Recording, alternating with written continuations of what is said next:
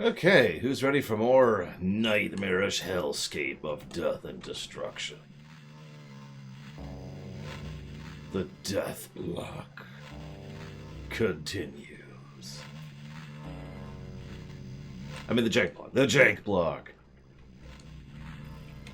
Hopefully we'll never have a death block, because a death block would really suck.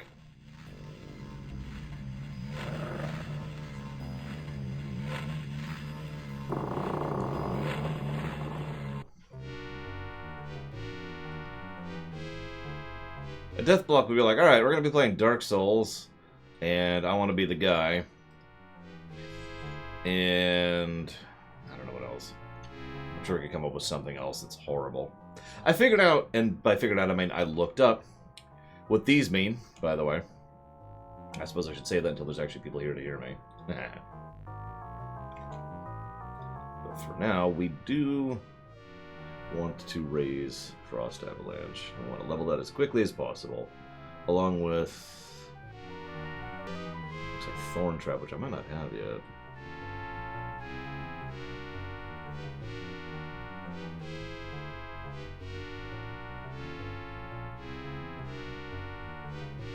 That's actually not a bad point, Kira White Noise, because you're right.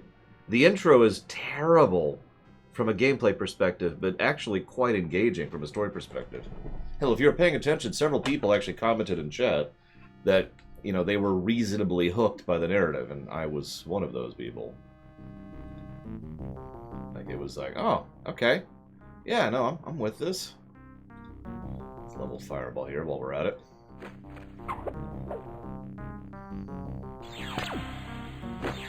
Hello, Time Lord Luke. Hello, Jaludo. But yeah, as you say, I mean, there's no nice way to put this. If this wasn't my job, I would have put this game down back during the first dungeon. Oh yeah, I need to comment on that too. But I'll wait for Von Falkenstein to show up, because I'm sure he would want to hear this too.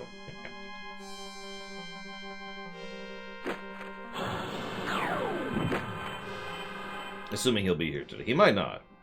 He might hate me that much.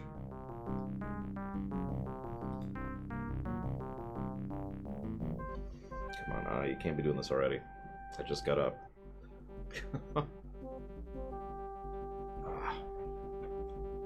Okay.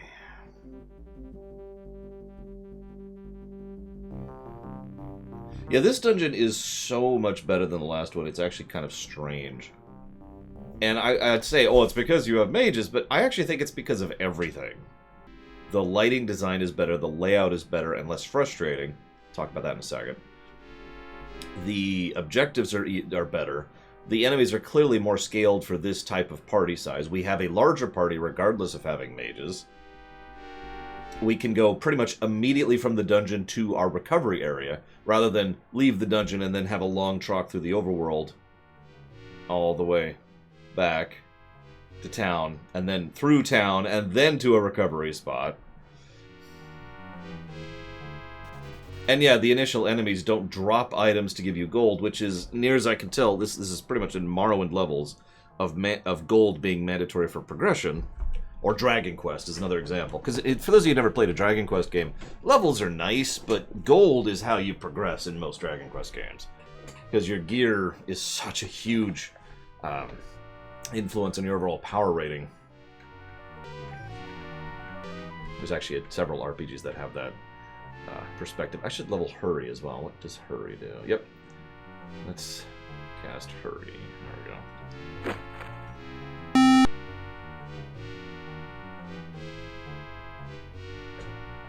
And thank you, Adam, very, very much for that sub, as always. Much obliged. Thank you. People like you are why I get up in the morning. Literally. But you didn't say what you want to put that towards, so I'm afraid you're never going to get up in the morning ever again. And unless you tell me what you want to put it towards. In that case, I will accept you getting up in the morning. Oh, she's tapped. Okay, that's fine, that's fine. Does he? Yep, he's got a couple fireballs left in him.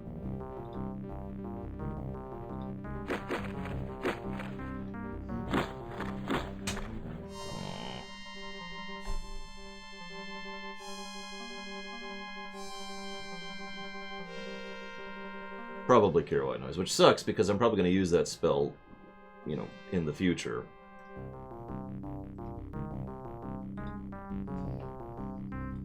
But, you know, what can you do?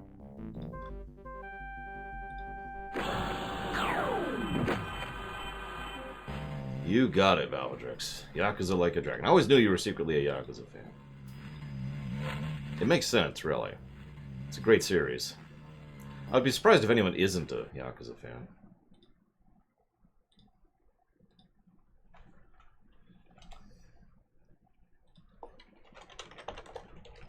Yakuza Like a Dragon. You got it, Adam. Thank you again.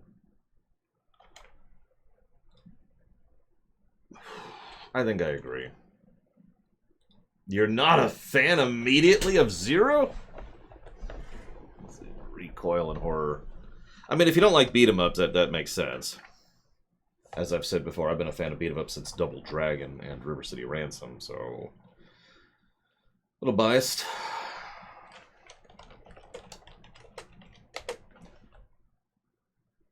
I wouldn't worry about it, Zach Taff. That's just what they do. They're bored, you know? They gotta fill the day with something. In the world.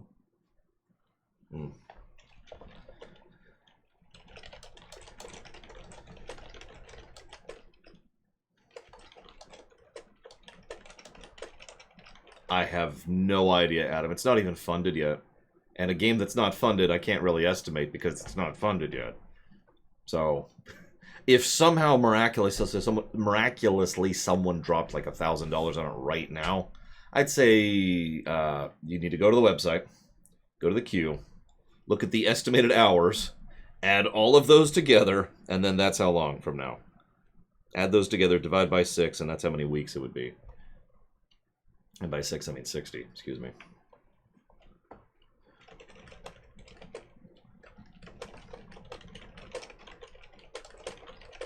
What's the minimum for it to be funded? Whenever the bar is full. It needs 100 priority per hour. So whatever that is in that case.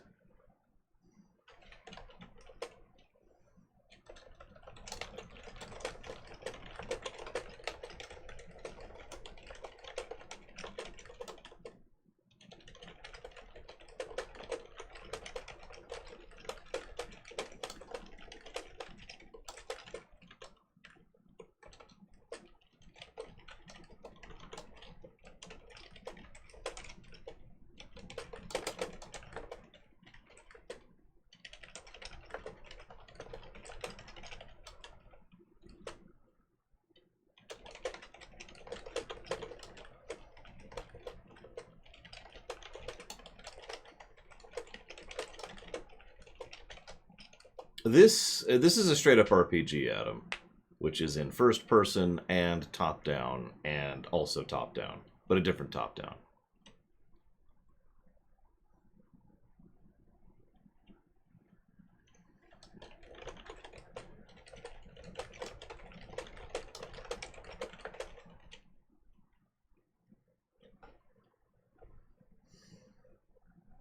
Yeah, this would be the era of manuals. Obviously, that doesn't change the review.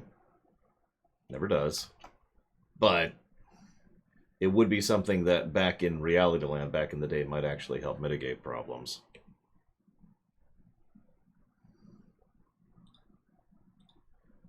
There we go. Okay.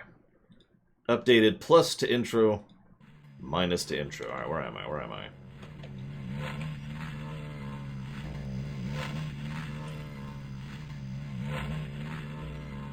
How are we doing on rations? Let's see here. Yeah, we're doing okay on rations, I think. Like, they automatically take rations from someone when they need it, right? Or do I have to manually spread them out? This is somewhat important. I don't want people to literally starve to death because they're stupid.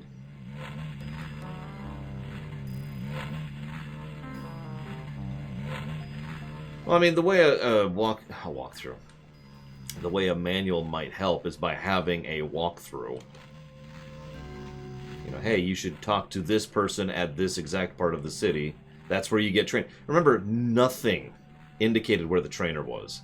We just had to manually check every every door, until we ran into a merchant, which is what he was labeled as, who gave us training.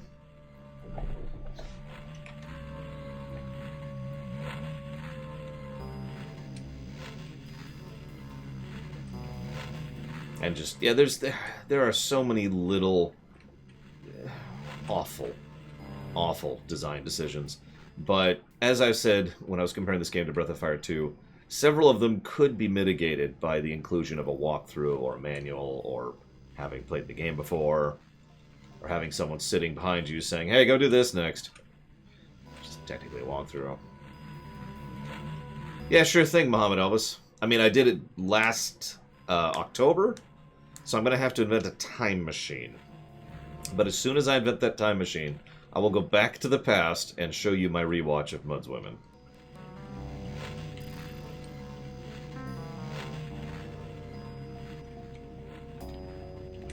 Yeah, whenever Cure Whiteness. God damn it, wake up! Whenever Von Falkenstein shows up, I want to talk about the Toronto thing. Ah! Alright.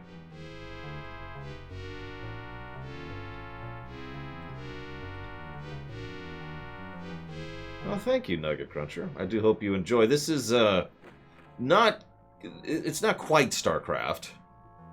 Although it came up close to StarCraft. When did StarCraft come out? Because that was mid-90s, wasn't it? No, not 2017. The original. 98. So 3 years after this game, StarCraft. So, I mean, 3 years is actually a pretty big jump in gaming tech, especially back in the 90s, but still. As I've already compared several times, this game came out after Chrono Trigger. Although that's not really fair. That's more... The only reason I keep comparing this to Chrono Trigger specifically is because I'm trying to explain the level of tech and design philosophy that existed at this point in history. In Reality Land, it's kind of like comparing... I don't know, a Formula 1 driver to someone who just started driving in general, never mind racing. You know what I mean? Because if I'm not mistaken, this was their second game ever. And, Chrono Trigger was made by some of the biggest RPG veterans of the era who had been making RPGs for about, 10 or 12 years. So... It isn't a truly fair comparison. I'm really only bringing it up to mention ideas and concepts that were already a thing. That's the only reason I keep doing that. That's terrifying, Gum Gum.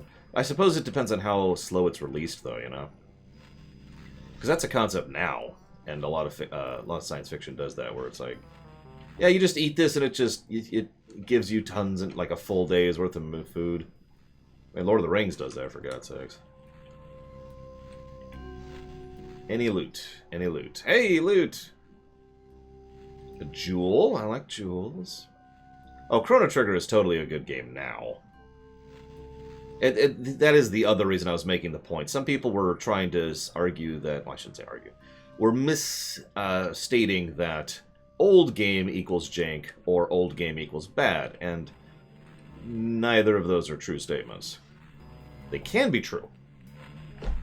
But an old game just is old. It's not good or bad. Alright, let's see. So we haven't been over there. That's actually a very good question, Adam. But to me, the only reason to have separate inventory is if there's a mechanic reason for it. As in, it affects the gameplay in some way. And if it doesn't, then no. I think they should probably just go ahead and merge the inventory and say, screw it. This game's kind of a weird one because they have separate gold piles and separate inventories, except the rations apparently share across the party, and the gold does share across the party. Like, when you go to a vendor, it just counts the party's gold, so it's like... Now, you could argue the weight system is why they split it up in this game. But that brings us into the nature of weight mechanics in video games, which, as I've discussed before, can have a purpose. I don't think they do here, but, they can. Okay, so do I have... Oh my god, I really wish I had a button to open my inventory. Who has it? Who has it? Someone, I feel like I have a bucket. Yep, there it is. She has it. Exit, exit.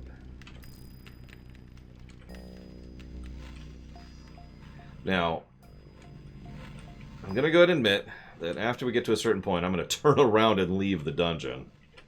Because I sort of, kind of, maybe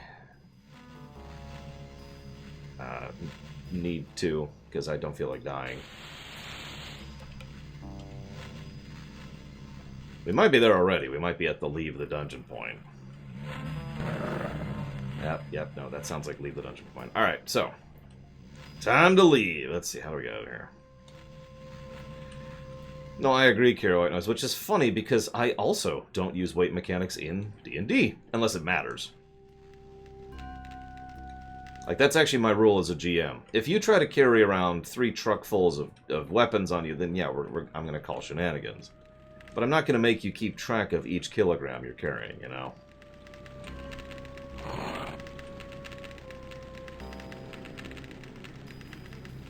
Because, honestly, that's just busy work at that point. Yeah, I'm curious what problems it causes, Gum, since, you know, I'm sure you've come up with that, since I'm sure someone in setting at some point has been like, hey, I wonder what happens if I eat 2 of these. Or, you know, whatever happens. Okay, so let's leave the dungeon. Trying to remember the way back.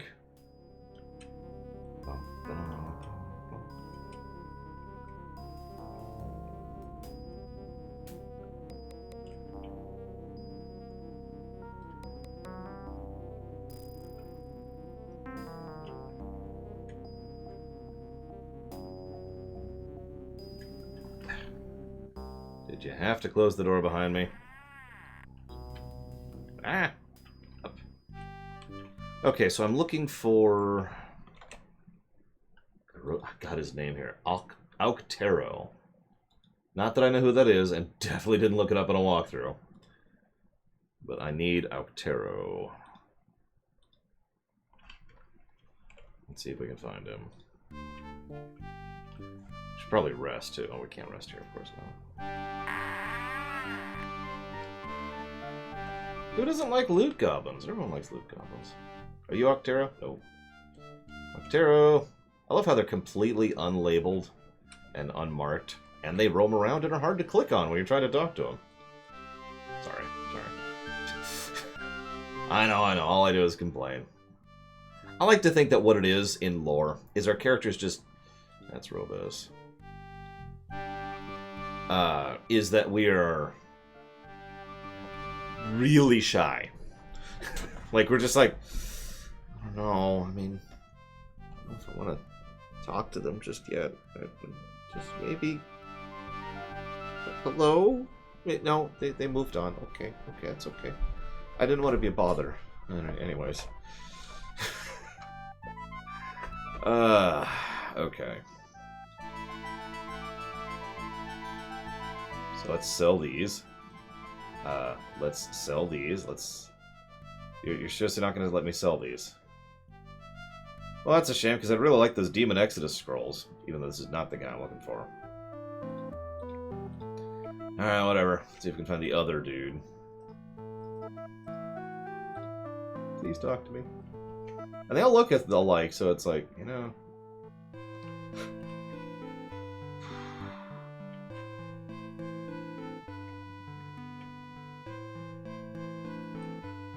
Oh god, if they had gold limits, Morrowind style. Keep in mind, Morrowind came out after this. Just to throw that one out there. Okay, where is... I've already forgotten this guy's name. Montero or something like that. Yeah, I can steal stuff. I'm not going to, but, you know, I could.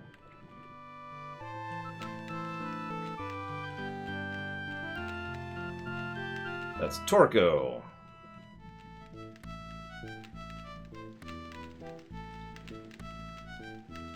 Good. I think he's an identifier, which we don't even have access to yet. And I only know exists as a concept because walkthrough.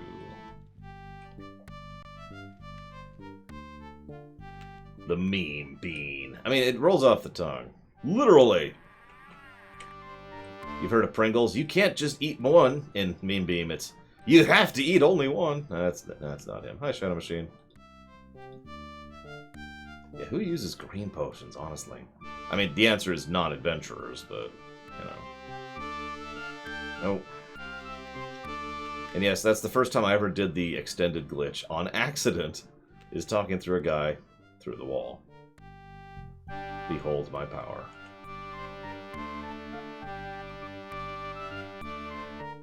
That's Torko again.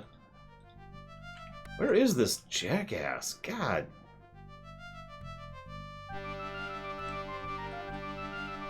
Oh, that would be funny.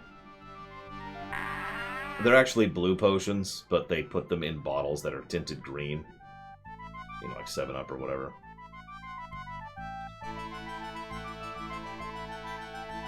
Yeah, please get rid of ill. Thank you.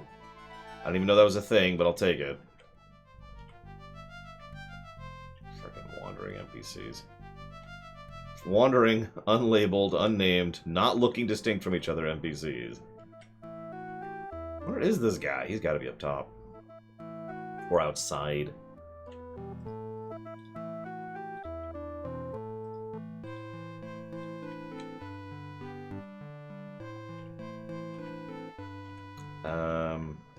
Yeah, okay, well, let's see if we can find this jackass. So here's the overworld. This is the third perspective, the second top-down I mentioned earlier.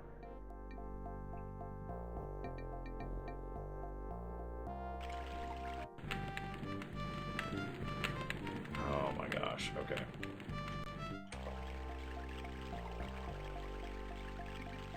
I've actually never played Infamous 2, but I have played Infamous 1. I think I've never played 2. Maybe it's 3 I've never played. I don't have strong memories of the Infamous series, so... I do remember being surprised when I discovered they were comic book games. Like, not literally DC or Marvel, just in style and tone. Who doesn't know what a plantain is? Although I'm curious why bananas are inside the bean. And morphine. God, so much morphine. Gum Gum, are you addicted to morphine? Because, well, because that's a hell of a thing to be addicted to. I would not recommend that. That is not a fun time. Just getting hold of supplies of morphine is not fun. Not like you can just go down to the local grocery store. Hey! Yeah, I'll get 100 cc's of morphine, please. Would you like fries with that? Yes, please.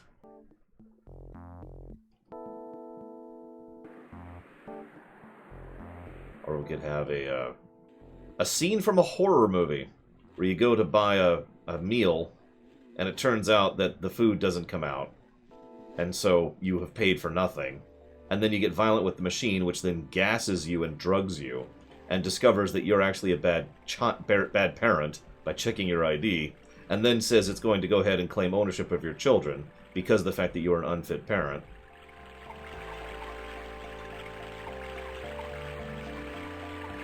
I'm sorry, that is a horror movie. I don't care what other people say.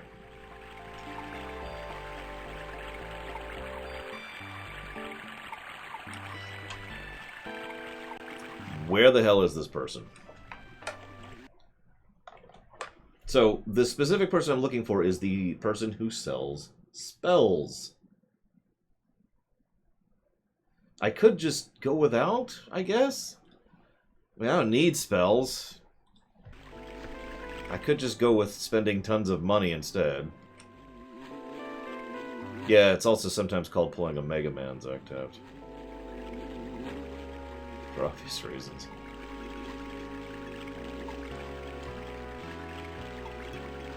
Let's see how much money we have. Let's just commit to this here. Alright, so sell the whole kit and caboodle. That's not even worth one scroll. Oh my god. Okay.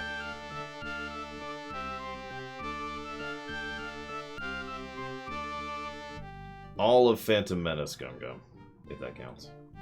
Do I have a reason to hold on to jewels, or are they just vendor food? Because, you know... I'd look at the tooltip, but I mean... I don't like tooltips are helpful in this game.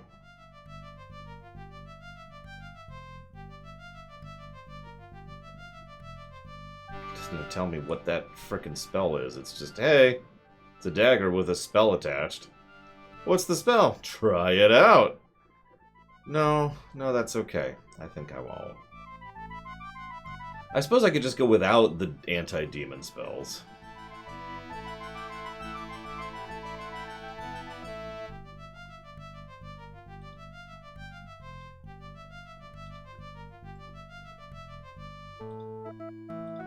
Sounds like a terrible idea, but, you know, I never know. We might manage. We might.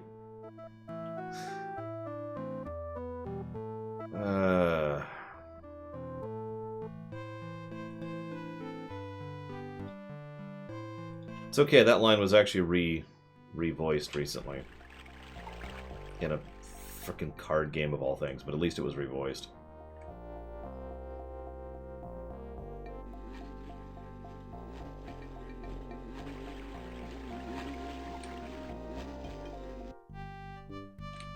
See if I can remember where that healer was. I think he was in here.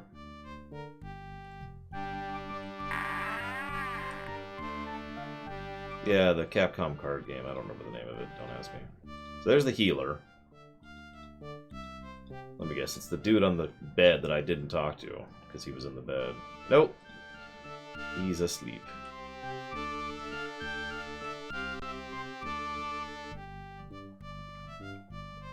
I don't remember the name of it, Adam. I'm sorry. Yeah, did I go over here? I might not have. It's a little hard to keep track of sometimes, because all these people look identical. Hey, Octero! Please teach us new knowledge. Ah! Of course, I can't learn anything.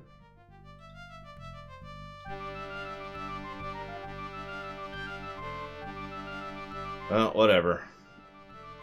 Didn't want the ability to kill demons anyways.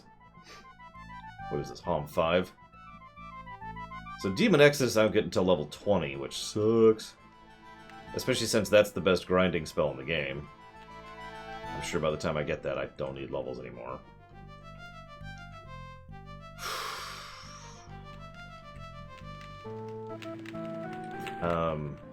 Yeah, I know everyone's getting tired, but I can't rest. In fact, I don't know where I can rest, except in the dungeon. So let's go down to the dungeon, ladies and gents, to recoup. I don't know, I can't get to sleep unless I'm surrounded by screams and blood and monster corpses.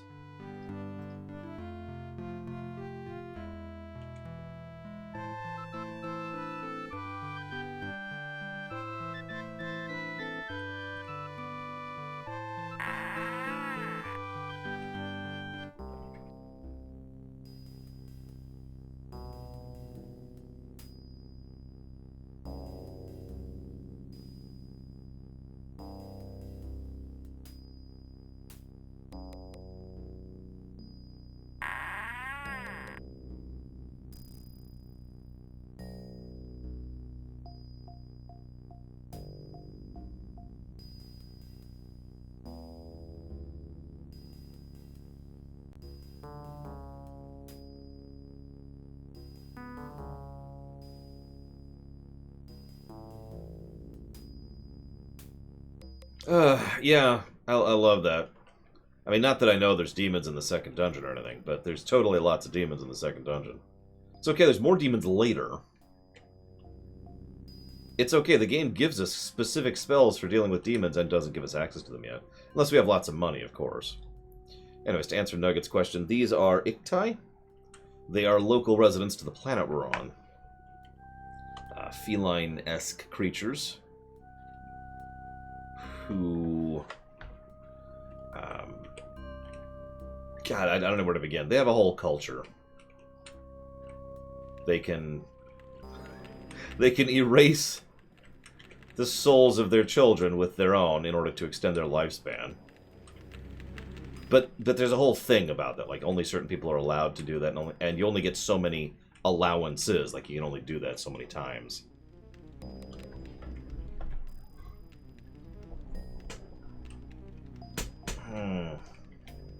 I mean, Wesker is, I mean, the main villain of Resident Evil, so... You know, I'm with it. That being stated... Yeah, I don't know where to really start with this guy. They have a lot of culture. Which is cool. No, it's okay, Nugget. It's messed up. Some people were so afraid of death that they sought other methods to elongate their lives. Like, say, dumping their mind into a building. And you're probably thinking, well, how do you do that? Well, all of their buildings are grown from plants and, you know, fungus and stuff like that. So they are organic buildings.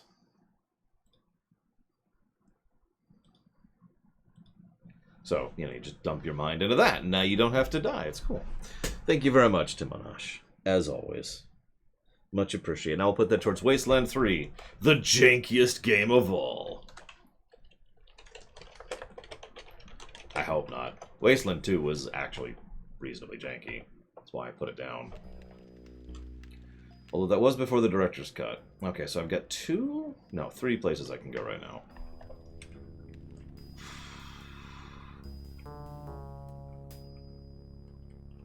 Yeah, the historian's, he's up to what, like body 8, I think, by the time we see him.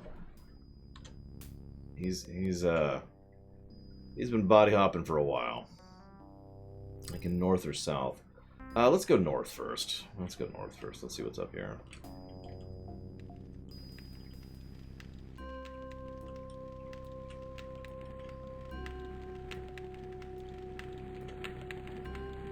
Oh, that door's closed. Got it. Okay. Well, let's go south. Is this... Yep, this is where I want to go.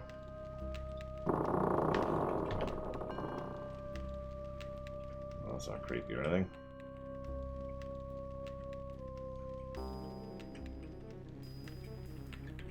He's only on his 21st life. Wow. I remember my 21st life. Because I'm a Time Lord, as we've discussed many times.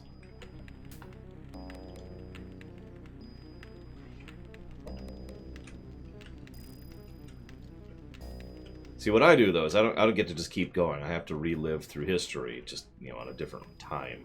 So it's like Cycle 1, Cycle 2. I'm on my 3rd cycle right now. Don't worry, I'm definitely going to stop World War II the next time, I swear. I've tried a couple of options, but it just... For some reason, World War II really wants to happen. I don't know. And you don't even want to talk about the cockroaches that get involved. Ugh.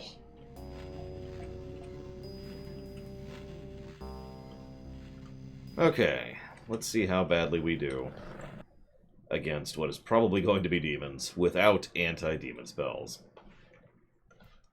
Specifically designed to kill demons. Okay, those are just bugs. That's okay. We can deal with bugs. Let's go ahead and keep leveling Frost Avalanche.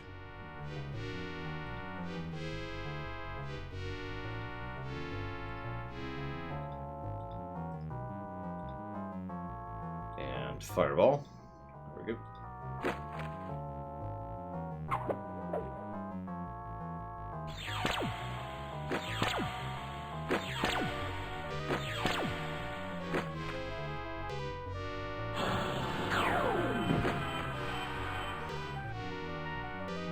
Yeah, nobody likes cockroaches. Ugh. Alright, let's see. She's so little mod.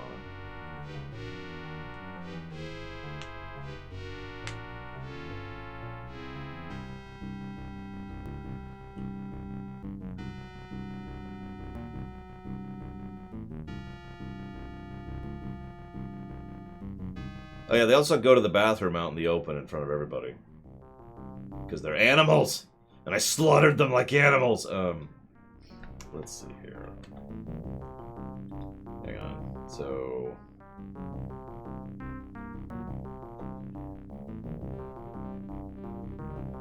Nope. What about Lightning Spark? Nope. Again.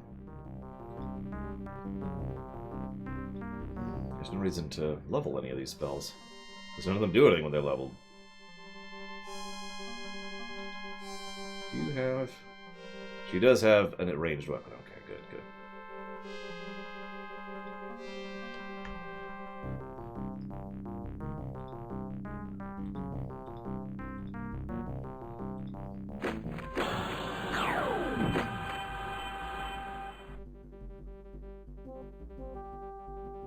Rainer is so useless. Why are you even in my party, Rainer?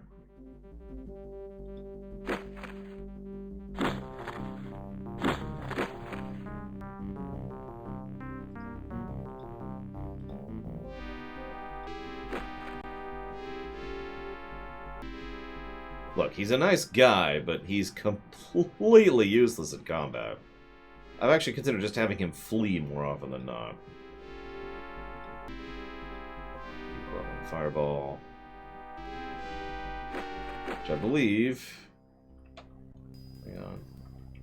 Yep, just increases damage.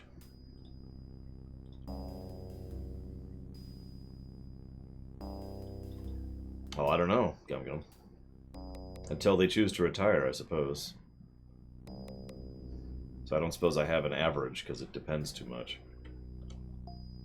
Listen, all I'm asking is for him to not be completely worthless. Oh, level 2. That's terrifying. Let's grab a save.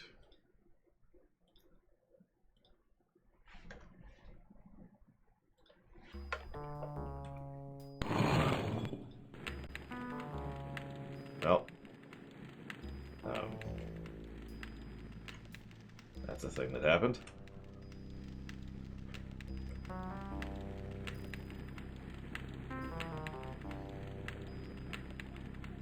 I mean, so far magic has been more useful than...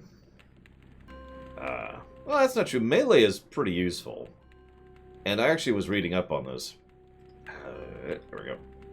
Apparently, mages start out much more useful, and then get even more useful, and then slowly fall behind, because magic has a finite cap on how good it is. Melee does not. Melee just keeps getting better and better and better until the end of the game. So, D&D.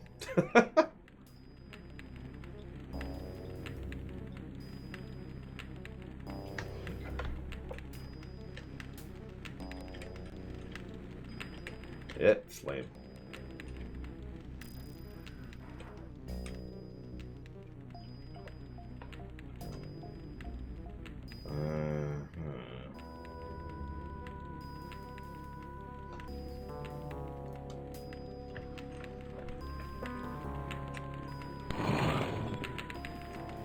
Oh god, more flames. That sounds like a safe thing. Let's just keep generating even more flame. More flame. More. I'm thinking Gum Gum needs more flame. Ah! Ah! Flame. Oh, we're dead. Alright, so that was too much flame. Hang on, let's hold back on the flame a little bit. Man, I gotta...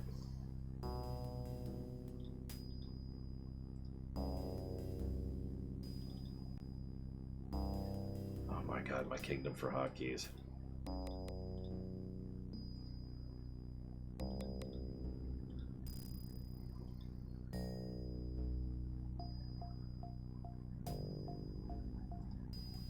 Anyways, they sound like dragons, Gum Gum.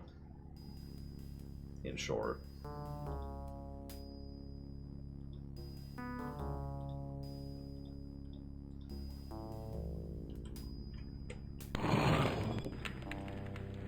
Okay, so. Where do I need the gap? Over there? Alright. Where's the thing? Oh, there it is. You'd think it would be plenty bright in here with all the flame, but, you know, whatever. Oh, hello. Button.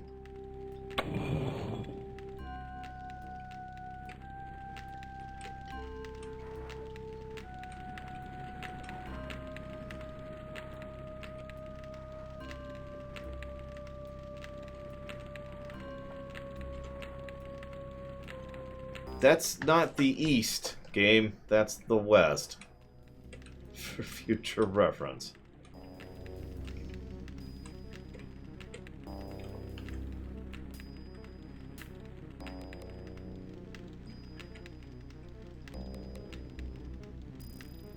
Oh, it's time for his one use. Being a lockpicker. Helmet with crystal. And a sun dagger. Ooh. I don't know what any of this is, but we're going to find out.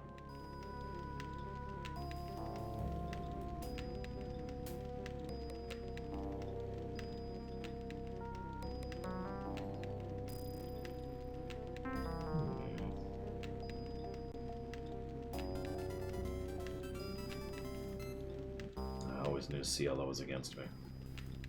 How could you, Ciela? Damn it, that dagger should be able to go in the frickin' tail. Hang on. Nope. Ah! Worthless. Oh well, it's money. I can always use more money. Especially in this game. What's this thing? It's a letter. For me? Sorry. So... that is 7. Do you have... you have a helmet. Which is junk. Can he wear that? Yes, pilot. You know, you could have just put the names there. Okay, I wouldn't mind.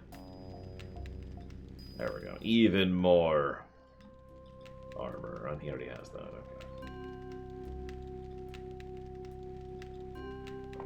Okay. Your inventory in this game is exhausting. Thank you, Ciela. Very, very much. If Vigilant is here, which I don't know if he is. I don't think he is. But if he is here, we shall know where that sub goes.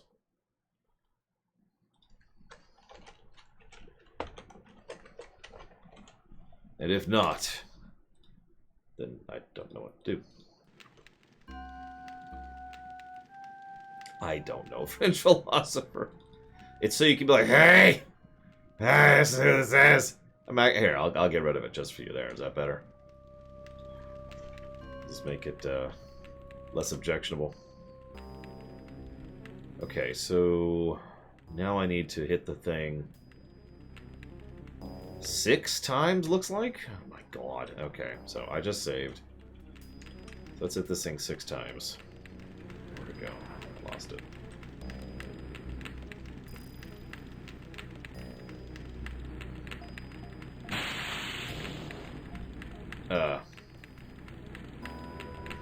Well, that sucked.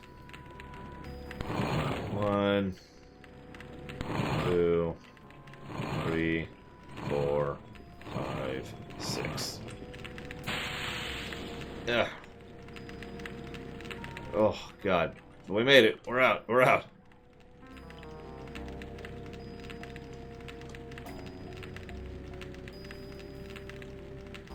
Good morning, Nemesis.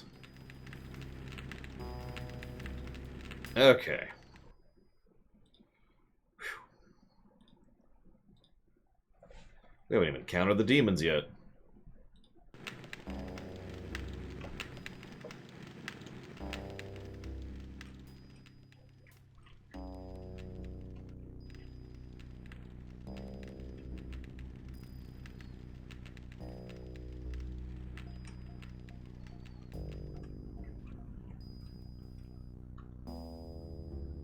So we got a pit, a door, and another door, and some water. Right. Let's try the door. It's locked. Hey, Rainer. Be worth a damn for a second.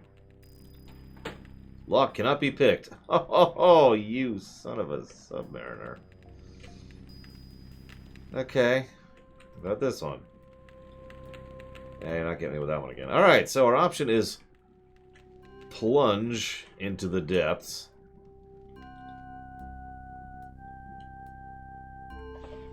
We have muffins.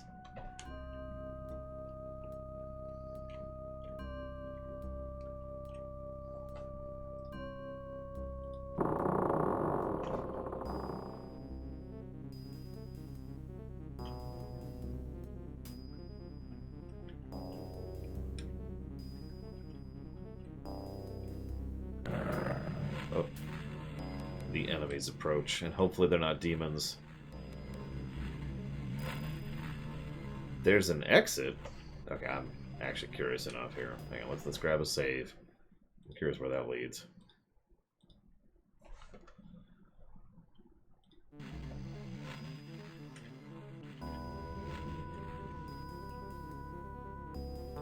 Oh, it just leads to here.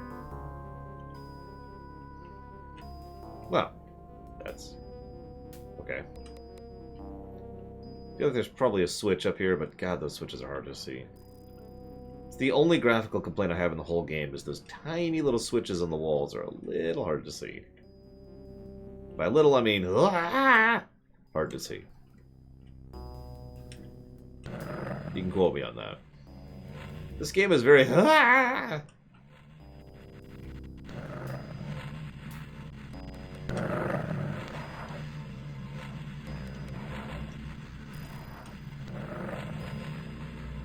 Look at this, the creature behind the green wall. When I look at it, it breaks out in a cold sweat, as if long-forgotten superstitions are returning. That is a demon. A magical creature and a symbol of fear. Great.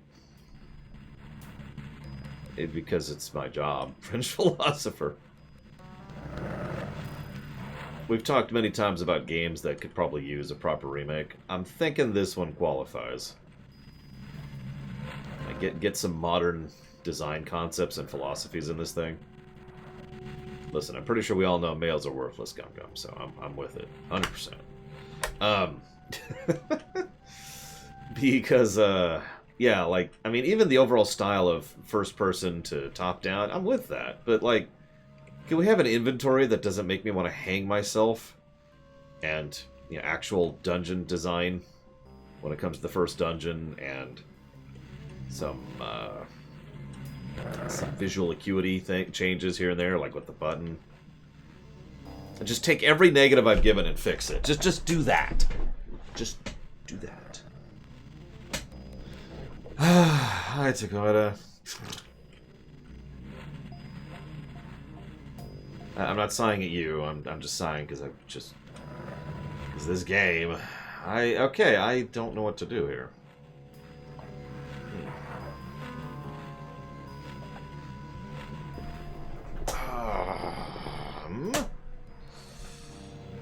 Okay. No, it's pretty. Actually, I would say insect-like. Gum Gum. You know, very bug-y, insect-y. I don't know. So, So I'm gonna look up a walkthrough because I'm stuck.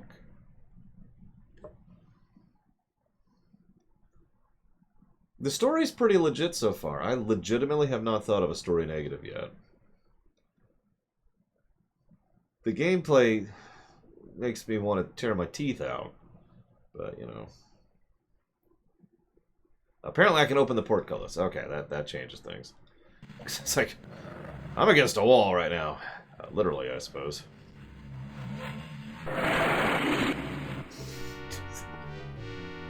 Hi.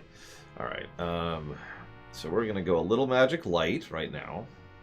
Because there's demons up ahead. We all know what we think of them.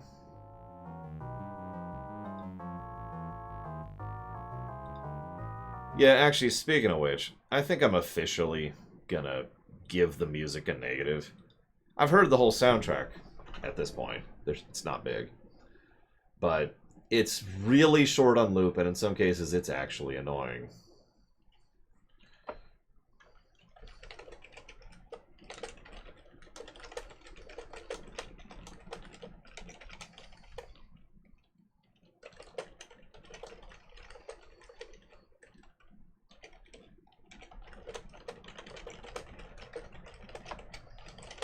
It's the Breath of Fire 2 problem.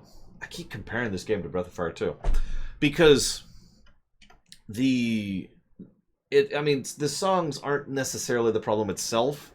You know, whether a game is, or whether music is good or bad is obviously an extremely personal opinion kind of a thing. But if you have a song that has an extremely short loop on average about 45 seconds to 90 seconds in this game's case, that plays for huge swaths of time, like in the hour or hours range, that's a problem.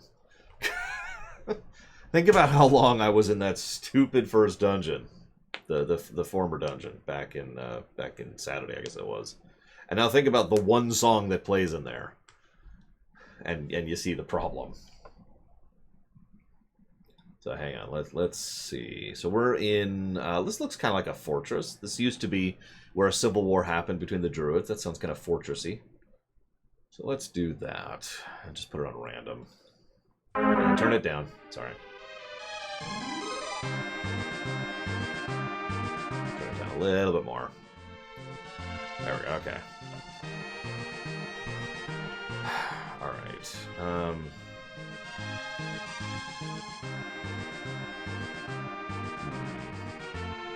Let's go and hurry, because we need to be buffing that. By the way, the music that is currently playing came out before this game. Just keep reiterating the timeline here. We're almost done leveling fireballs, so that's nice. Sorry, that's going to happen every time I cast Hurry. So you're probably wondering, well, then why are you casting Hurry? Well, Hurry doubles the amount of tax you get per round. So... And the higher its level is, the... Yeah, it didn't play that time. The higher level it is, the more turns it lasts. So, you know, useful. What is... Are you afraid? What are you? Nope, yep, he's panicking. Great. Do I have Cure Panic? Is that a thing I can cure? Nope. Don't have the mana for it anyways. Okay, that's funny. The name of this song is Hurry. Seriously.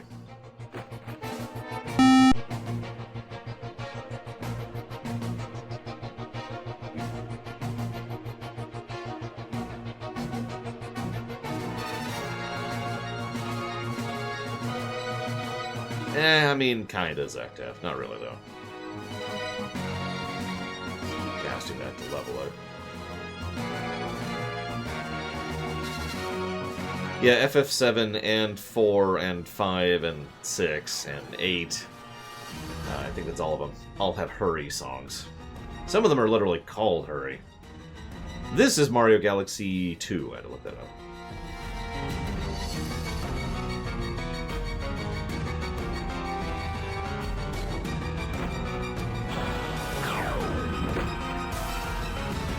Good morning, Aceros. Hey, we leveled.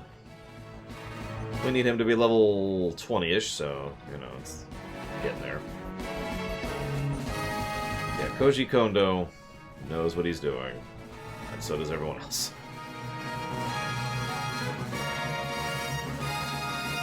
Oh, that's worth some money, because that is not worth anything else. Alright, well, that was an interesting fight. Let's try fight number 2. Even more flying things. Yeah, Dreer is pretty much carrying the group right now, even though... This is why I mentioned just having the magic users isn't really what's made this dungeon so much easier. It's having more people. As we've talked about this so many times, so many games, just the dynamic of it changes drastically, exponentially when you add more party members. This is no exception. Okay, so I want to... Nope, wrong person, wrong person.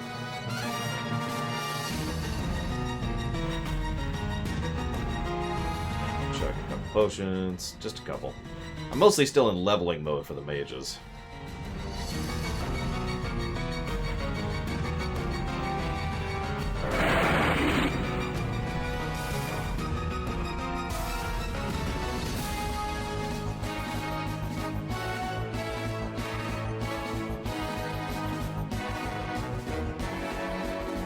See, weirdly enough, Gum Gum, and this is just my interpretation, but I would take that in the opposite direction.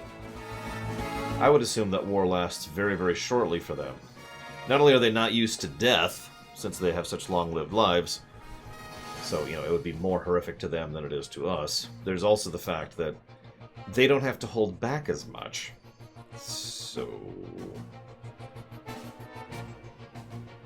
yeah.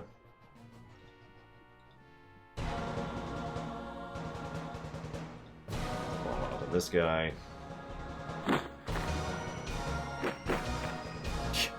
Yeah, that 17 hit, that was from Dreer.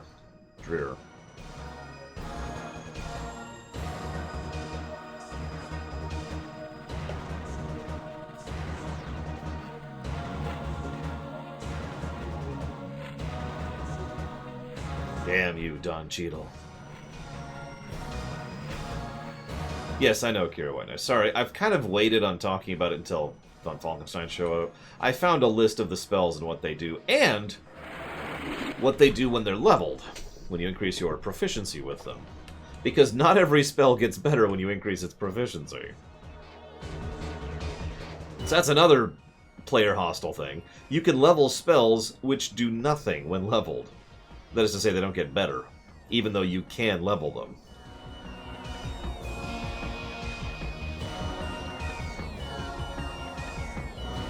I'm just going to officially move them back. Nothing indicates that, of course. What do you think this is, a baby RPG for babies? Get good at knowing what to do without any indication whatsoever. Well, there's a map. I'll show you the map in a second. Okay, looks like Fireball is fully maxed out. Now that increases its damage, so that is worth leveling. Speaking of which, actually, healing is also worth raising. Because it increases its healing.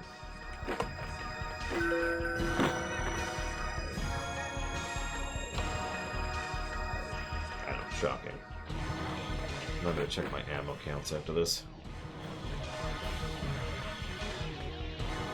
Yeah, she is apparently... I was... walkthrough. But also speedrun. She is apparently surprisingly decent when it comes to everything. The only thing she can't do better than Dreer is melee. And, yeah. Not many characters in this game can do more than Dreer at melee. Once he gets his crit up there, because his crit can go much higher than most other characters, and his luck, which can go much higher than most other characters.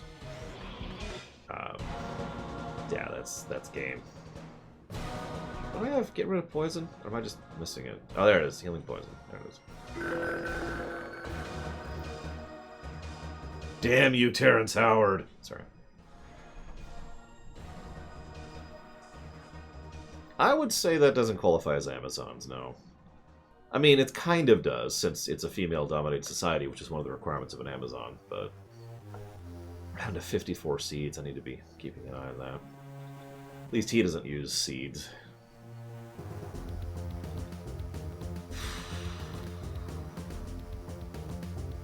But yeah, the map in this game actually isn't terrible. This is the map. It's a straight-up gauntlet map. Well, the reason everyone's not attacking every turn, Goofy Movie, is because I have something like 10 arrows, and I don't want to waste them on dungeon trash. No, this map's decent. It's actually one of the only gameplay positives I've given is for stuff like this. Because there's the doors, there's the lootable objects, there's a quest object, there's a down, there's an up, and there's a chest, right? You can see all this stuff just by looking at it. It is functional, which is impressive, because most of the interface of this game is not. But yeah, it's decent at a glance, so I'm with it.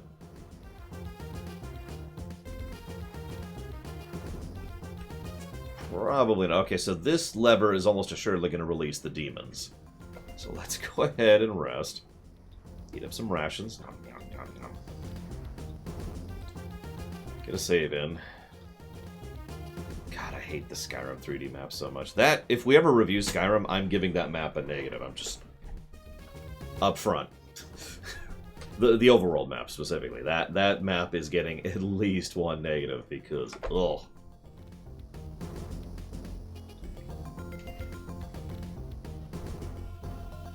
It's weird because the Morrowind map is not good, but is at least serviceable. And the Oblivion map is legitimately excellent. And then there's the Skyrim map, which is just... And even with mods, it doesn't get that much better.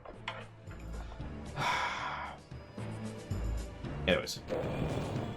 Let's do our first demon fight. Let's see how this goes. I'm actually a little nervous here because, well, we don't have anti-demon equipment.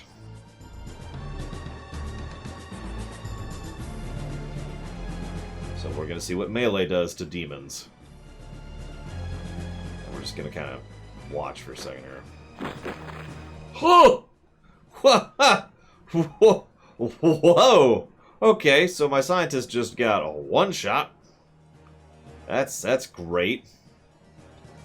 Alright, let's buff him. And... that's it. Oh my god, that was half of my main tank's health. That is my meat dude. That is my barbarian death doom up front there, who just got hit for half his health in one round.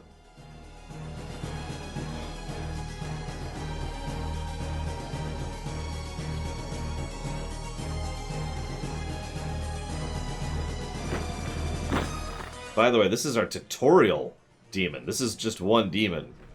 There's going to be more of these after this. And of course they don't drop gold. I need to be level, like, 10, I think, to have that Dakota.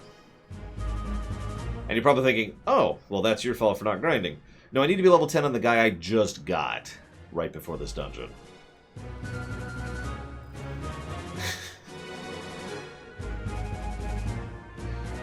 So...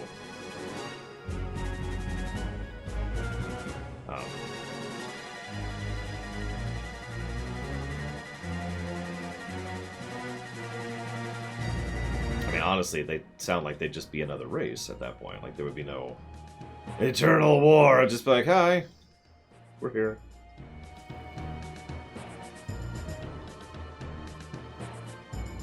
They'd show up, what's up? What's up? And that would be it. Well, we are at least capable of killing one demon. That really is terrible. Alright, so... I also discovered something else. If an enemy flees, you actually do get experience for it. You just don't get loot. So there's no real reason to chase an enemy unless you really want the loot. And you're probably thinking, oh, that's good. Did I mention that loot is more important than levels for the most part in this game?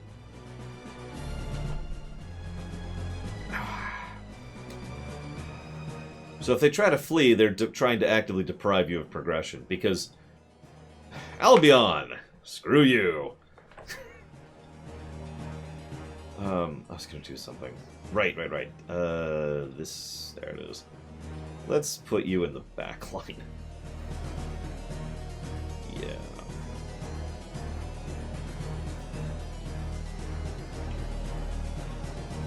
Ah! 10-headed Hydra!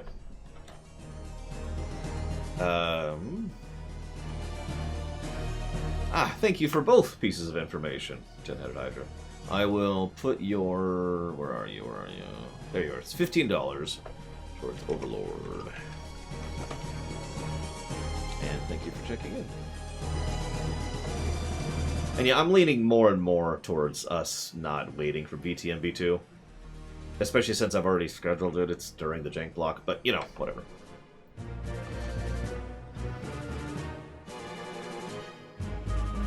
When did Wizardry 7 come out?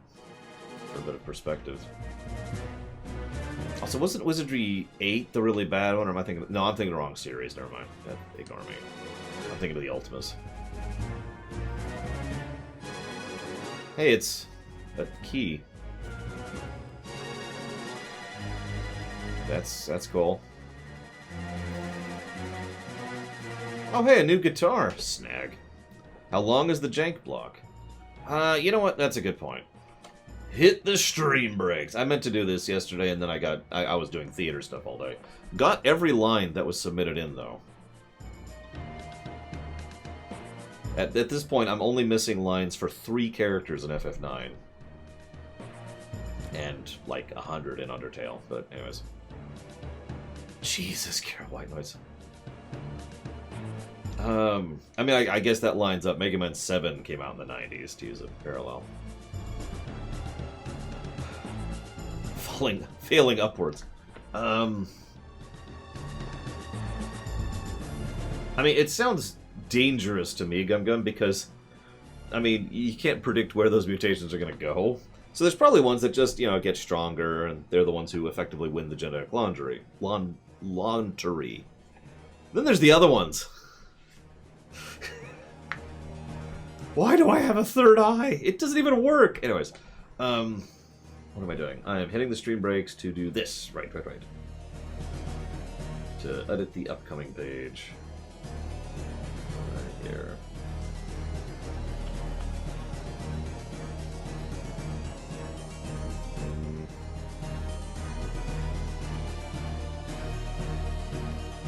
Let's see.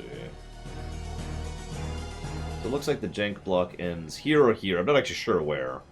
We'll say it ends here. Well, no, let's just put it here.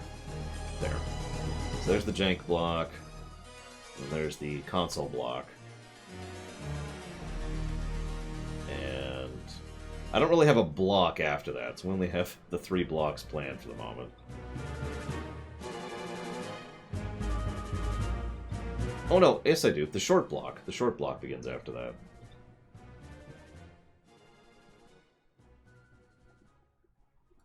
So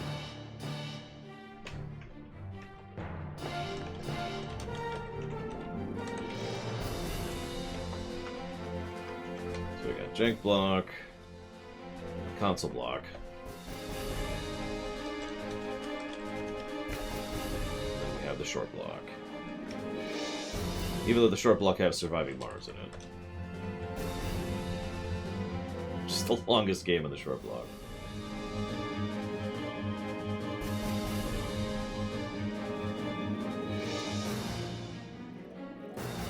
There we go. Does that answer your question? S.A. Ross. Because if it doesn't, screw you. Alright.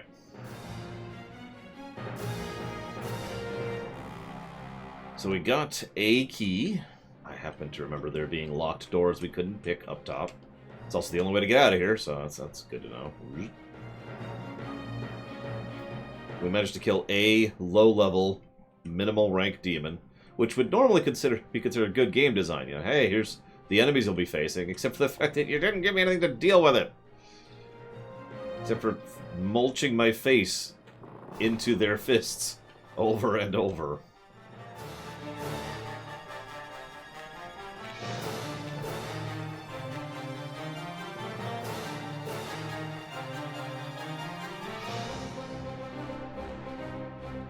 I mean, I could go grind, but I think we all know the answer to that question. That's right, I am a strong practitioner of my fist to their face style. Or, sorry, my face to their fist... Is that wrong? My face to their fist style. Hi, Carwelos. Which one was... Oh, it was an interesting game to discuss. Because there's a lot of concepts there. And by game, I mean episode, because everything's a game to me. No, seriously, the amount of times I call an episode, or a movie, or a book, or something in real life a game, it's a pretty high number.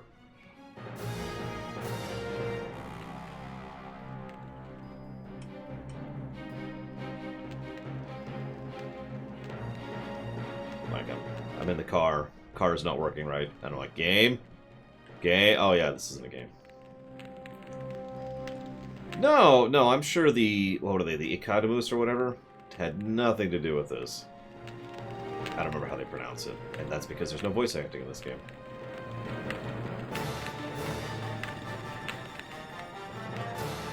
Oh yeah, we also talked about how objective reviews both exist and can be utilized.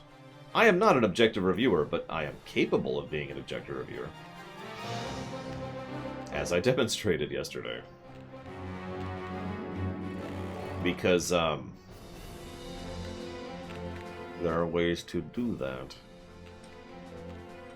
I objectively reviewed food, and I objectively reviewed the episode. So I see a switch over here. That's terrifying.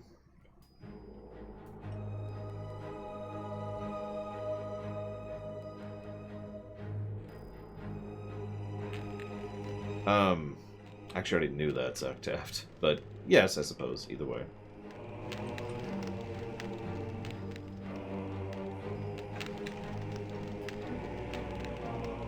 I mean, the Thrawn's Revenge mod is what originally got me back into Empire at War, to begin with. Truth be told, I'm not actually following the walkthrough right now. I'm trying to only reference it periodically. Because this is a review, and I am trying to review this. No, Gum Gum. God, no. Not unless she had massive hips.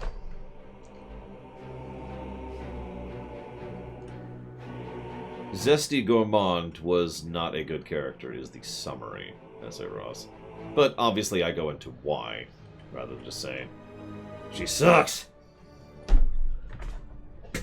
And now, I leave you on that bombshell, because I need to do a stretch break. I'll be right back.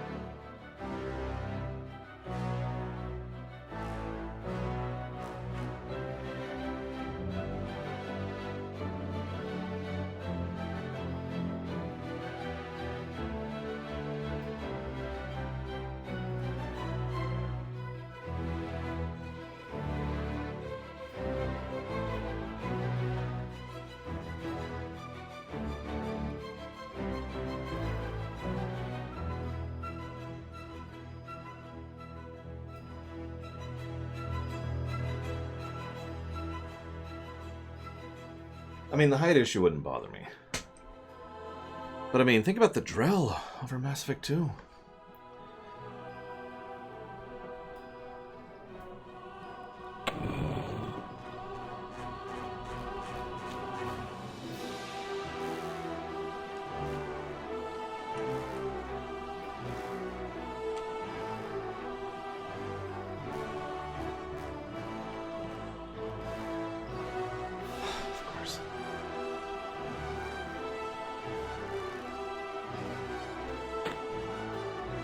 It's just another sun dagger. Oh, whatever, it's money.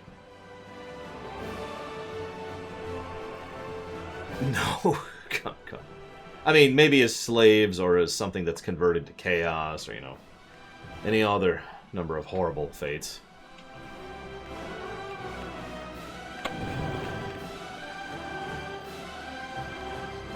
which there are many.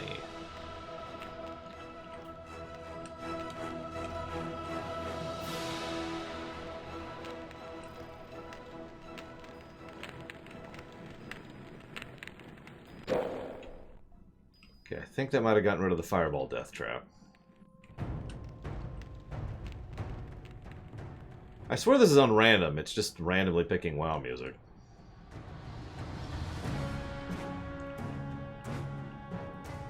I suppose that's fair to go at it. They'd be fine right up until something noticed them. Then, well...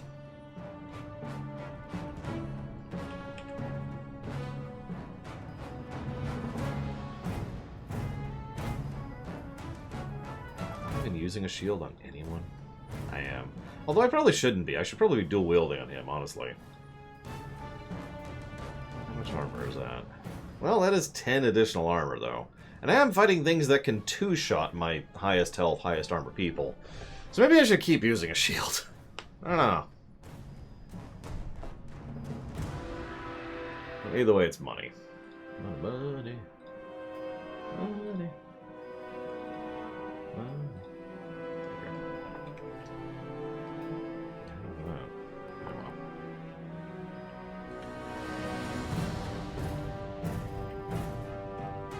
Alright, left or right? Well, I get a save in here.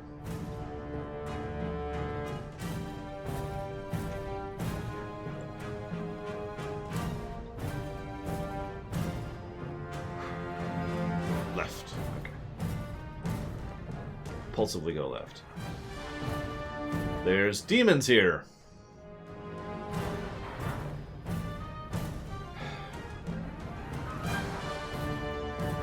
Look, it's a beast. Somehow it seems unnatural, as if it's the embodiment of everything we fear. That's great. Demon number 2. Oh yeah, by the way, Demon's number 1. We didn't see it because it was too busy absolutely beating the paste out of me. But they have a fear effect, which they can use. Fear effect forces you to flee the battle with every turn until you succeed and get out of the battle. Which is exactly as terrible as it sounds. For those of you not aware of why that's terrible, in this game if you flee from the battle, it just kind of resets the battle. All the enemies respawn, and they're still right there on your face. So if you flee, you're in a worse position than you were before you fled. I'm honestly not sure why fleeing is even an option in this game. Unless it's just for the fear effects, to make the fear effects worse. Which, okay, sure, fair enough.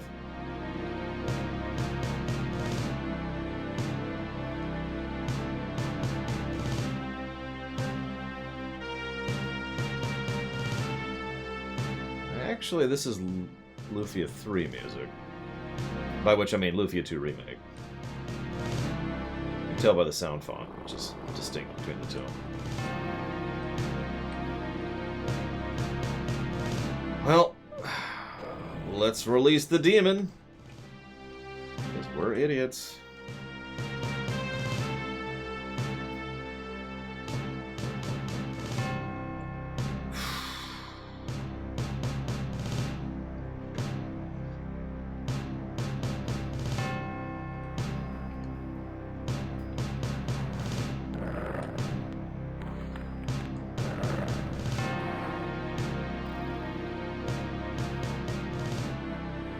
Cute.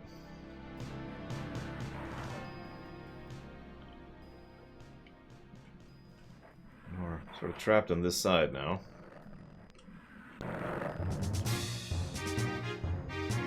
This is also Lufia 2 Remake. Barbarians? No. I mean, they sound kind of, what's the term for that? Don't need no society. E. Oh god, it's like right behind me. So, these are called animal because I don't know why, but these are still demons.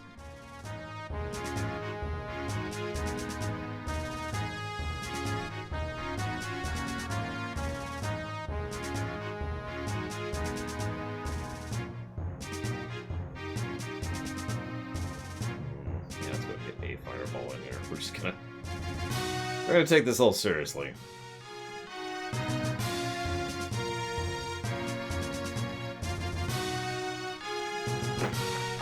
The demon... Oh my god! The demons are, apparently, emotions incarnated. So it makes sense that they would, be things like this.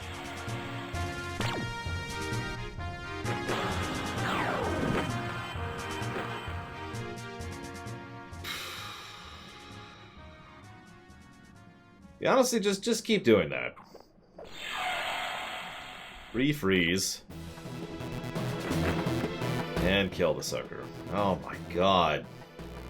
Actually, yeah, Dragon Age is not a bad parallel. At least theoretically. Remember, I haven't played this game before, but based on what they've shown so far, that does appear to be the case. Let's use up these absolutely terrible green potions. Just be done with these stupid things. They're literally taking up weight. Yeah, I saw that Raynor actually landed a blow. Because we have plenty of ammo, so we're gonna be using it a little bit more. On her, at least. What's his ammo like? Oh, he's got tons of ammo. Alright, we're good, we're good. Dragons get stronger in D&D the older they get, Gumgo. In fact, the way they categorize the power level of a dragon is by its age. Child, adolescent, adult, ancient, elder, etc. Around before we move on. So that's 2 demons.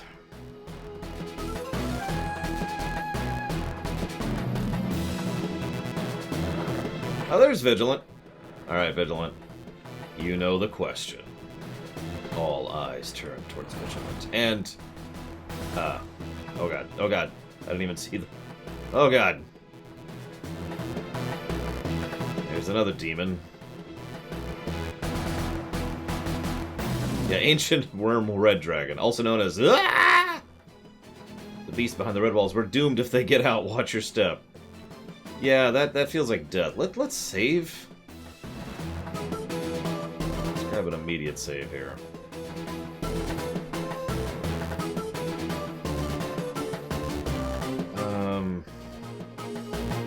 What's our goal right now?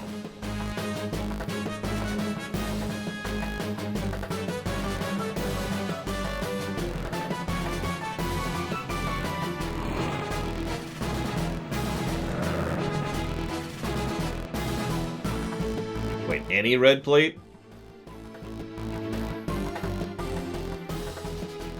Asking for a friend.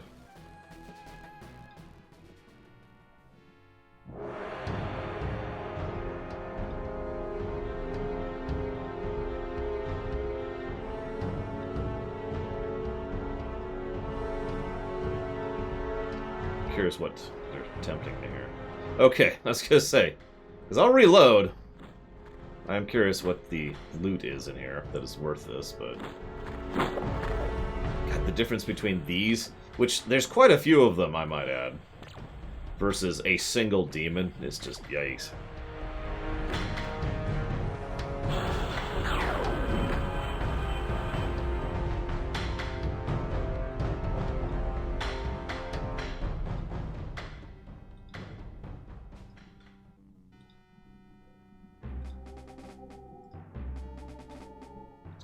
Oh, never mind. Let's not do that. That's okay. She can do range damage too.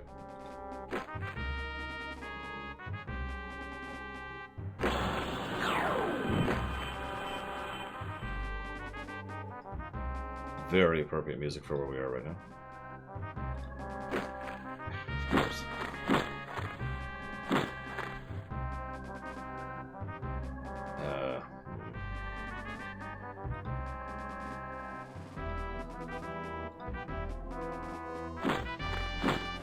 No, don't go.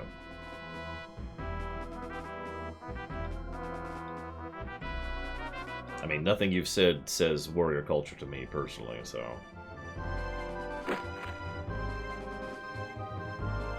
It's an Oceans who just said something on the Patreon post. Thank you, as always, Anosians, very much. I will put the sub towards Warproof and nothing else until I do the Patreon post roundup later. Vigilant, do you know where you'd like that gift sub to go towards? Because you never answered.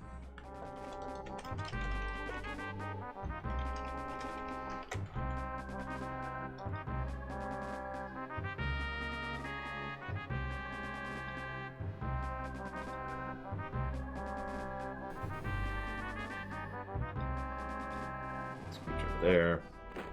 There we go. Hey, he got experience despite leaving the party.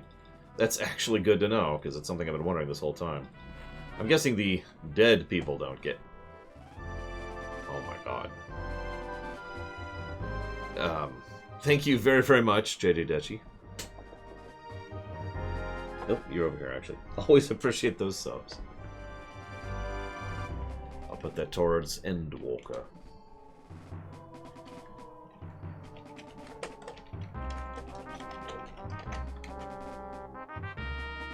I mean, Klingons don't care about your gender at all, so they just be like, hey, what's up? Punch! And they'd be like, punch? Then they'd be like, punch! It'd be great. Okay.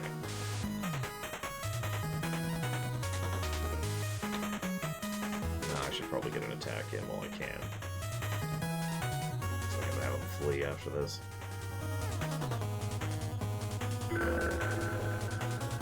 Yep, so flee.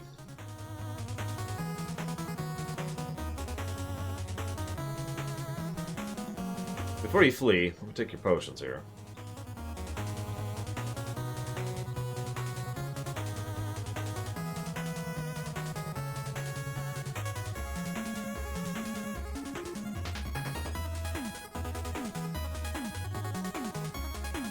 I know, Don Crow. I can't believe they would be so blatant as to just straight up rip off a soundtrack from a game from the 90s.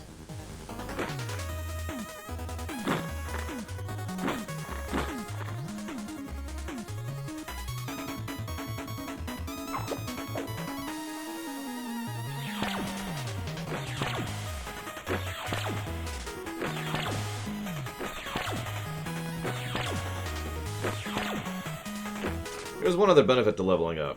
More mana. Of which we need so much. Okay.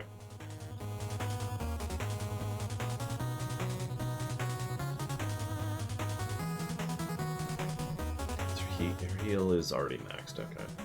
I think I'm still going to use it.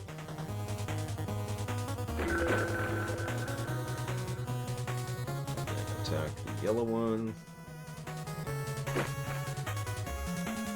Fail, of course.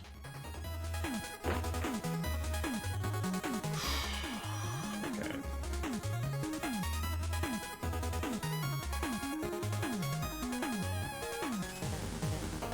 I mean, I don't disagree, Radentarov.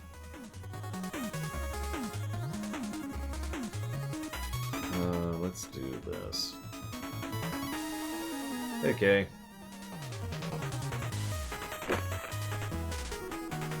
No, I totally get the same vibe, Dakota.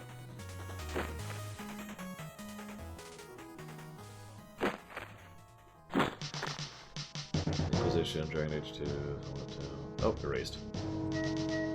Erased from existence.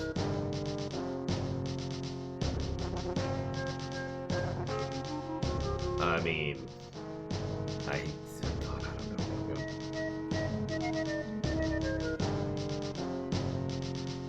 It sounds like you were trying your best to try and make something as alien as possible, if I were to put words into it.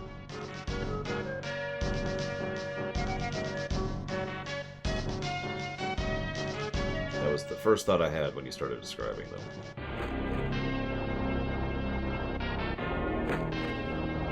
I mean, I've never played this one before, Radentarov, so I'm walking in a little blind.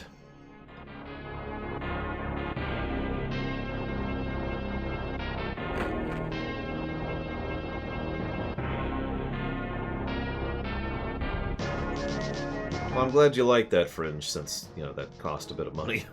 Oh, he's fleeing. I'll allow it. Hey, Tom reached level 10. Woo! We got a pittance of gold. Okay, are we done? Is that all the stuff? Alright. What was worth all this hassle? A round shield. So, gold. Gold. And boots. Just plain old 2 protection boots, which I can't even wear on anybody except for like him. So you go over there. He already has boots. Well, the boots are slightly better than his shoes, so sure, whatever. Let's just throw these on the ground.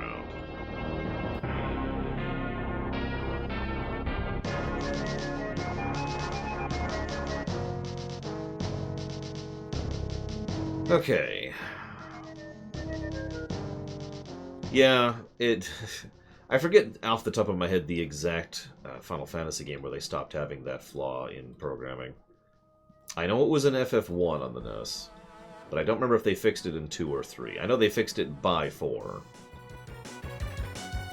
And yes, that is a flaw of programming. I'm sorry. If you do that on purpose, that's a flaw of design. Is it in 2? Okay. I haven't played 2 on the NES for a very long time at this point. For some strange reason. Okay. So that was reasonably worth it. Yes, S.A. Ross, very good. Tom is carrying too much. God damn it, Tom. Why are you so fat? Here. I'm more fat, I'm big bone. Shut up. Okay, thank God. The red thing is still closed. Okay, so let's grab a save. You notice I haven't saved this whole time. It's because I wasn't sure 100% if that was going to kill me, getting that loot and experience. Alright, so. No, French Philosopher. However, you are getting a new lore run. Although right now it's not funded yet. Mass Effect 2 is still kind of funded, and Mass Effect 3 is barely funded. Okay, what do we got over here? So there's some greens.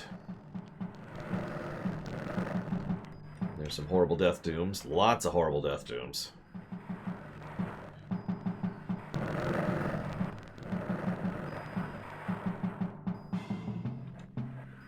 There's got to be something in the middle worth going through that maze of hell.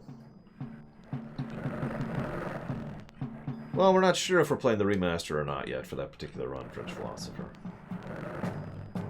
So, since you, like everyone else in the face of the planet, allow me to explain the difference between lore runs and lore runs. So, lore runs, capital L, are massive, in-depth, you know, really going into the behind-the-scenes gameplay and lore of a game, right? Then there's lore runs, lowercase l, which are not that. Now, both look pretty similar to the viewer's perspective, which is why I just have given up and started calling both lore runs. But from my perspective, the amount of time, effort, and work I put into a lore run versus a lore run is gargantuan. It is a huge variance.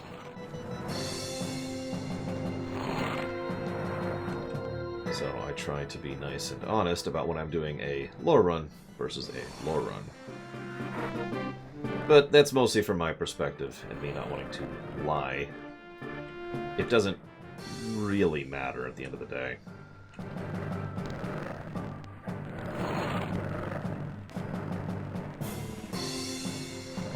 "6 months of mostly solid work, Baron." Oh hey, it even keeps track of which ones I've highlighted. Lorraine runs. I like it. No, honestly, I think, unless it really comes up, I'm just going to keep calling them lore runs and lore runs. There's no real reason to distinguish. Yeah, if I step on red, then I am dead. It's like it's a red dead, but there's no redemption involved. It's just death.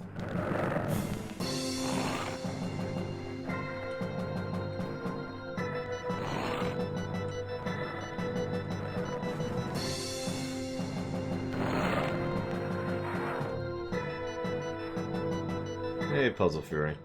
Thank you. I'm still not sure if I'm going to keep the beard, but I keep getting compliments on it, so based on that alone, I might. We'll see how long I can get it. I'm still growing. How dare he have a sister? He must... Yeah, they make it trust. You could see the enemies that will absolutely destroy you over there. Look at them. I remember one of those things managed to one-shot my biggest, heaviest tank, so... And keep in mind, each individual sprite on the overworld here can represent any number of actual combat sprites.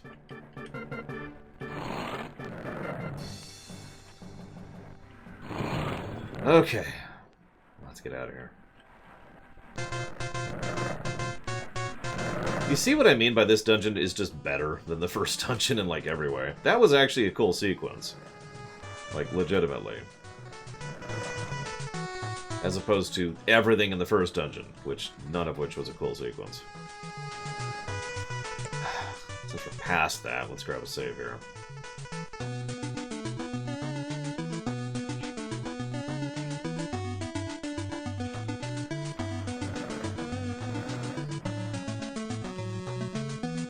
There's just something relaxing about Mega Man music. Is that just me? I don't know what you're talking about, Ventures. This is definitely not Mega Man 3 Snake Man. You're a crack, Ventures. Stop doing the crack.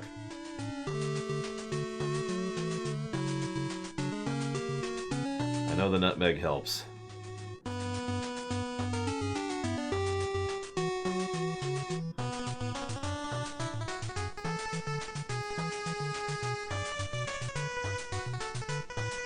Blue floor plates. By now we can assume the red ones are dangerous, the green ones are positive, but what does blue mean? I don't know, we should probably be careful. Who knows what we might unleash. That'd be interesting to know what would happen. Exactly, hold tight. The entire building's gonna collapse on their heads. With that remark, Drew steps on one of the blue plates.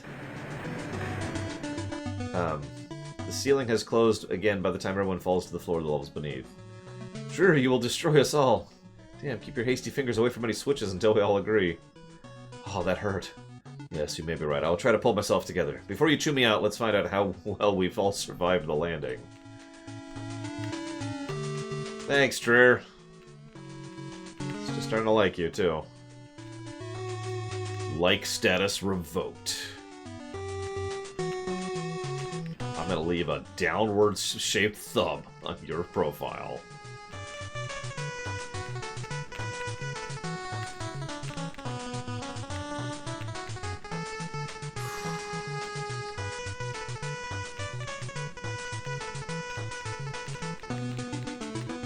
I was actually just thinking the same thing. Why don't we just throw a rock on it? Have these people never played Dungeons & Dragons? Come on.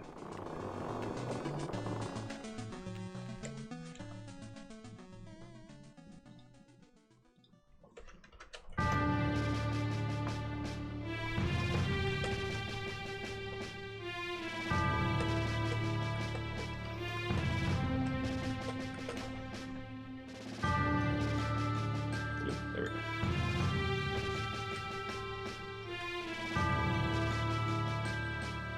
I liked Detective Pikachu.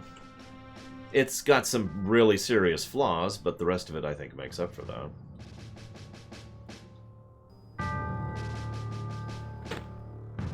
Hey, one healing potion. That was well worth my time. I know what you're thinking. There's 4! No, there's one.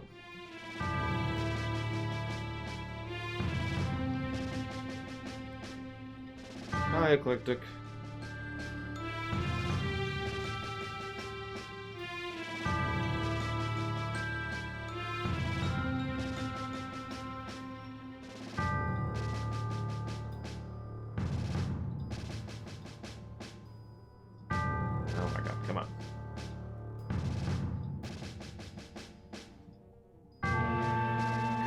Top off.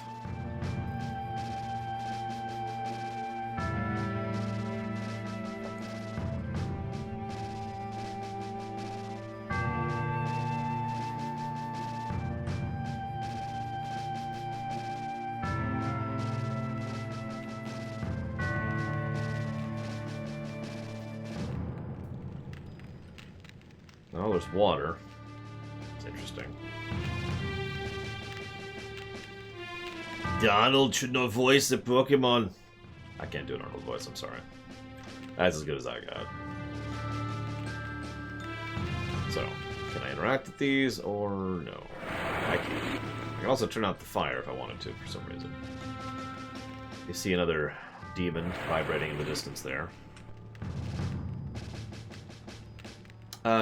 So I have to look up the name of the actress. Go, give me a second.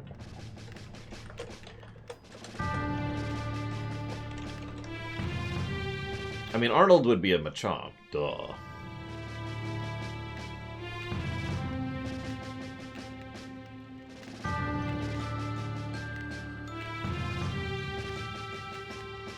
Faith... How do you say that? Saley? We'll go with Faith Saley. That's who she should be.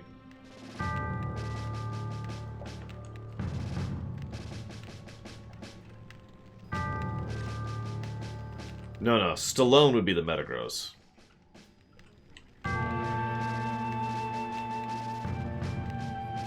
Several pickaxes. How interesting.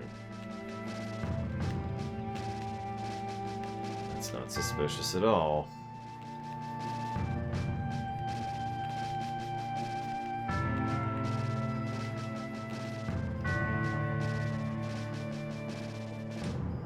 Well, looks like my only option to progress is to hit the switch. I already did. That was the pickaxes. No, it's okay. If we're magicking this, we can just... And then there's Christopher Lee. It's the holodeck. Okay, we have Christopher Lee on the holodeck. Christopher Lee would be a Kadabra, speaking of which.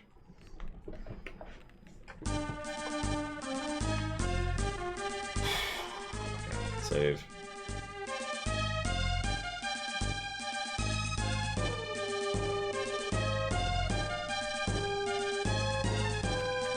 You know what, I'm gonna try some. See if I can fix this mouse problem. I was thinking about this yesterday, too. This mouse problem's bad. And it might just be something I have to live with, because it's an older game, but we'll see. They're so personality, I don't even know what to say about it, Gum Gum. She sounds shy, if I had to use one word.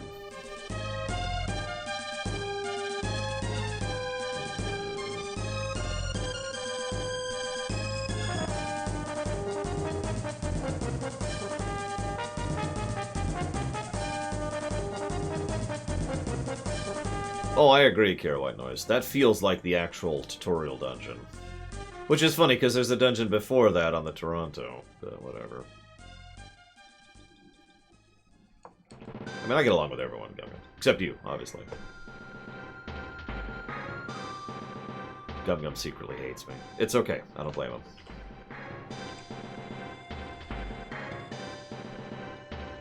Alright, let's see if that works a little bit better. That already feels better. So let's see how this works. Whoop, whoop, whoop. Okay, it feels a little bit weirder. That's what it feels like.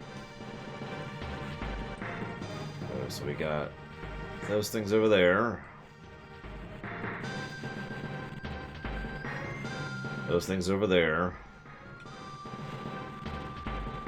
And a demon. Now that's a low-level demon. It's not a death demon. We haven't met tier 3 demons yet. I like how they've got 3 tiers of demons, and we've already encountered the tier 2 demons in the first dungeon that introduces them.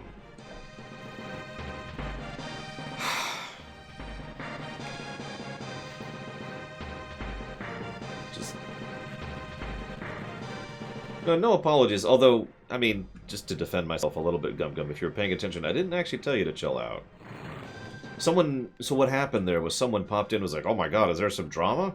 And all I did was jump in and explain, no arguments, Gum Gum didn't do anything wrong. So nobody would get a bad impression of you for having just jumped in, you know what I mean?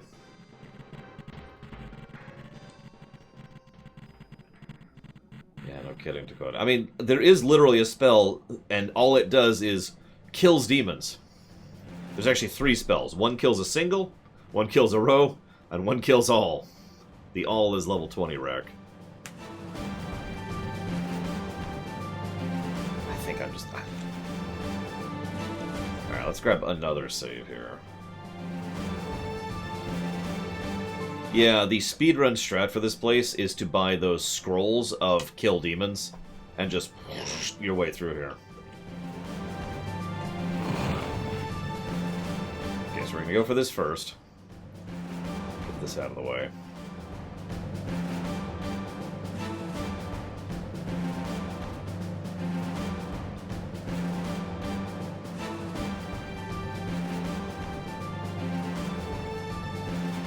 Yeah, Stallone is a surprisingly good actor.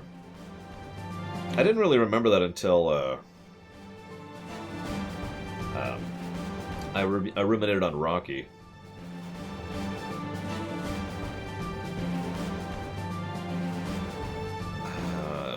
Yeah, let's go ahead and... Let's level Hurry. I'm going to be using that just constantly. It literally doubles the number of attacks per round you get. You know?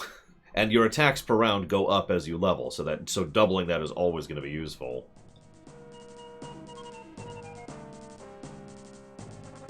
Oh, dude, wait. I go into the behind the scenes quite a bit in Rocky. Because, of course I do. It's kind of my job. It was fascinating learning about the creation of that game, I'll tell you what. And by game, I mean movie, of course. Because everything's a game, we just talked about that. Alright, so you need to level healing.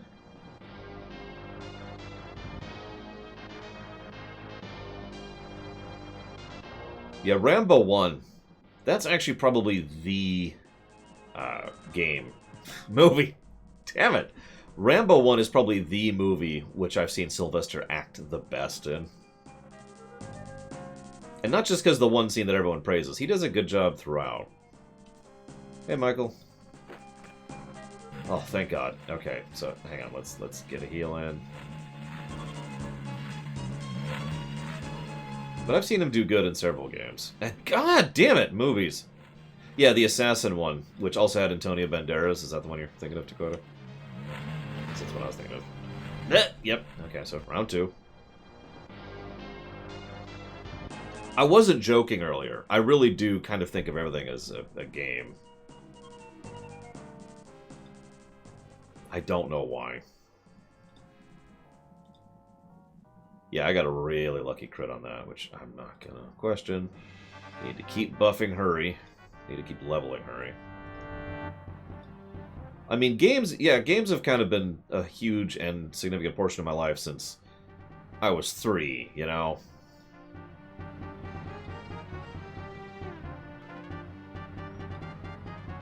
Yeah, Iron Man 3, I actually don't dislike Iron Man 3 as much as most people do.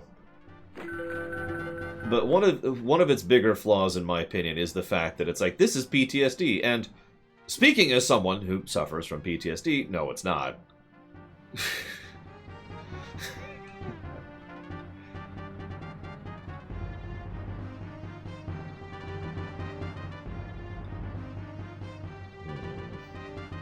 Honestly, I really need to keep leveling healing, so let's just keep doing that. What I might do is spend some time just leveling some of my spells when I find a place I can rest out. Iron Man 3 tends to be the one... Like, when Iron Man 3 came out, it was actually pretty reviled. And then, over time, that kind of shifted around. There's usually at least one MCU movie, usually a recent one, which people despise, like Avengers 2, or Iron Man 2, or Iron Man 3, or Guardians of the Galaxy 2, or Ant-Man 1, or Ant-Man 2. It just kind of bounces around a bit.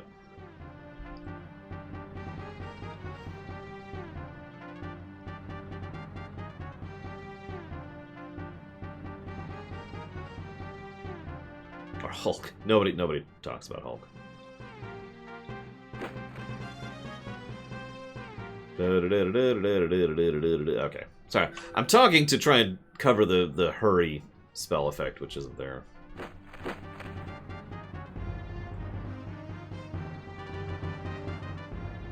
It's funny you say that, Kate. I don't think I have ever given a lamentation to a film. And truthfully, I probably never will. Because most of the films that would be lamentations, I would just veto and say, no, I'm not covering that. Oh, Nemesis. I actually forgot Nemesis. That's so sad. You're right. I have given one lamentation to a film, Star Trek Nemesis.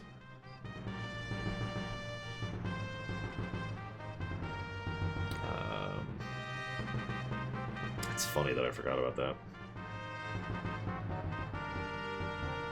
Let's go ahead and keep leveling. Hurry.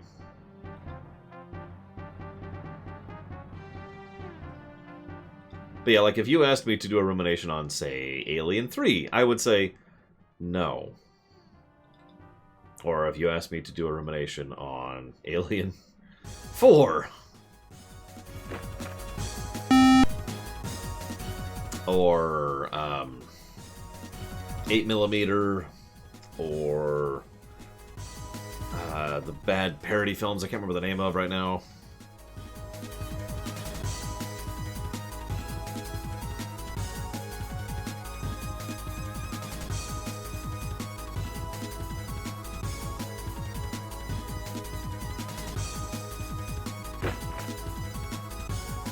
Most horror films I'd probably say no to as well, but for different reasons. I despised 8mm. I also saw it in the theater, so it might be part of that. Well, okay. Thankfully I can just mana up in combat. Because drinking potions is a free action. No, seriously, in D&D terms, drinking potions is a free action. It's offset by the fact that drinking potions is monumentally irritating to do. This interface is so terrible. I would almost rather be limited on how many potions I could drink in combat just to have shortcuts and hotkeys. But anyway, sorry. This is a great game. I love this game. Please don't kill me.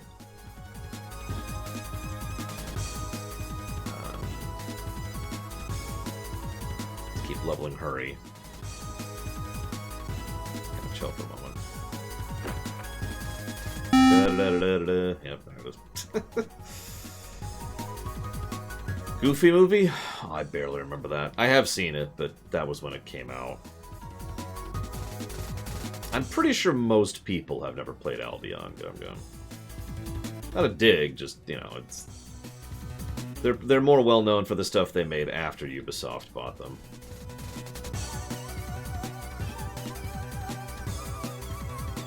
Yeah, that's why I'm trying to talk every time I cast Hurry. Speaking of which, time to talk in just a second. I'm just going to keep talking while the animation plays. Okay, we're good.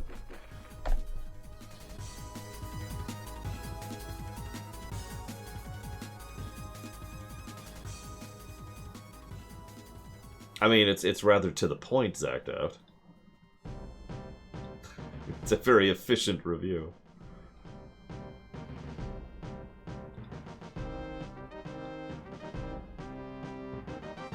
Tangled. Now that... Wow, that was an unique film to look at. Just, ugh.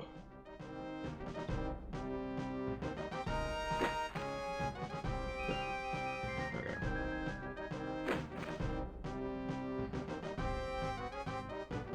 Look, I respect people who like Alien 3. Just respect the fact that I hate it. That's all I ask. Yeah, Mother Gothel was a fascinatingly horrific villain. In a way that animated films in general usually don't do. Never mind Disney.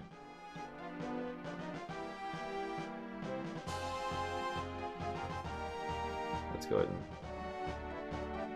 save our arrows here. Yeah, there we go. Hey, level 10. You remember when the game walkthrough told me I should be level 12 before I leave the first island? Good times, good times.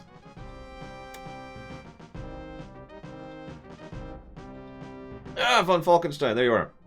Let's see, well, I've been saving stuff to talk about for like 2 hours, and I don't remember all of it now. Let's see. There's something about... I don't remember any of it. Of course, I don't remember any of it now. Whatever. It'll come to me. Or it won't.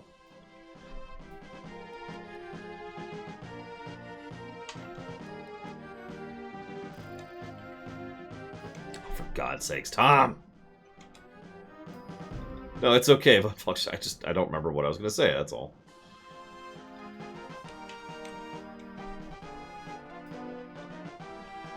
Oh yeah, I read up on magic. I found a list of the spells in the game. And it turns out, I already said this, so forgive me for the repetition. Turns out that some of the spells, if you level them up, the effect of leveling them up does absolutely nothing. But I found a list of the spells, which ones do level up, and what all the spells do. So for example, I could say that, Sleep Spores causes an enemy to sleep until awakened by attack, but Thorn Snare completely paralyzes an enemy. Whereas Thorn Trap just lays a trap on a tactical square, whereas Remove Trap removes from a tactical square, and so forth and so on. And you can level Thorn Trap to increase the damage it does, but if you level Thorn Snare, it does nothing. View of Life, the thing that gives us their HP bars, that also does nothing if you level it, and so forth and so on. I also watched some of the speedrun. This is the other thing I remembered. This is the other thing. So, first of all, it was fascinating to watch the speedrun, especially with some kind of context for what he was doing. Obviously, he went for the gun. Duh. But what's even more amusing about that is, the hardest part of the speedrun? The part that has the most resets? And the part that the person who was speedrunning it hated the most? It's the first dungeon. The former building. I know that I shouldn't take speedruns as gospel, but there was just something really vindicating about hearing him say that. And just, oh, thank God, I'm not alone, Because screw that dungeon so hard. But no, Fun Function, I just wanted to share because it was interesting. That's a new type of barrier.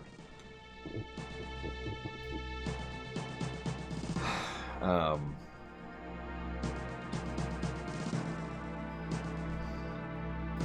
beginning to doubt my sanity. This field does not appear electrical of origin, and no other energy source can be detected. What in the world sustains it? This planet appears to have been created just to disturb the belief of physicists.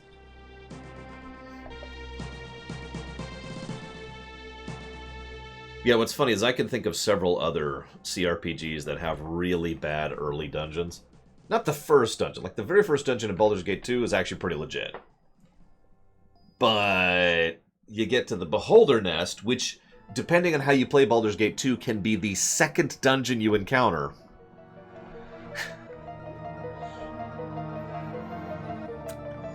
Thank you, Juanta. Very much. Much obliged. If you happen to know where you want to put that, please let me know.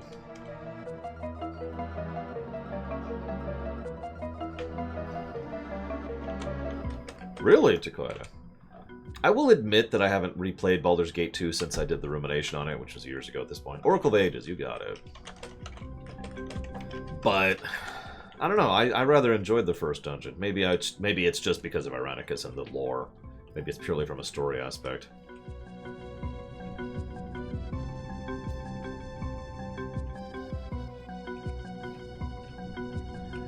I will also admit, pretty much the second you hit the Underdark, Baldur's Gate 2 stops being fun. Just instantly. And yes, it is Shiny Toki. Very good.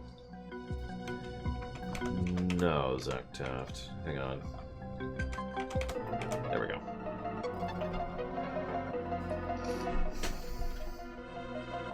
So where did I miss some blue staves?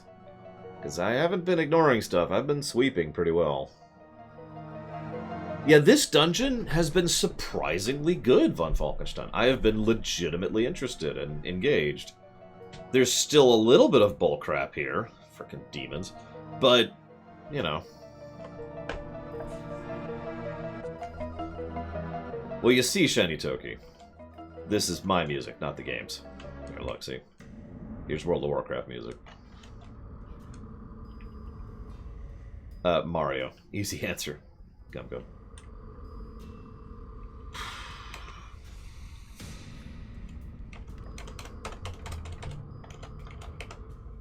I mean, the whole point of the desperation moves is for them to be overpowered, okay? That's why they're on a week plus cooldown.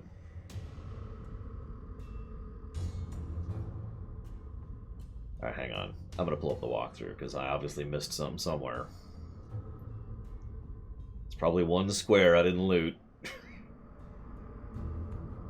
God, this walkthrough is terrible, too.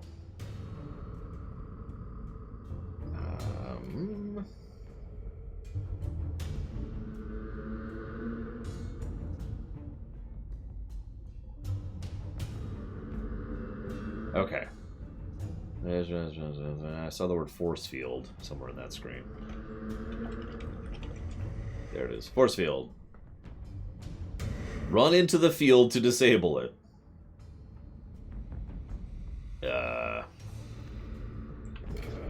It might require me to have that that staff. So let's go test this theory. I actually thought about using the speedrun walkthrough instead of the walkthrough. Because the speedrun walkthrough, as usual for speedrun walkthroughs, actually has pictures and diagrams and is better designed. Dreer enters the force field in a terrible pain, immediately shoots through his body. The force field extends and covers everyone. After a few seconds, it collapses.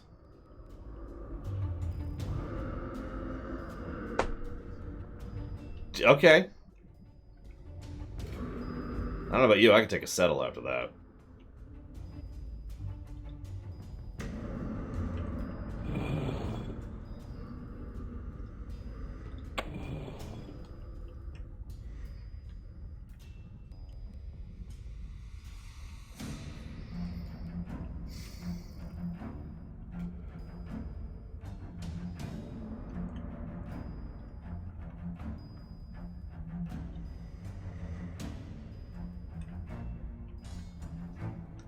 Yeah, by the way, the thing that wigged me out the most, because I'm used to dungeons looking like, you know, this, was seeing the Toronto dungeon in the speedrun, which is so brightly lit you can see all the way down to the end of a corridor without any issue.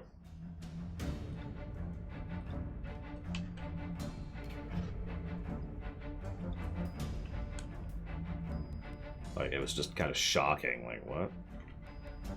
There's got to be... Oh my god, there's 4 of these things in a row.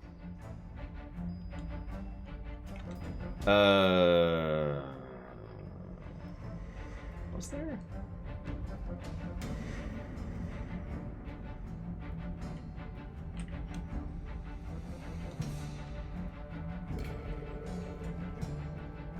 Oh, I can't wait, Baron. Did I put Banjo-Tooie in the jank block? Because I think I did. And I put a couple N64 games in there. I think I did.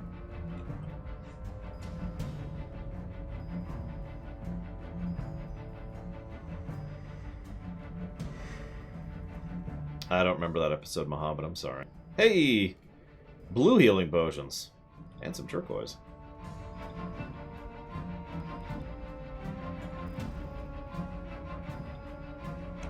Well, that's... Oh, Lonely Amongst... Yeah, that's not a good episode. Objectively, in addition to, you know, I didn't care for it.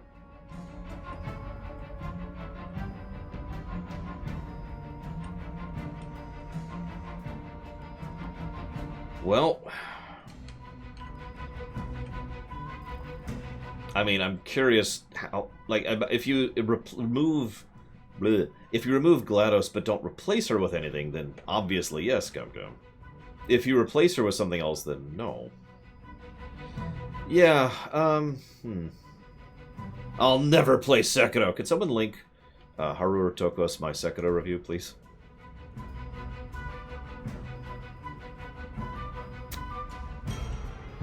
Screw it! It is my fault we have fallen down here. I will go through these luminous fields so we can continue. Okay. Dreer takes a deep breath and sprints through the field. He cries out in pain and collapses at the last field. Oh god, quick! Let's help him!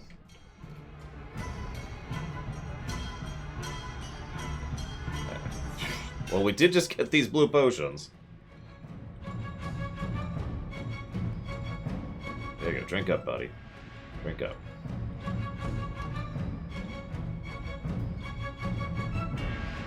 It's worth noting I didn't beat Sekiro, at least not without cheating. Couldn't. Couldn't do it.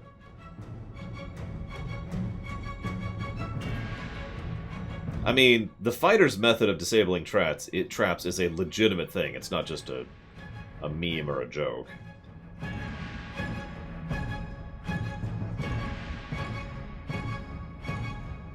Does every video game need a story?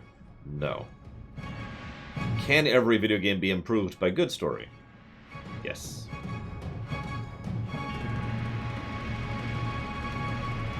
I don't remember where the last water pail was. So, whatever. It's faster.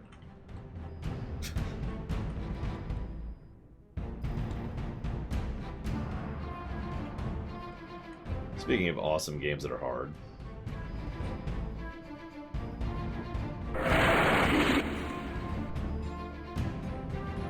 What do you mean, I say, Ross? Like a game that has a perfect story? Would have a perfect story? I don't understand the question, I'm sorry. Oh hey, it's a route back. There we go. Now it's a route back.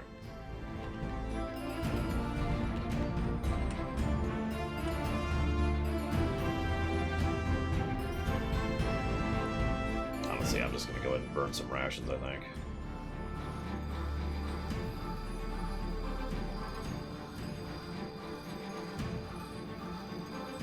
No.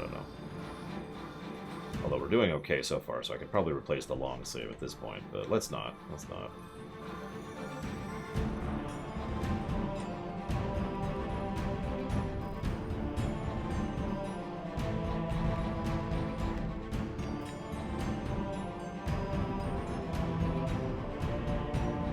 More is the easy answer, S.A. Ross.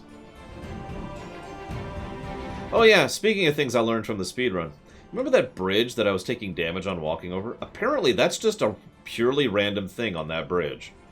Every time you step on a tile, it just, on that bridge, it just has a chance to do damage to you. The end. It is the other major reset point of the speedrun, because of the way they're racing through the speedrun. If they take 2 damage points on that bridge, they die, and that's game.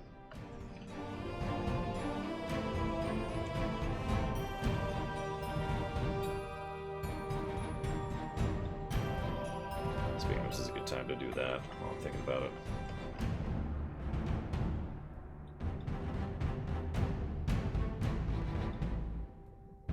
There we go. Okay. There's got to be a button somewhere here I missed.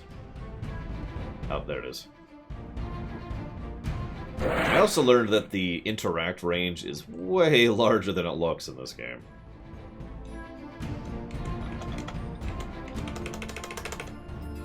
Yeah, give me the map. Alright, so... What? Give me the map again. I remember where this was in the dungeon. Okay, so there's the fun room, the room that I almost gave a plus for. Or I'm giving an aggregate plus for. But...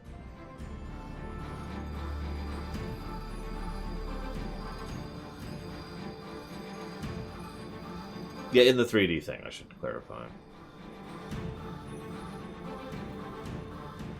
Okay, go down the stairs, I guess.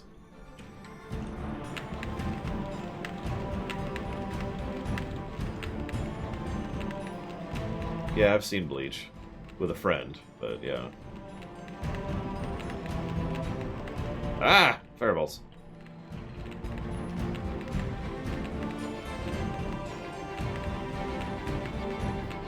Run!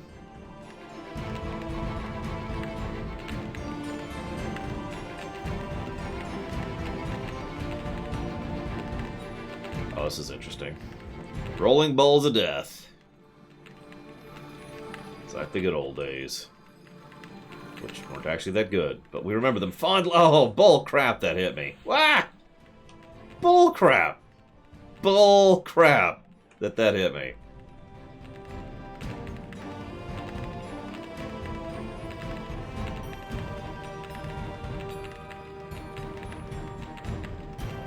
I call shenanigans, sir.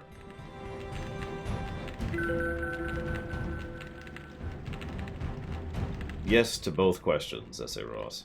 You'd be surprised how many games are not on the list at all.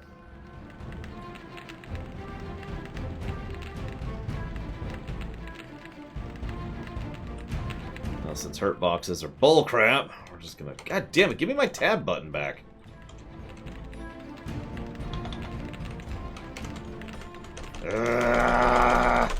It's really irritating when the tab button just stops working.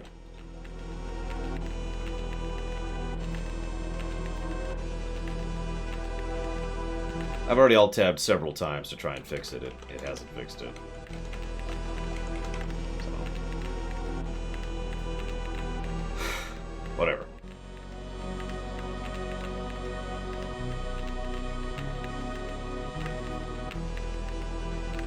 Nobody in the party's tired. We're on the verge of death, but we've got all the energy in the world. We got this.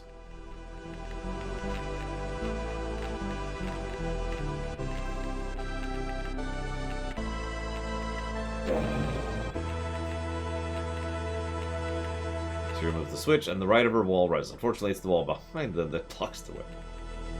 That's okay.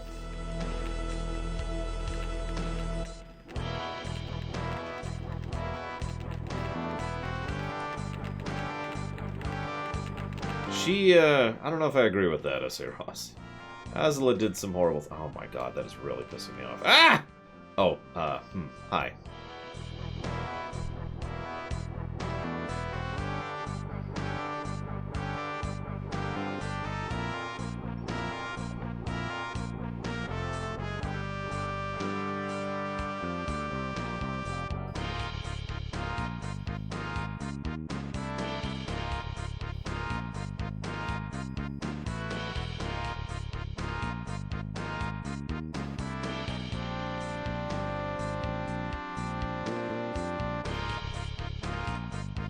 Very deep. Much wow.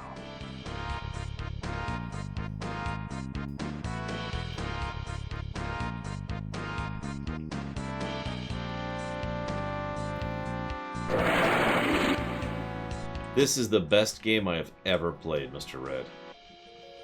I wish I was playing this every day of my life. Day in, day out. Nothing but this. I mean, the Archangonian understands. Oh my god.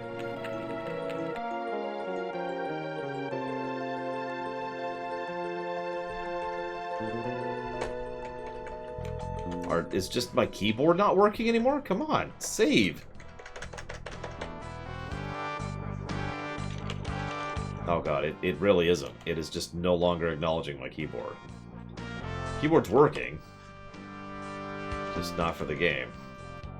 Huh. Well, that's interesting.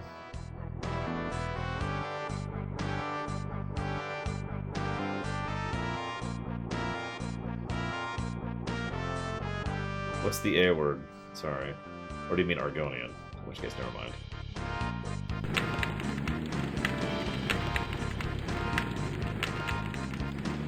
Okay. That's back. Still don't have tab. Let's just restart the damn game. I kind of want my friggin' tab back. And it'd be nice to be able to hit enter.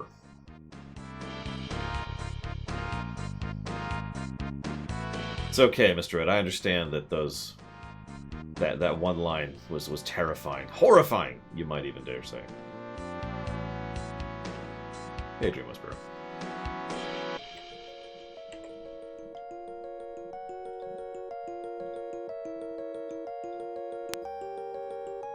No. It was, mid, I think. Hey, the map's back. Oh, thank God.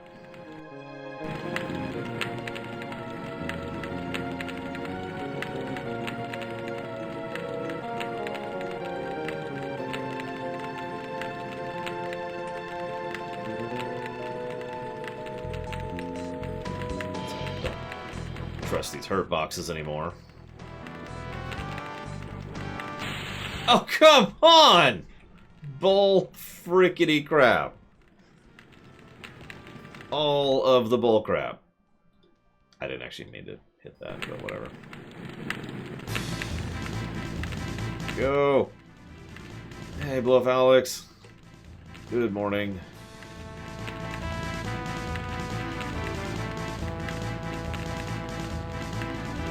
There. Easy. Okay.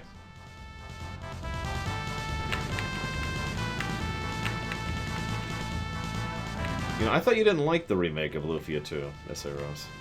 You keep praising the... I lost my tab key again. I lost my tab key again!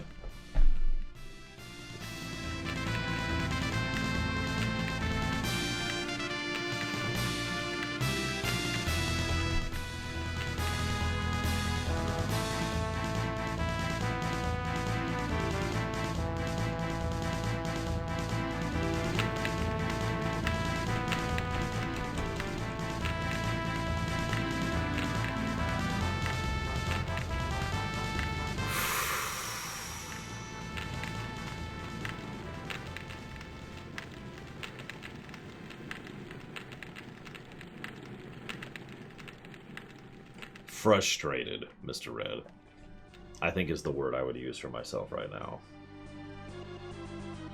It's okay, I would never bash my keyboard into my tower. My keyboard's worth more than that. I only have the one backup spare right now. What I might do is take my glasses off. Okay.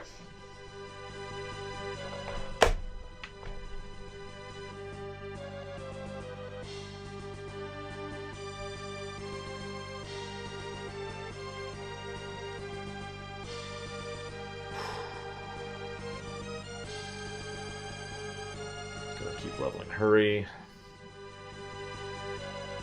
Keep casting fireballs in his face. And attack, because we need to go all out on these frickin' demons. Okay. Yep, there it is, yep. Well, Malthus is fleeing. That's actually okay. It's better than him trying to kill me in 2 shots. Okay. God, they only give 20x too. Alright, sorry about functioning. Okay. So, now that I don't have a map, it's okay, I only reference that constantly.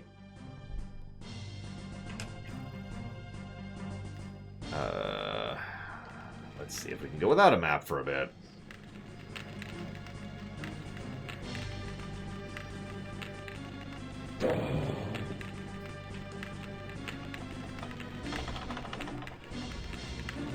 Hey! Alt spamming actually worked. Holy crap.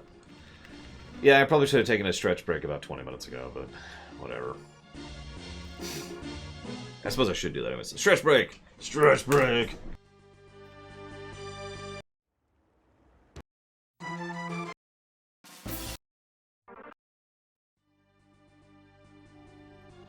Just making sure that the music will be okay while I'm gone. I'll be right back.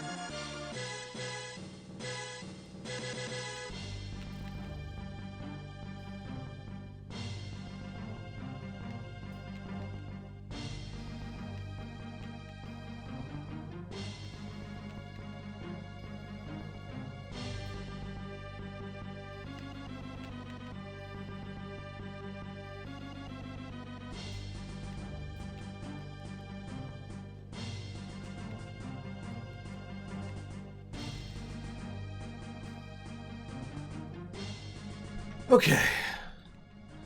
Let's get back into it.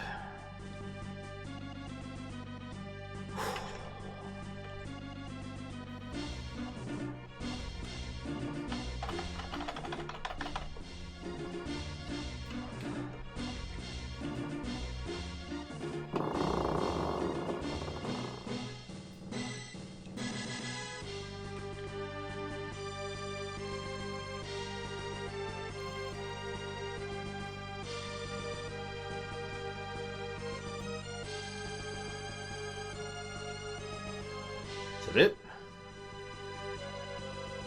Okay. Alright.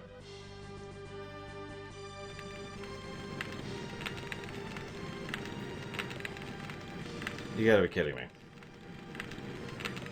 Yep, no, alright, whatever. Just not as bad as I thought it was. We're okay, we're okay. However, we do have horrible death doom lying up ahead. Let's call up a save. What kind, Mr. Red? Well, that sounds super safe.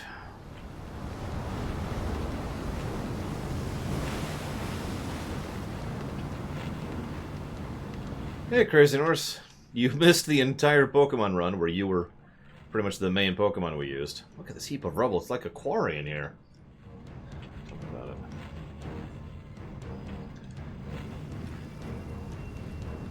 Oh, that doesn't sound all that awesome, Mr. Red. But I believe you.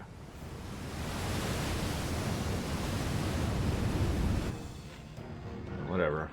Get some fresh water.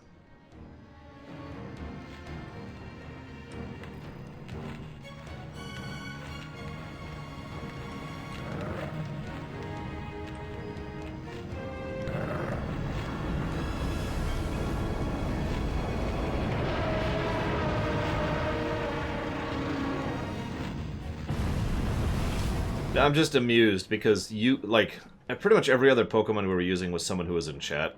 Except you. The highest level, and the one we used in almost every battle, because you were the one who was helping us capture Pokemon. That's why you were the main. Oh, who knows why things are popular, Zach Taft.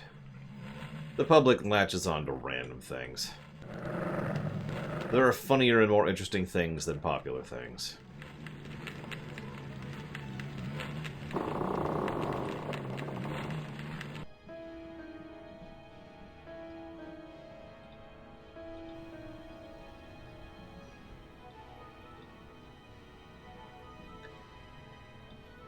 Let's go ahead and keep leveling. Hurry. See you around, French philosopher. Do have a good day at work while the horrible sound effect plays. There we go.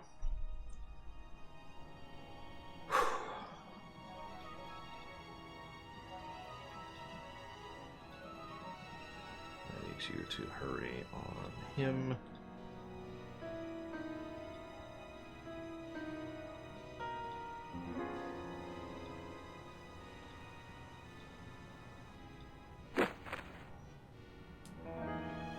Hang on, something's weird with my AC. I'll be right back. Don't worry, I really won't be long. Very long. Oh god, I'm dying while I'm AFK. No.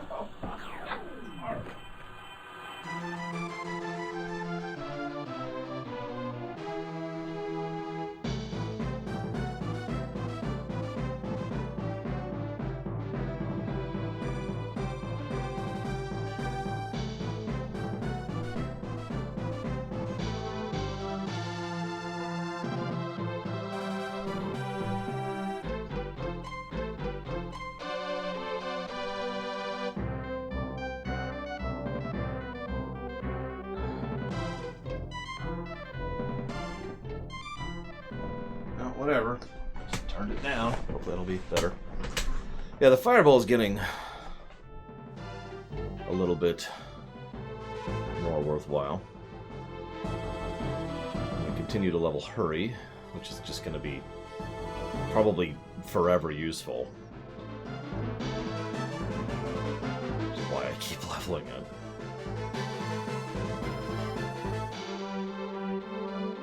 No, my AC is the same. Leveled my AC. In fact, overall, I don't think my Other than my health going up and my spell points going up, I don't think I'm any stronger. Now, I have gotten some training points, but I can't use those yet, obviously, so... Where are we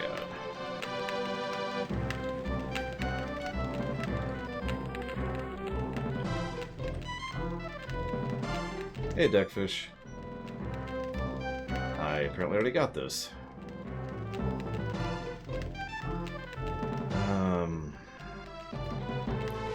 Okay.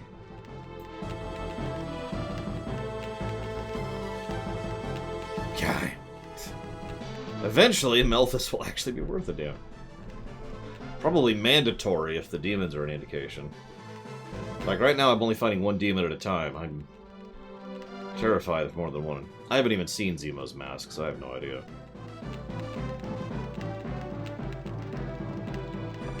Whatever.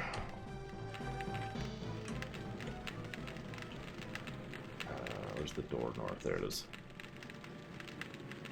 I did get a lot of theater work done on Easter, Deckfish, so I'm rather happy about that. No chocolate, though. Sadness. Keep leveling. Hurry.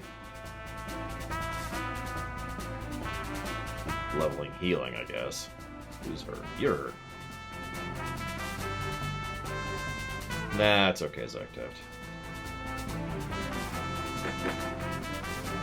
I mean, that would involve going to Google, typing in a few things, and having a sound effect play.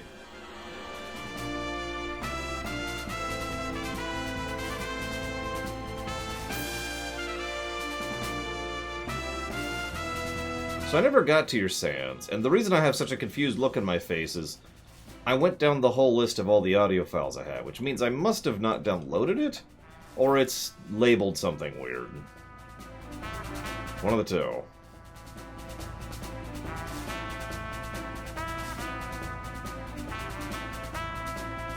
Let's see, where's the sands thing?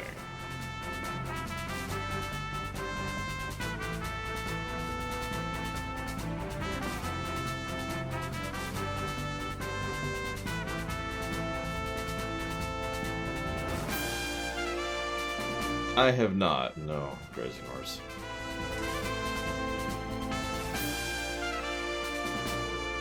Yeah, no, I didn't have the files.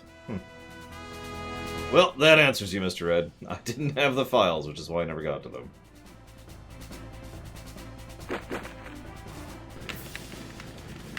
I will be 100% honest, Mr. Red. I am very hesitant to give you the Sans argument. Roll.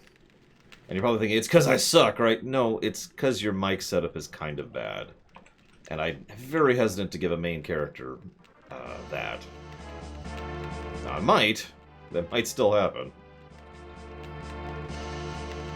But I am hesitant. So, Mana Potions, yay. I forget if red is better or worse than the one I already have.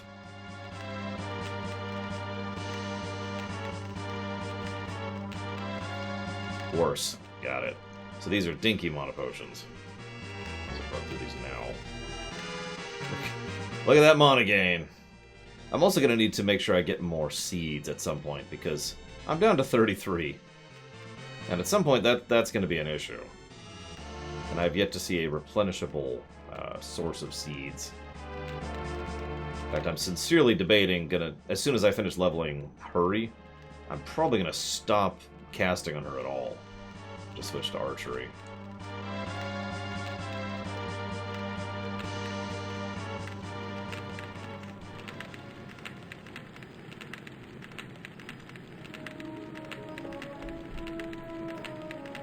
What?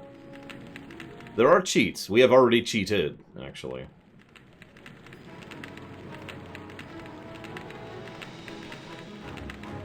Like, I already threw up the cheat flag, and for once, I don't feel bad about that.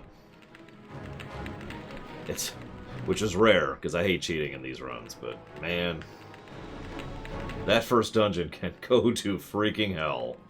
The goal is to not cheat henceforth, though. Now that we're over that early hump, I don't want to cheat going forwards. That being said, I have no idea what to do next. Let's see here.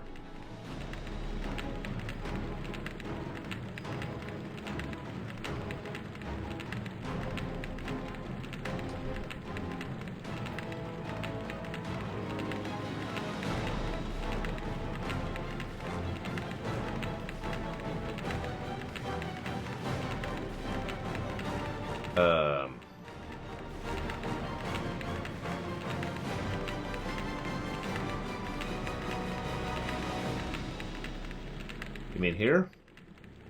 Because I've already hit both of these switches, if that's what you're referencing. That was what opened this door, back when we were going back through this area. And this is when this guy was like, or not this guy, sorry. Dreer was like, I will sacrifice myself. I went through there.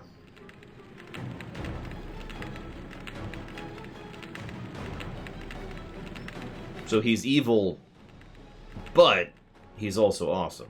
Okay. See, this switch did not open this path, which is, I need that to be open. But this didn't open it. It even gave me a message saying, it didn't open it! And this walkthrough is... I'm going to pull up that speedrun walkthrough. Hang on a second. Because... By the way, funny thing, if you Google Albion speedrun, the first thing you find is the Albion Online speedruns.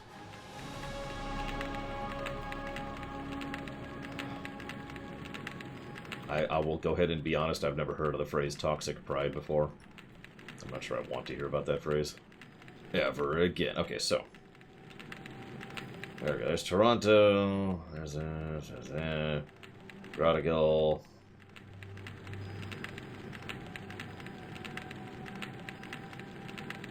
Wow, this is a great walkthrough. Okay, so I'm in... Where am I? Okay, so avoid getting hit by fireballs. I know where that is. Pull lever north. Drink this potion. Break wall. To north? Hang on. So that would be point 6. Where is this?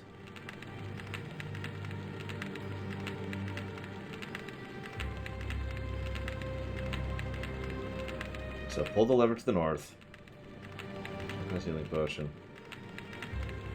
Touch the flame and go through. No, I don't think I've said sarcasm recently, Crazy Norse, but I don't know what you're referencing, sorry. Oh, you mean the walkthrough? No, check it out. Here, I'll link it. Like, look, it's got maps, it's got numbers, it's got an exact order of what to do. Look at this sucker. Spoilers, obviously, because it's a full walkthrough, but this is a better walkthrough than the giant paragraphs of disorganized gunk that I've been trying to use from GameFAQs. Now, that being said, I'm trying to figure out where I'm at in this walkthrough. I'm not there. It actually looks like he took... Yeah, it is. He took a different route than I did. Which means I need to figure out where I need to go at this point.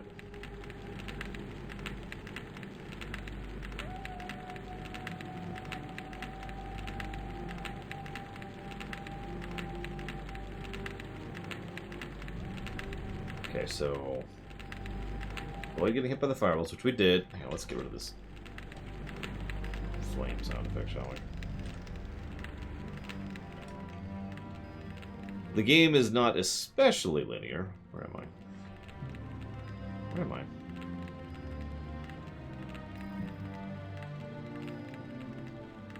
Alright.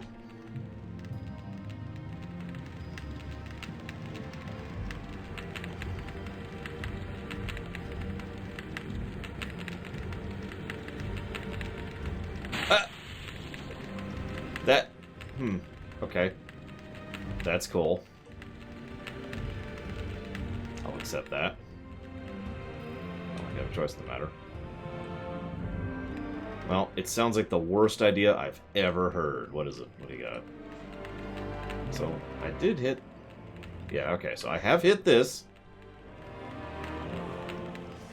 Yeah, I've already gone there. Like, I've already done that. That would only apply in certain games, so I'd have to manually toggle it on and off periodically, Mr. Red. Plus, nobody actually wants to hear the accordances. Oh, buddy.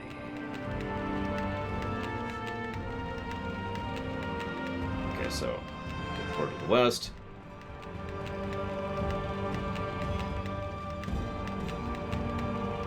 Well, it looks like what we want to do. Well, the good news is there's this thing called a website, which you can go look at them on, Michael. Fully updated and everything.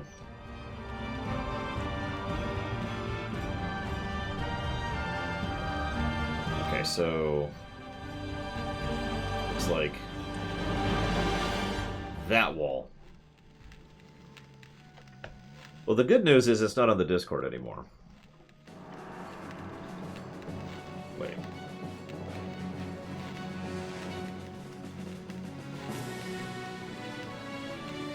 Just get some heal on here really quick.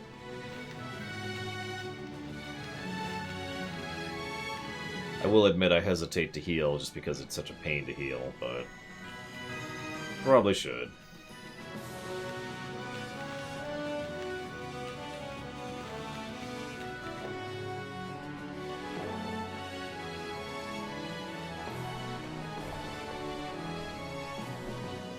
Zemo is not the best villain in the MCU. I'm sorry.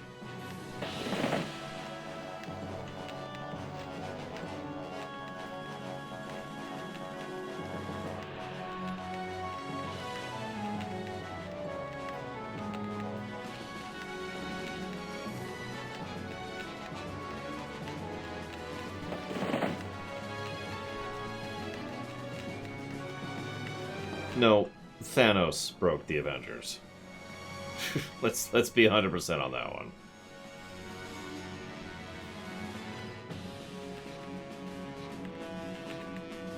Besides, Loki is the best villain of the MCU.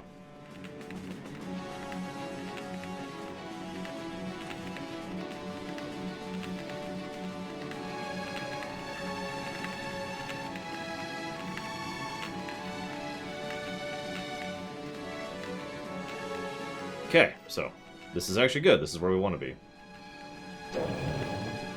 The walkthrough helped. The speedrun walkthrough helped. I'm just going to leave this up from now on. Jeez.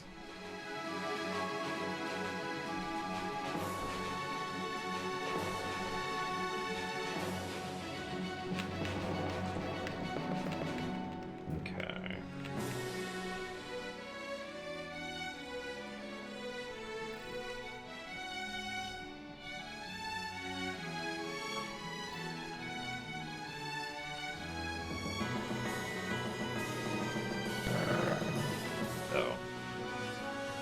Run! Run! Run forever! Find the switch! Hit said switch. Get attacked! It's okay, it's just one... Oh, it's an oh, Jesus Christ, it's an animal 3. Okay.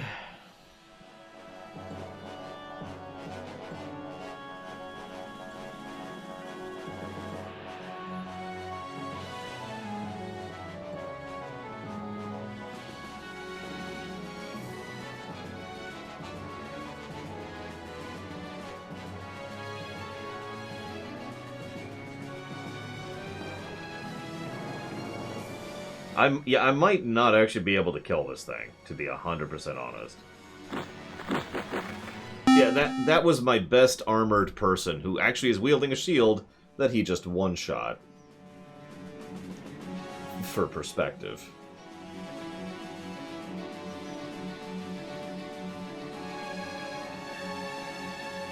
Yeah, I do know what boasting does.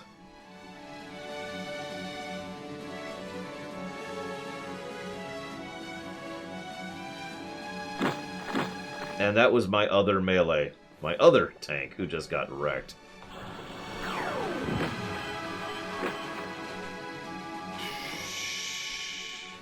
Yeah, let's reload. Okay.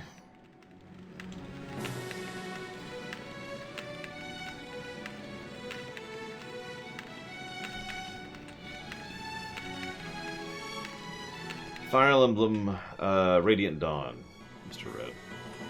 Not a remix, just original work. Yeah, it didn't get frozen. So we have several switches here.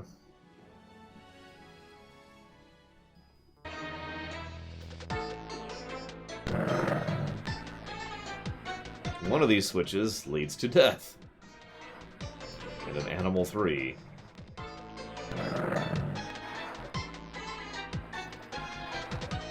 No, it does. I just got tired of it, Omega Legion. It's just really, really, really repetitive after a while. So,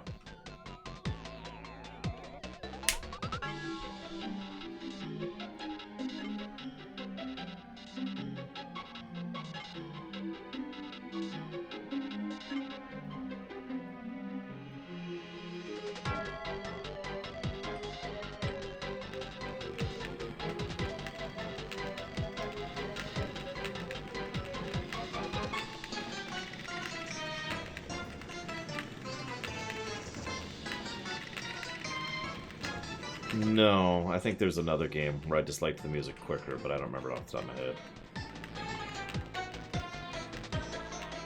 Also, I don't know if I'd call 12 hours in a record. I mean, that's...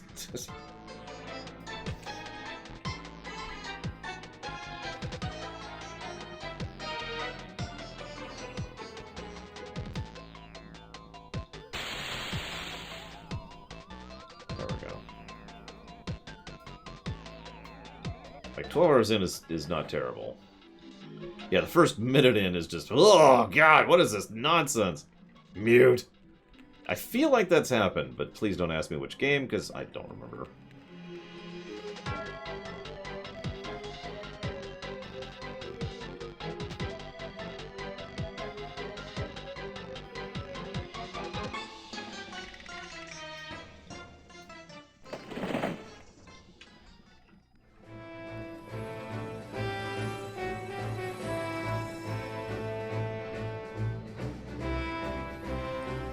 Aha!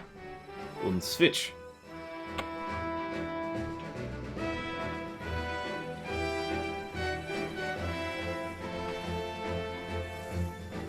But just because you asked nicely, although you didn't specify which one, Deckfish, but I do have some Donkey Kong songs here. Which game has the best opening? Like intro or cinematic or what? Define opening for me. If you mean intro as I define it, yeah, FF6 probably qualifies. It has a truly fantastic opening. Or intro, excuse me.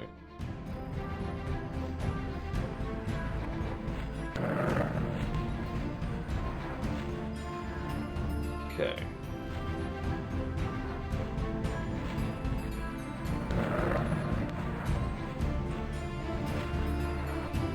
Let's grab save. I would also say that Arkham City has a really good intro. There's actually several games that have good intros. It'd be hard for me to pick the absolute best.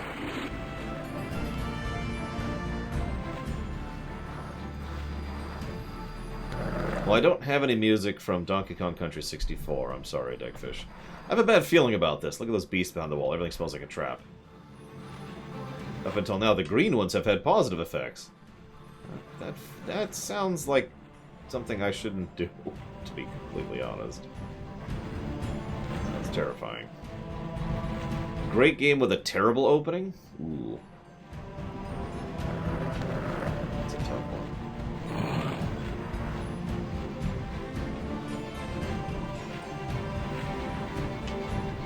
Hey, look! It says force field cancelers.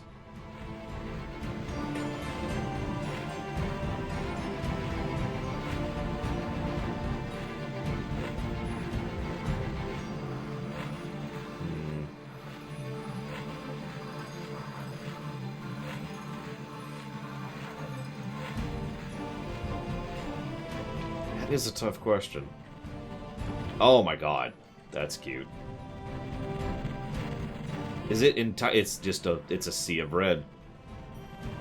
That is so mean. Is there no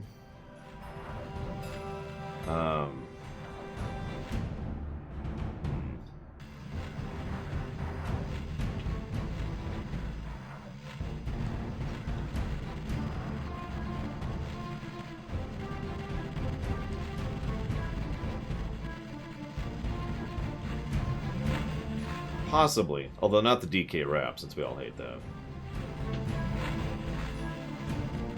Run! Run. Run. Just run. Just run. Turn. Use thing. Okay. That's true. Most Pokemon games have pretty crummy intros. Laden with forced tutorials.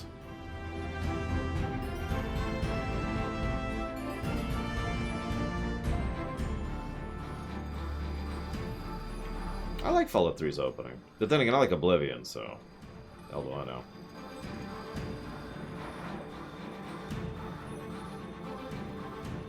Oh, you know what? That's a great example of it. So, okay, hang on. We've come up with a definitive example of a great, good game that has an awful intro. KOTOR 1. That is an excellent example of that.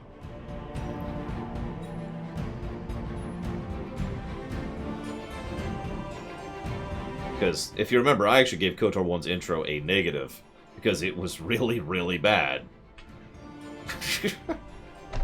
And I like KOTOR. Alright.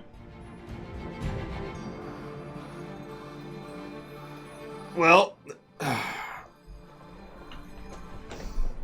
now, to be clear, I'm cutting off the KOTOR 1 intro after the Endar Spire.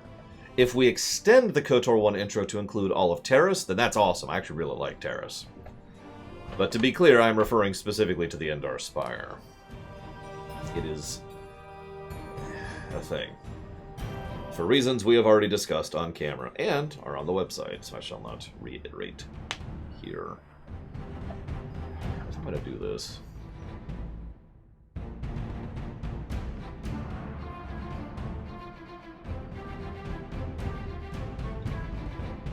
Yeah, we've only reviewed KOTOR 1 once, so that's the instant I'm referring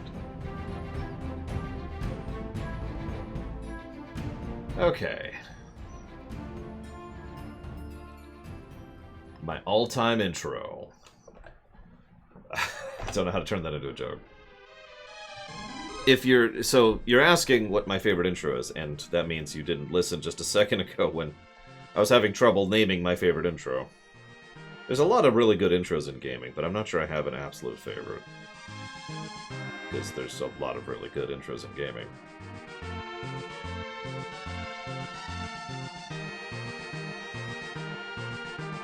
Sorry, one moment.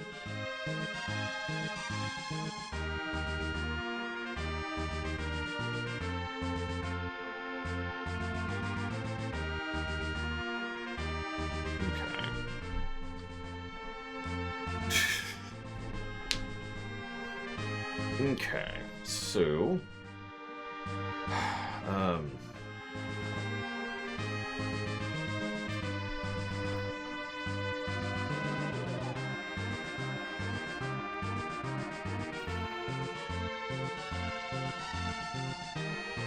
It's okay, Crazy Norse, it happens all the time. One time it happened so badly I actually hit a depressive episode. No, seriously. Apparently you could just speedrun through here by having a rope, and while I do have a rope, I'm gonna go ahead and try to get you here, you know, legitimately.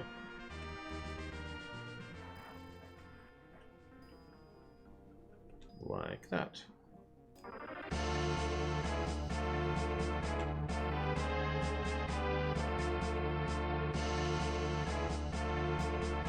So.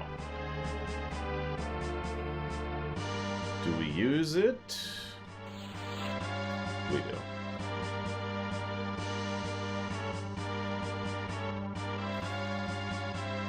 I love Twilight Princess's intro.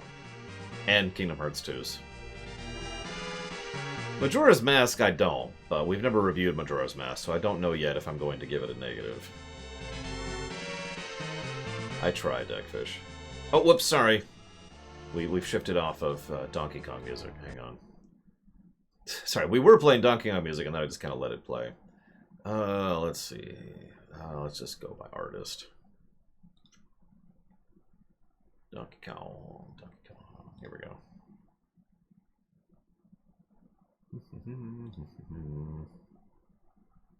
There you go.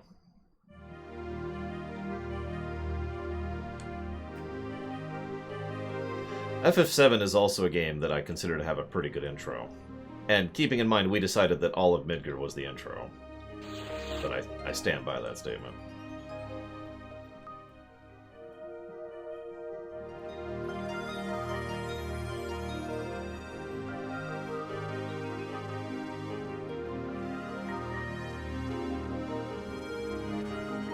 Well, there's only one FF7. The other one is FF7R1. Those are different games. Well, okay.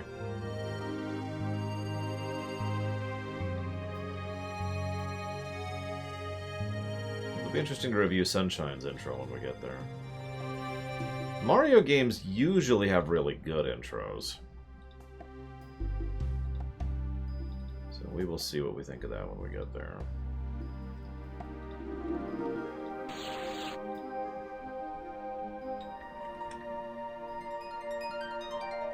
FF8's intro is probably the strongest part of that whole game, in my opinion. In fact, I'm pretty sure we gave a plus for it.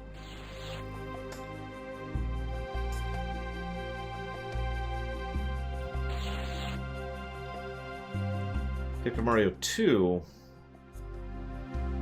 has a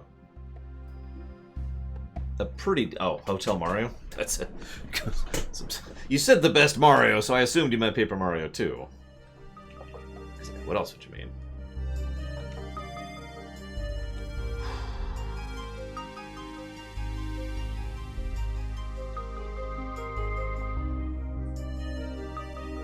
Okay.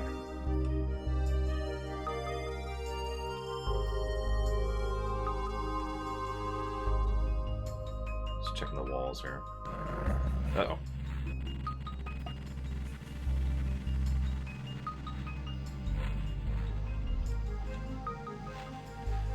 Oh, again, north or south? What do you think? I'm not looking at the walkthrough. Or rather, the walkthrough is not scrolled down far enough for me to see anything here, so... Shadow Machine says south. Yeah, Paper Mario 2 is an excellent game that is basically impossible to get a hold of a copy of now. So thanks for that, Nintendo. Jackasses. I've said before that I'm in favor of good ports and good remasters, and that's a good example of what I mean by that. Is you can't buy Paper Mario or Paper Mario 2 anymore. And they're both good games. One of them is an excellent game.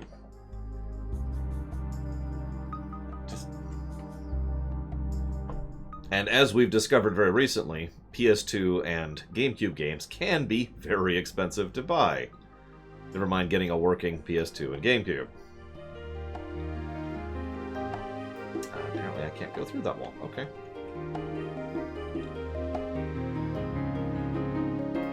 We don't know if it's going to be 3 episodes, Roaring.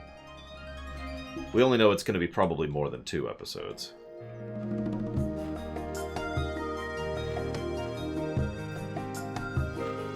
Game preservation? No, I would never be totally in favor of the idea of game preservation.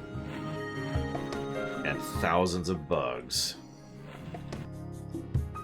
Ugh, these are 2s and 3s, too.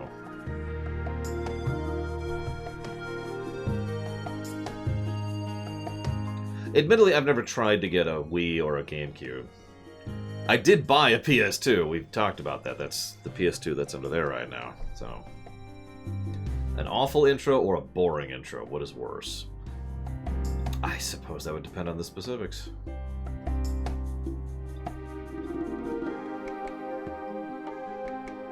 I know that's extremely helpful information there.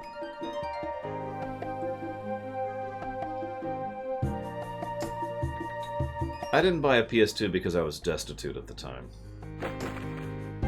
Years later, a friend of mine gave me a PS2, which is actually what I used to stream FF10 about 6 or 7 years ago.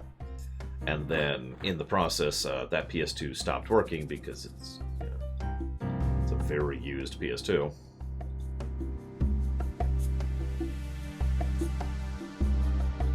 So I had to buy a refurb. So that's the one I have right now, is a refurbished.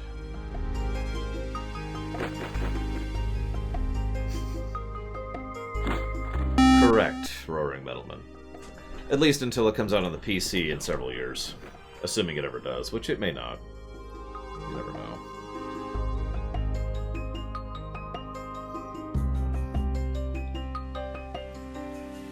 Let's keep casting her. I really need to level that.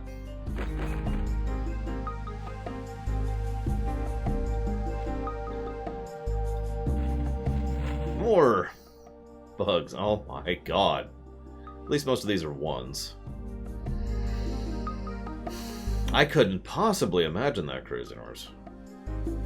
Most annoying video game level out of every video game ever made ever? The sewers in Xenogears. That's probably not it, but that is the very first thing that came to my mind.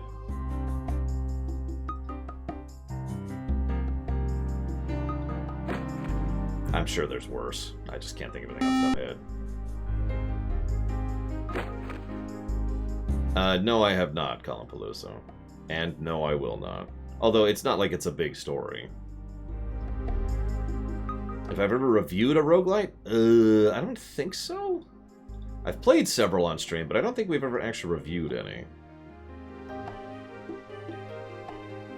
Oh yeah, Battletoads. There you go, there's another good one. Battletoads. Just anything in Battletoads. That's an exaggeration.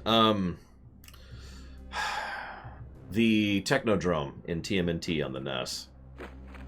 That is an absolutely terrible level.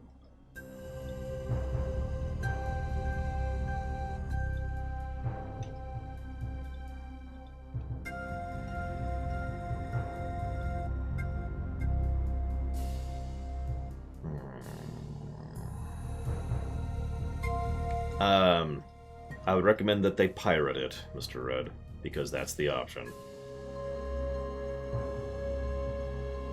Yeah, the TMNT on the NES is not a good game.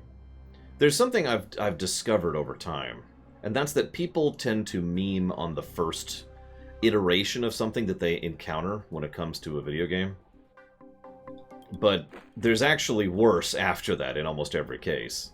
Like, if you ask someone, what's the worst mission in San Andreas? A huge number of people are going to say, just get the damn train. But A, there are worse missions than that, and B, the only reason people remember that is because it's so early on.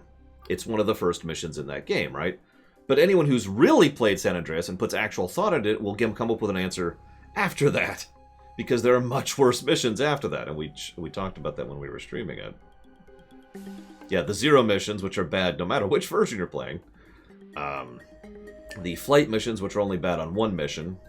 The Vegas missions, which are bad on another type of console. Like I said, we kind of discussed this whole thing when we were streaming it.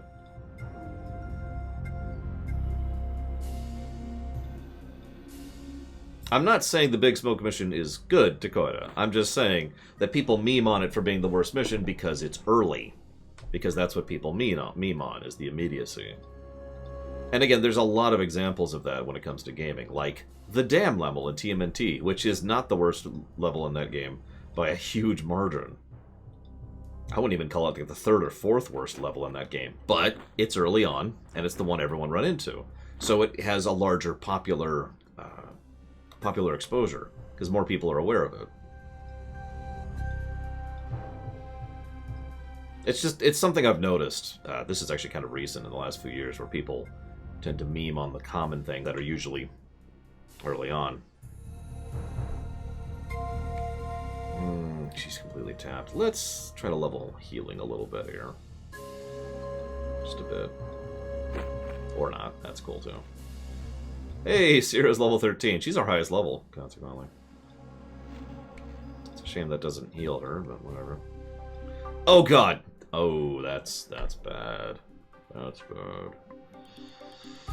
How many times are those memes accurate? Probably about 50-50. So, 2 demons at once. This is turbo bad.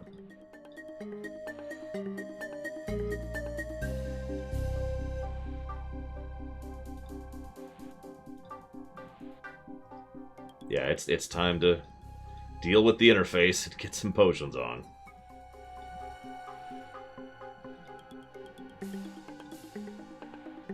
Oh Lord, the Great Bay.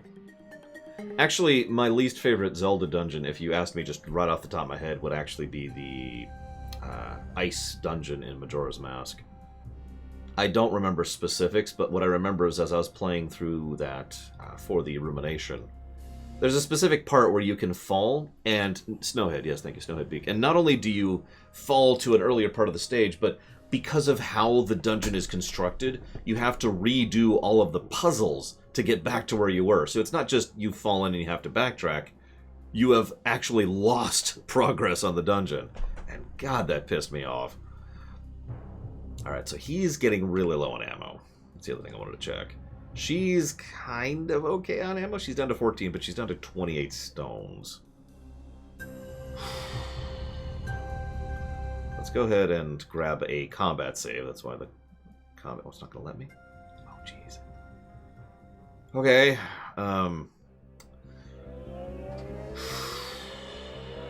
Okay.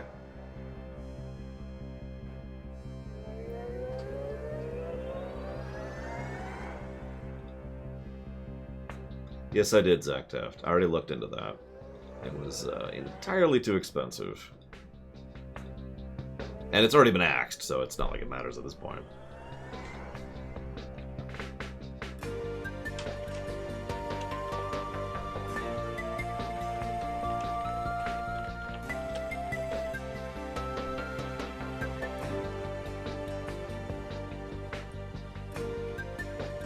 I honestly don't remember the dungeons of Majora's Mask all that well. Did I review 20XDX? I guess that is a roguelite. Didn't even think about that, but you're right. I did review that. So there you go. We have actually reviewed one. Yeah, I'm a little worried about this one, Wolkenstein. This is going to suck.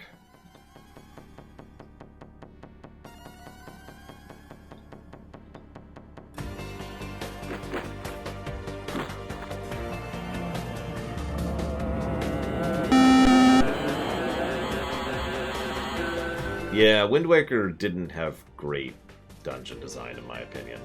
Although I discussed why I feel that is. Looks like one more cast and Hurry will be maxed, so that'll be nice.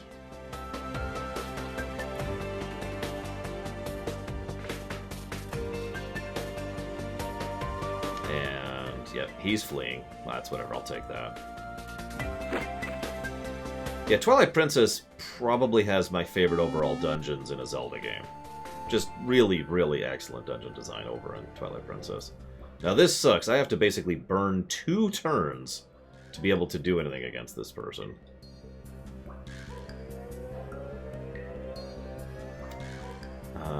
We're gonna go and try to freeze it.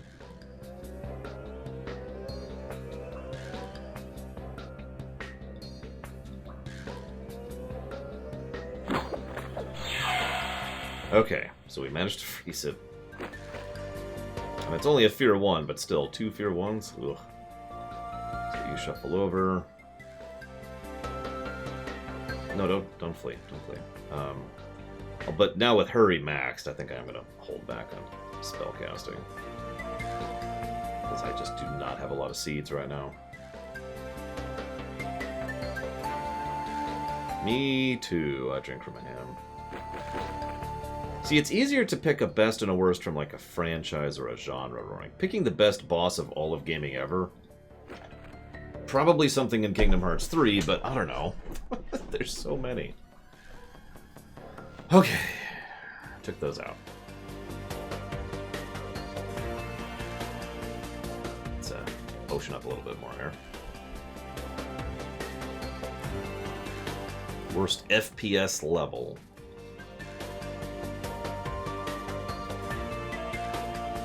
I feel like something in Half-Life qualifies there, but I don't know.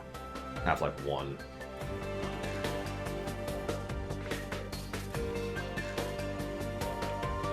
Actually, yeah. Halo. Yeah, I forgot about that.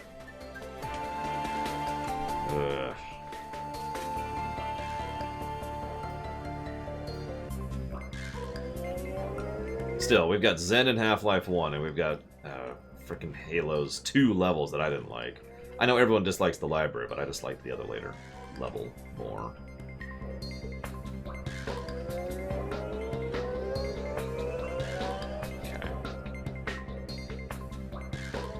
Hi! Barrow, whom they were looking for, has wandered into this neglected room. His desperation quickly changes to joy when he sees his rescuers, and especially Malthus. Ah, Malthus, you found your old, dumb Attio. Malthus embraces his foster father wordlessly. Then they both go to the companions. With a lot of gestures, Malthus introduces Barrow. With Syrah's help, they explain how Syrah and Malthus feel about each other. Why is that a priority? Alright, I know we're in the middle of this deep and terrible dungeon where we have rescued you from. But listen, I've hooked up with her because we fell in love in a few seconds because we mentally connected. So... Okay, now we leave. They return, proceeds without major problems. Barrow is greeted with a warm welcome from some sharp words from others. They enter the room of Nemo. He's back, the head of the druids. Barrow, I think I can save myself the reprimand. You know what you have risked. It was certainly a mistake to climb down to Drino. However, I only regret having put Malthus and his companions into danger because of my foolishness. I would like to thank all of my rescuers again. With that, I would like to concur. Barrow is quite often a pig-headed plague, but nonetheless, I'm happy to have him back with us in one piece. Now, as I've understood, a unusual incident has happened between Malthus and Syrah. Why is everyone talking about the love thing? Another thing they didn't do in the first dungeon about Falkenstein.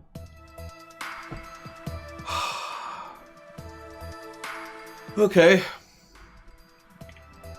Nemos, as you can guess, we were quite surprised ourselves. We would like to continue this journey together. Well, why not? I wish you luck, Malthus.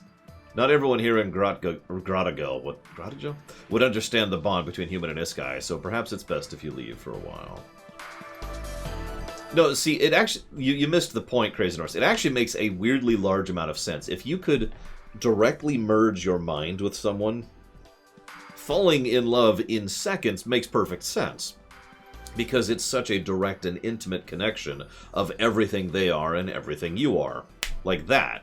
So if there is the possibility of a romantic connection, like if you're interested in each other, then it makes perfect sense that the courting phase would happen in seconds rather than weeks or months or whatever.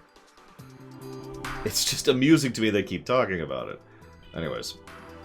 Speaking of continuing the journey, Barrow, I must ask you for a specific amulet we were ordered to procure.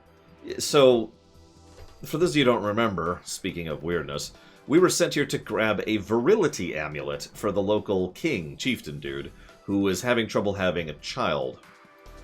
Now,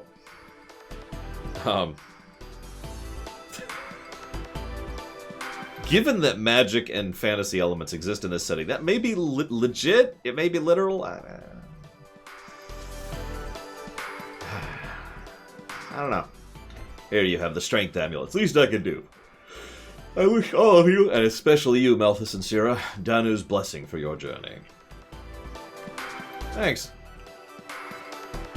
Let's get out of here.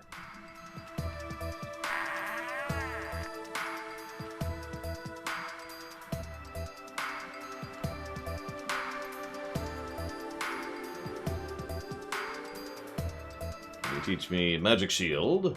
I don't know what that does. I pay for it. Actually, since we're paying for it, hang on.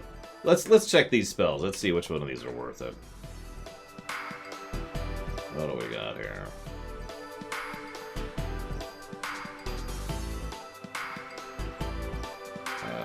Spells. Shops. Hang on. Items. Weapons. Scrolls, characters. What else? Spells. Oh, here's spells. Okay, found it. Okay, so. Shock is an AoE fear. Berserk.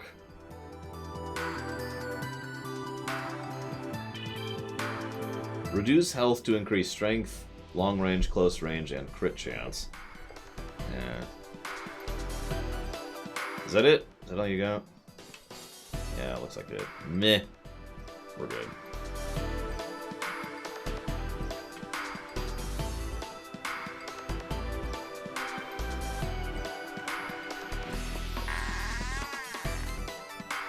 Honestly, no, Mr. Red.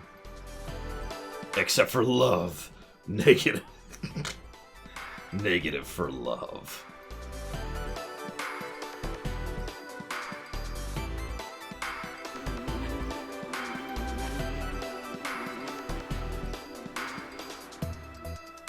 I'm joking.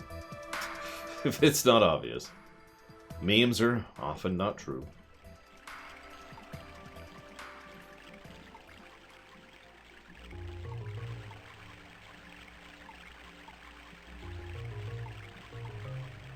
Still playing Donkey Kong music. Seems appropriate. Yeah.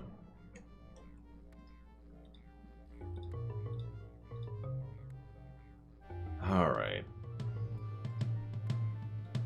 Let's make some gold.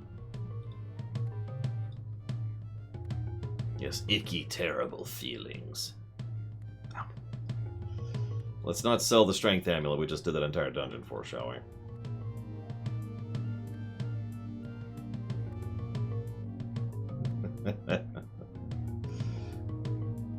Fair enough, Grizzars. Oh, these are not worth a lot of money. Except for that one. That was worth some change. It's good, because then we can buy some more potions. Probably Takoida, but I don't actually know. Let's find out. It won't actually let me sell it or drop it, so I suppose that answers that.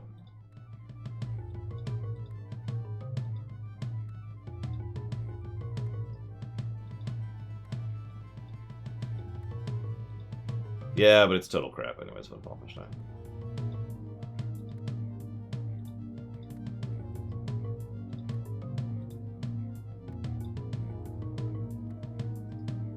See, I got another one.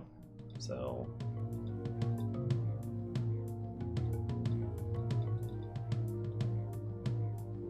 Okay.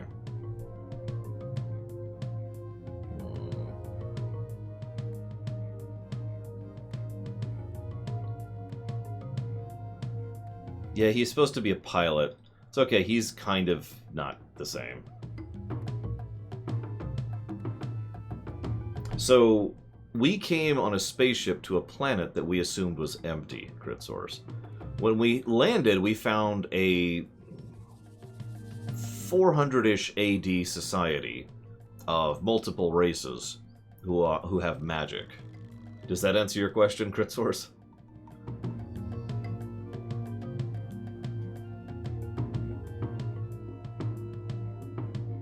Also, I didn't know bodies had power ratings. That makes so much sense now. But yeah, it's kind of the Star Ocean thing, or Star Trek, actually, while we're on the subject. Although Star Ocean kind of does this weird, because in Star Ocean, what happens is you're on a spaceship and then you crash land, and then it's a fantasy game for the rest of the game. I don't know if this one sticks to fantasy for the rest of the game, but... Now, Star Ocean 2 kind of pulls the sci-fi back into it, and Star Ocean 3 is ridiculous and stupid, but I don't want to get off topic here. So, someone asked, I think it was Roaring, earlier asked, biggest plot twist I didn't see coming. Problem is I can't answer that without spoiling, and I do tend to be anti-spoiling. That being said, there are several plot twists that I have not called. And I have talked about them as we have gone through those specific games.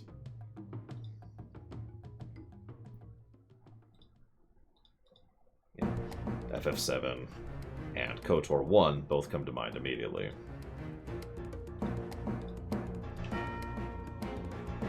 Okay, let's head back.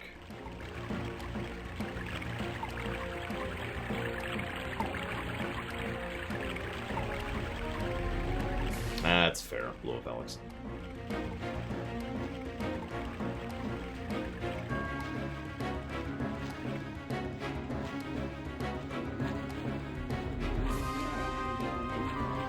Remember, no unrelated spoilers, Deckfish.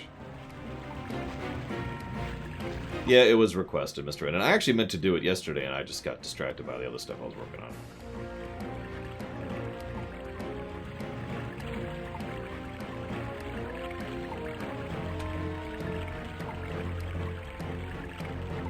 Biggest, most obvious plot twist that I didn't catch? StarCraft 1. I have no idea why, but I didn't see that coming at all.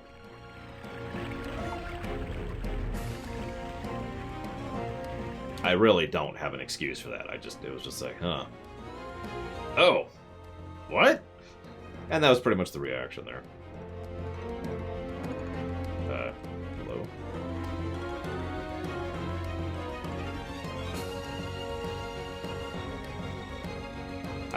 As usual, since I'm against unrelated spoilers, I'm not mentioning the specific spoilers. I'm just mentioning the game they were in. So, you can guess which one I'm talking about.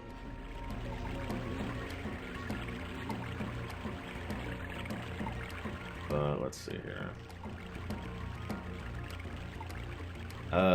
Here, I think? Yeah, because then I gotta... Yeah. Okay. Hey, so... what do you think about... Michael Javier Demon Hunter? I don't understand that! Of course. No, don't... No, don't... Talk to me!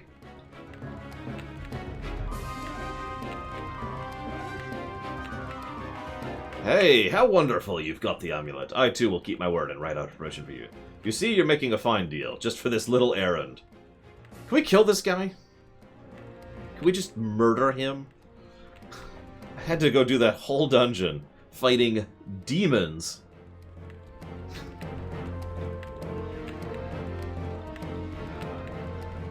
To get you the ability to get your wife pregnant. You have more or less literally failed as a man.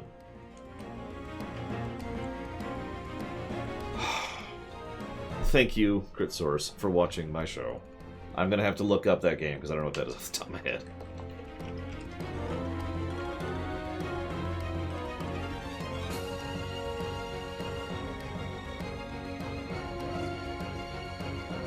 Technically, yes, Von Falkenstein. That's where we got the eyes.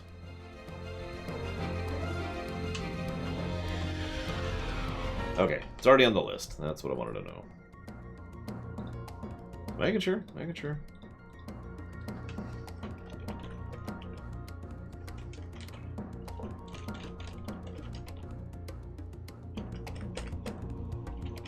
There we go. Dead cells. Got it down. Okay. Alright, let's see if we can find this fisherman who apparently roams around. Sorry, Shadow Machine. I mean, it is me. I analyze fiction for a living. Oh no, her husband drowned. That's horrible.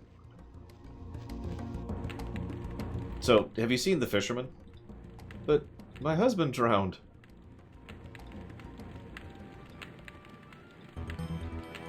Hey, Preka.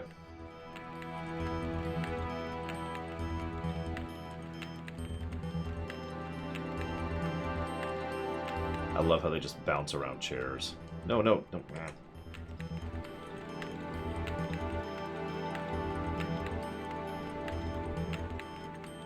Correct, Crit Source. That's not... Okay. There's... I mean, it's a German game. I don't think Germans understand the concept of happiness. This is a game about how all life is misery and pain. If everyone died, then the world would be a better place. But they do not, and so they must suffer the eternity of nightmares.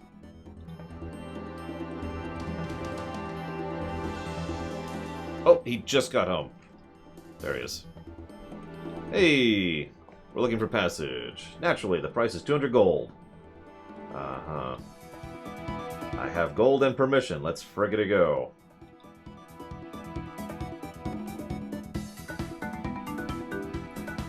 Tom and his companions board the ship and later begin the trip to Bellaveno, the great harbor city. Yes, Bloodborne is secretly a German game. Isn't Bloodborne Japanese? I'm not actually sure off the top of my head. Dreer again uses the passing of time to teach everyone the Mani language. We are just really good at picking up languages in days. The time flies by until the Mani loomed on the horizon. Before long, a magnificent view of the new land and of Beloveno, the harbor city, appears. Aw. Hang on. Let's switch songs really quick here. This is the title song.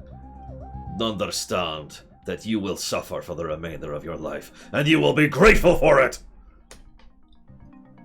Garrus maneuvers his ship skillfully into the harbor and stabs them, as is typical custom for Germans. Well, let's get it over with. Well, sorry, I read that wrong. Well, that's over with. Let's get a look at the city. Ah! Here we are. Beloveno. I would propose first we look around the city, maybe learn about Toronto. We have to try and make progress. We have a lot to accomplish. Oh, oh, oh. Oh. Oh.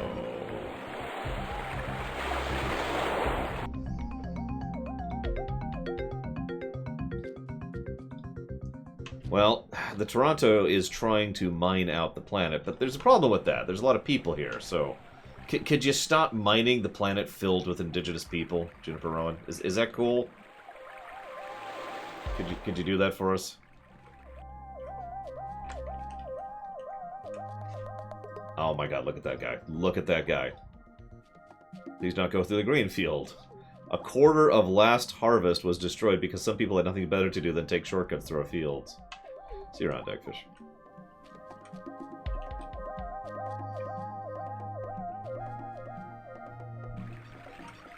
It's okay, we're not mining oil. We're mining everything else. In fact, we're mining the entire surface of the planet. No, seriously. You know, interstellar levels of mining operations here.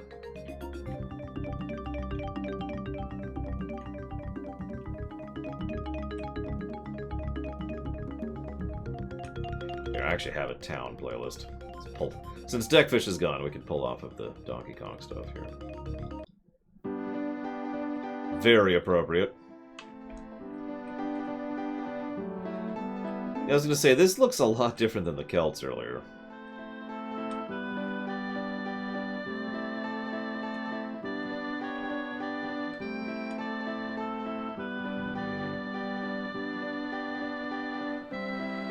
Listen, Juniper Rowan. I wasn't going to suggest anything. For a small fee, obviously, you know, to ensure that no falsehoods would ever be leveled at the good and fine people of Canada and Toronto. Okay, so here's all... Oh my god, alright. Well, this is a merchant, so let's see what they got. Let me in. Let me in. There we go.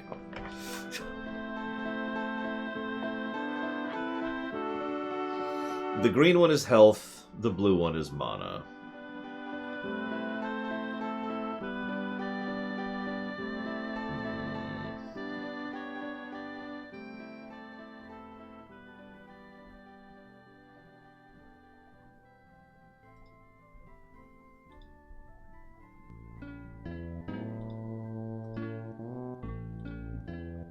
Barely more armor for a lot more weight and a lot of gold. I'm not sure that's actually worth it. It's only 2 more armor. And that's a third of my money. Yes, crit source. That's why that's the party lead. You can also see party lead because it like pushes them up a little bit. See like that.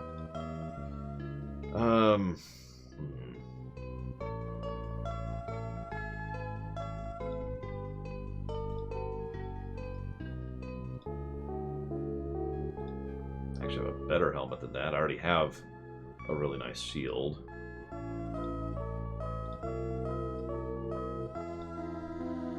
Again, that is barely better. 2 armor points for 800 golds. That's super not worth it. Yeah, I think I'm not going to buy any armor here.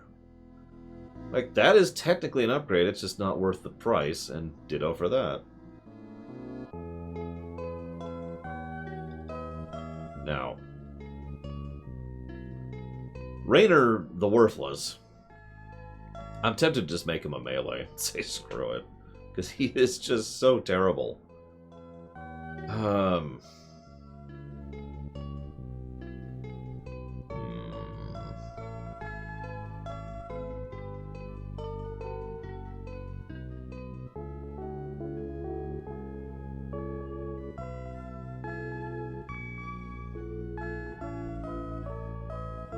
should take a drink.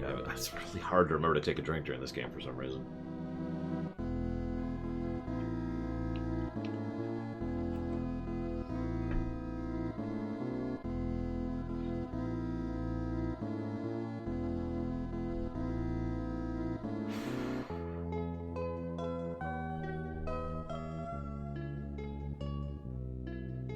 Let's commit to it. Let's try to make Raynor worth something, because he is the lockpick guy and worthless in combat right now. Like, he's been burning through arrows for no benefit. This has literally not been worth the investment, getting this stupid bow. So, let's buy the big armor. We just saved. This is whatever.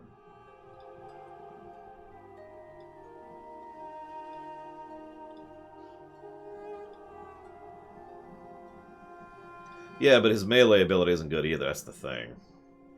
Still. It's better than what he's been doing, which is wasting my time. Actually, I'll hold on to the bow for right now. I haven't seen a better bow. So if we encounter an archer at some other point. What's your weight limit? That's not too bad. I don't know. She does okay with a bow, but she's not, you know, worthless. Unlike some people I can mention. So that's 4 versus 8. So that's actually worth grabbing. I'm going to spend most of my money right here.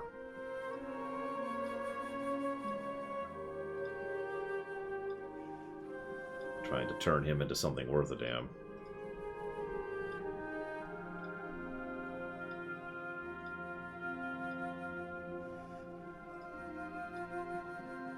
So that's 5 versus 12.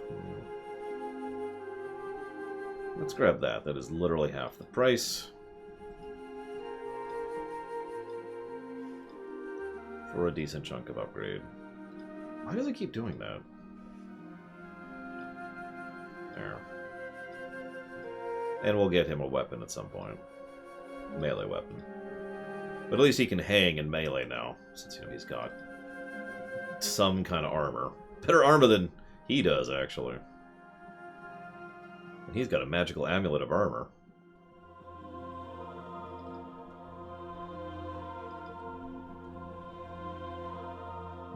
Actually, now that I think about it, can he wear shields? He can. That might not be a bad idea. Let's get a shield for him.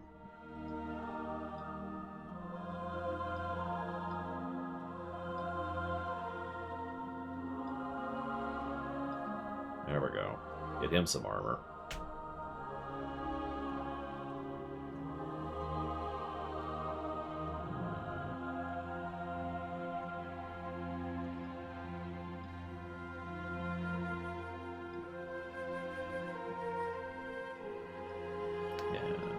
Helmet.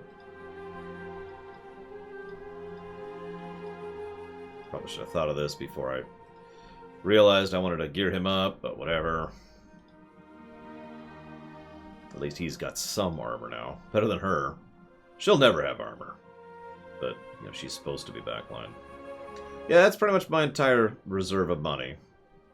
Just funny, because I'm doing alright financially, but, you know, whatever. Hey, Melikor. The worst part is, I still need to get seeds. possibly spells, but mostly seeds. Alright. And weapons. I need to look at weapons. But I guess they don't have weapons here. So let's go see if we can find a weapon shop.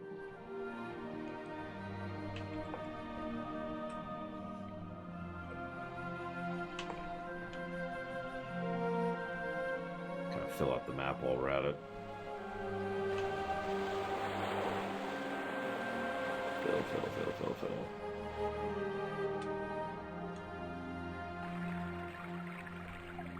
Okay.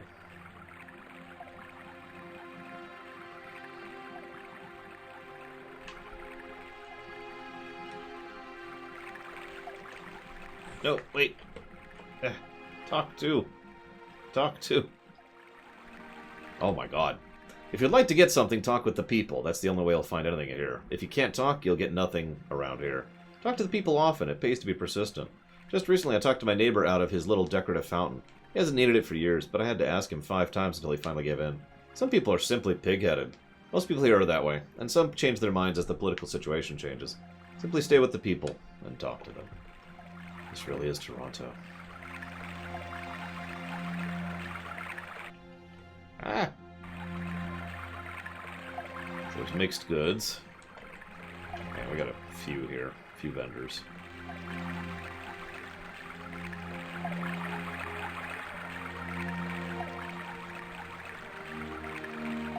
A residence. And a generic merchant, which isn't labeled. Right now it's labeled. Food! Which we're doing okay on right now. There's the tavern.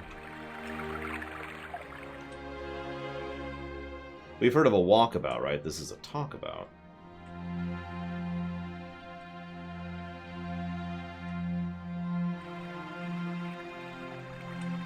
It's the tavern again. Random dude. The randomness.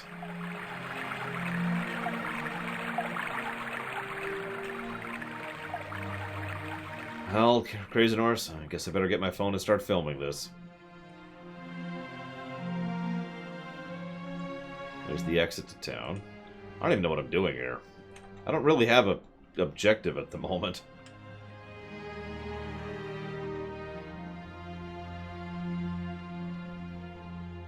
That's true, Juniper Rowan.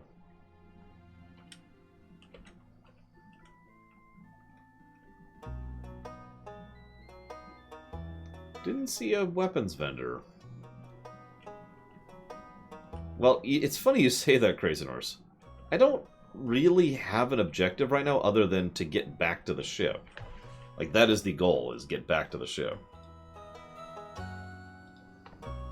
You cannot and need not understand everything. Wow, what a weird dude. It's Gum Gum. So we've got the armorsmith. Ah, there's the weaponsmith. I did find one. Yay. Now to spend all that gold I don't have. So, I'm guessing you've never heard of early game hell, Juniper Rowan. I want you to imagine that you have to go into a dungeon against enemies that don't drop gold and are difficult to kill and come in large packs, and you have only 2 people. Well, 3 people, but one of them is actually worthless. And very difficulty getting healing items because you have no magic, and it's hard to get food and healing potions because of the low money problem. And then I want you to imagine that everything about everything that I just talked about is horrifically designed from the word go. Any questions?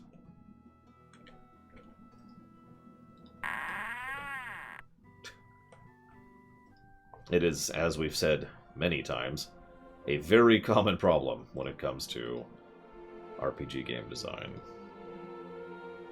So we're going to save this in the combat slot, no reason.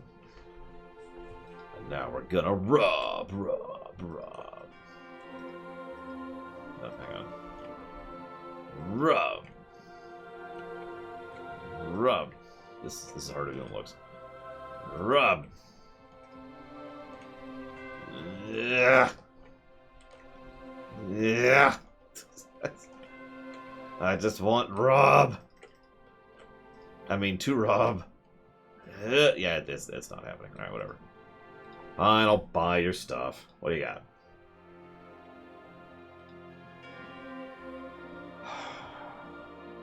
Danu's Light. 2,000 gold. Okay. That's cool. I'm cool.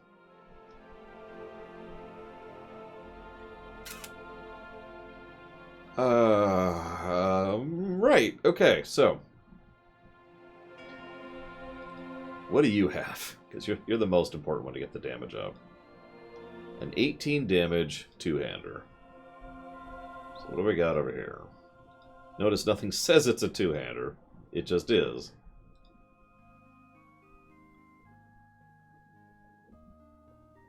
Now that is literally called two-hander. 11 damage. Is nothing here going to surpass this?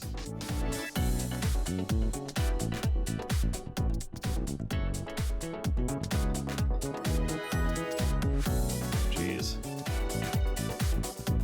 Yeah, that might be... Okay. Over to you. What do you have? 9 damage. Okay, we can surpass 9 damage.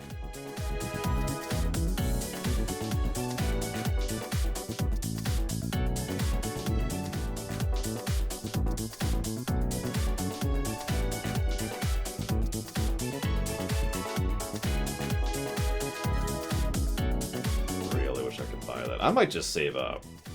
Try to afford that. I mean, that's more gold than I had walking into town, so that might never happen. I could also just go for that. Which would be a damage upgrade. I need a weapon for him, though. Hey, just for you, Michael. Or, I'm sorry, for Crazy Horse. It's only 60.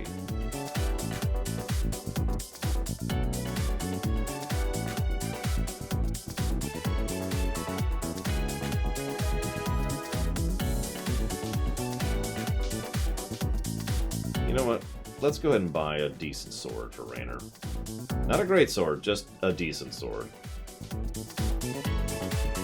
There. And then let's step back up. Whoa, whoa. Fell a bit too far there. There we go. Thank you, Brakeman. As always. Towards a hat in time and a dive being awesome.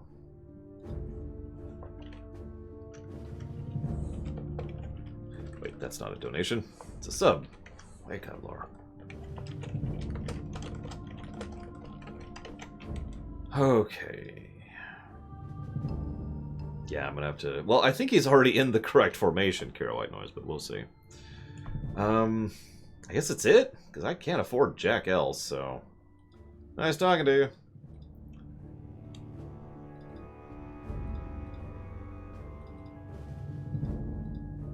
Oh, nope. We got rejiggered. That's weird. Why did we get rejiggered? Whatever. I'm just going to swap those two, I think. Yep, okay. Okay. So. What to do? Well, since the only other thing on the map that is popped up is residence, let's go ahead and pop into residence and see what's going on here.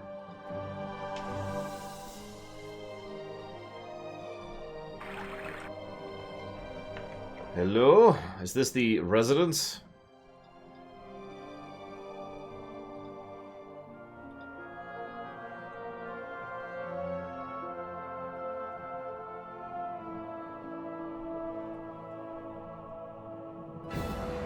Well, kind of.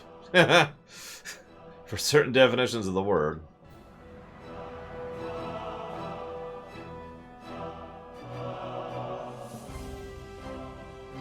Might as well buy all 9 of those.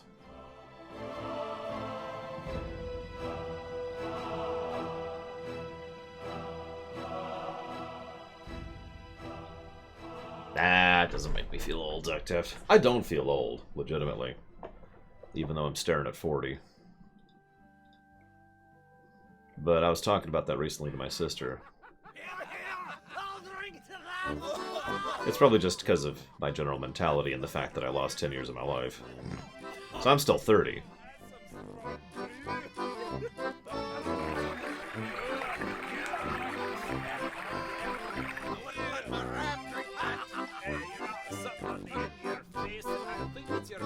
This song perfectly encapsulates this town. Okay, so we've got the inn, food. I do need to check food, make sure we're okay on provisions. But it looks like that's kind of it. I mean, that's not true. There are 2 places I can go to that are not labeled on the map.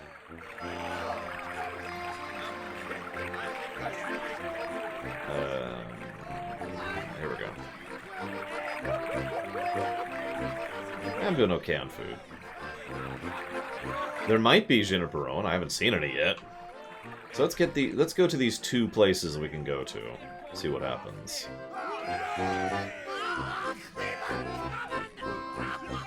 This one.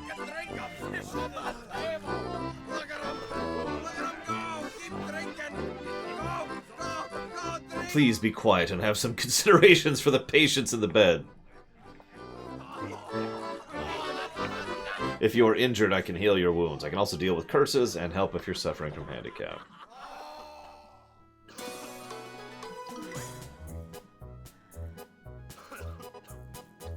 I've got clusters. It's a horrible disease. You better stay away from me or you'll get it.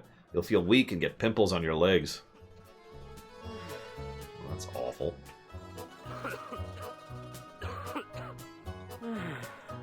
Skybadin, I have clusters, but I'm better now thanks to Ramina's good care. I don't think that's what they're saying, Mr. Red. But I will admit, I'm not sure what they would be saying other than that. It's like Donald Duck. I don't think Donald Duck is actually saying, you know, F you, when he says thank you.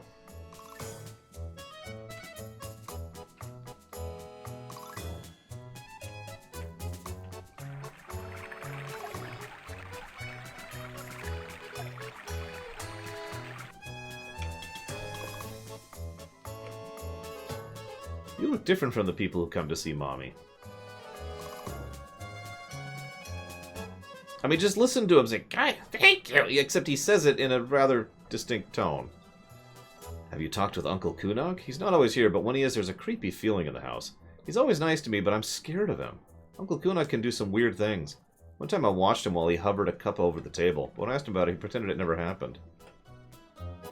Okay. I am Kunog. What do you want from me? I don't like to be disturbed unless it's something important. Okay.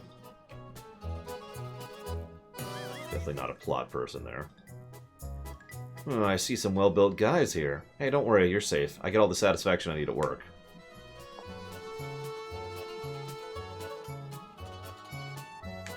Why don't you visit me sometime in the House of Red Curtains? Don't be scared of the sticky carpet and the panting. Most of their customers feel really comfortable. By the way, my name is Karaya. Pleased to meet you. We'll have to talk when you come to visit me. What's your profession? You can tell. I'm sure you can tell by my clothing where I work. Come visit me sometime. Of course, most males aren't willing to admit they go to a brothel now and again.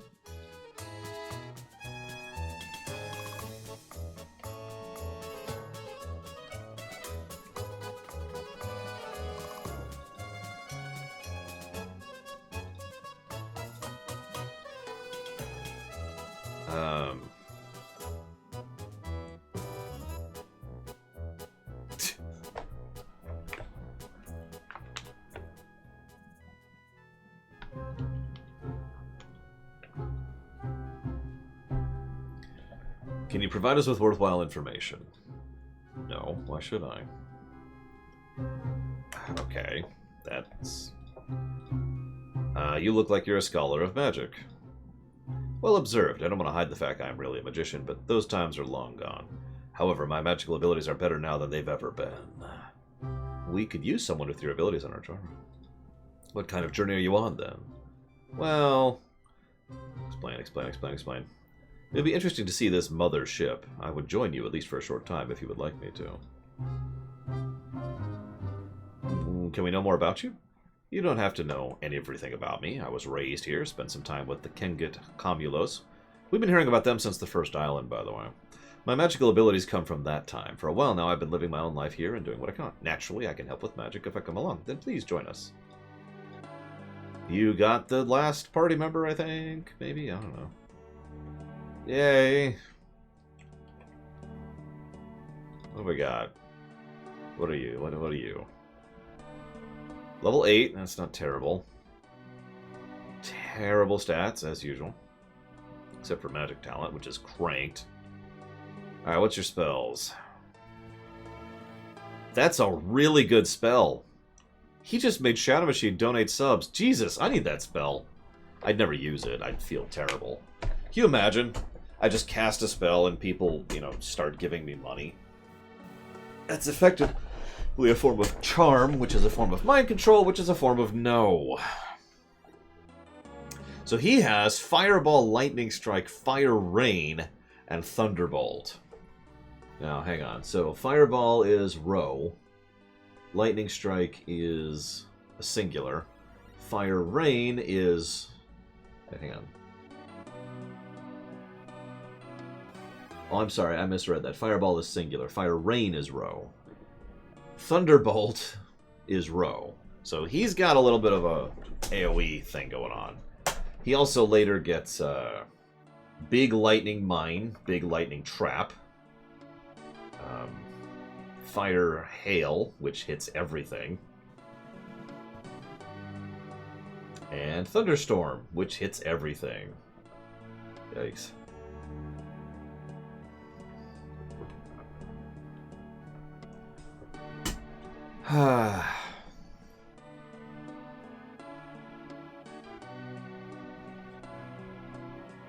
Anyways, are they done going through? Thank you, Shadow Machine, very, very much.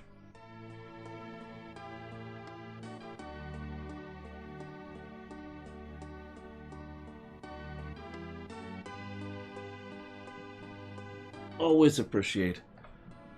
Always obliged. Thank you. And those are going towards Stanley, I think I saw? Yep, there it is. Stanley Parable. Hang on a second, I need to wake up my monitor. Wake up! There we go. Stupid thing.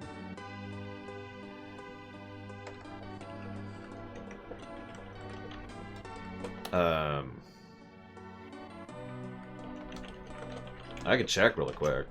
Where are we at with Stanley? Is Stanley on my list or the other list? So I have two spreadsheets now, because it's the easiest way to make it happen. Which means I just have to check both of them. Nope, it's on the other one. That's okay. Switch to the other one. Yeah, the spell to make you barf your guts. Mayonnaise.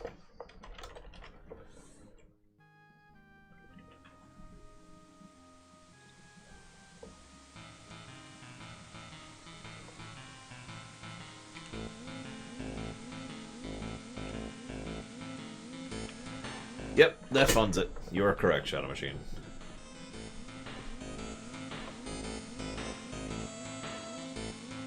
I'll update that now, since I'm staring at it. Definitely not just an excuse to not play this game. I'm not sure why either, Shadow Machine. Oh, no, I know why.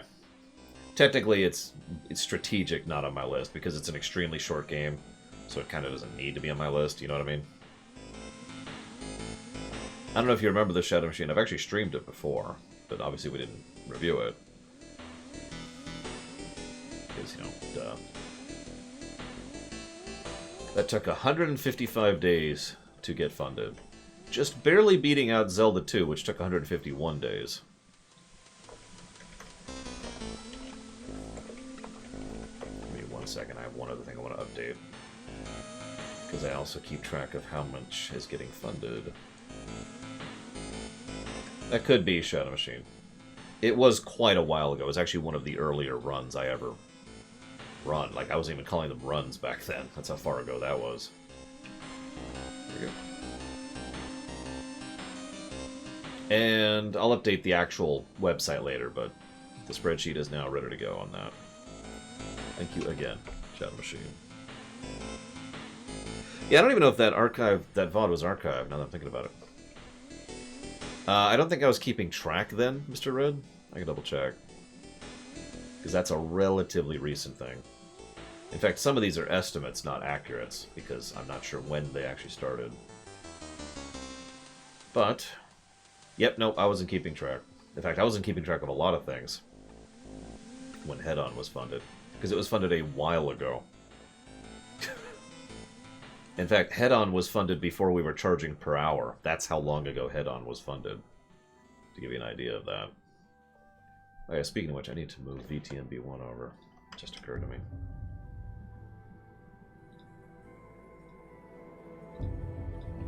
Definitely not just delaying playing the game some more, don't mind me.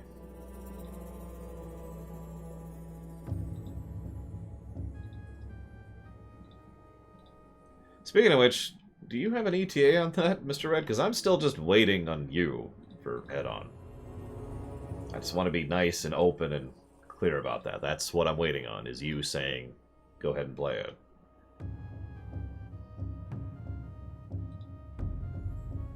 A 320p video. Truly terrifying.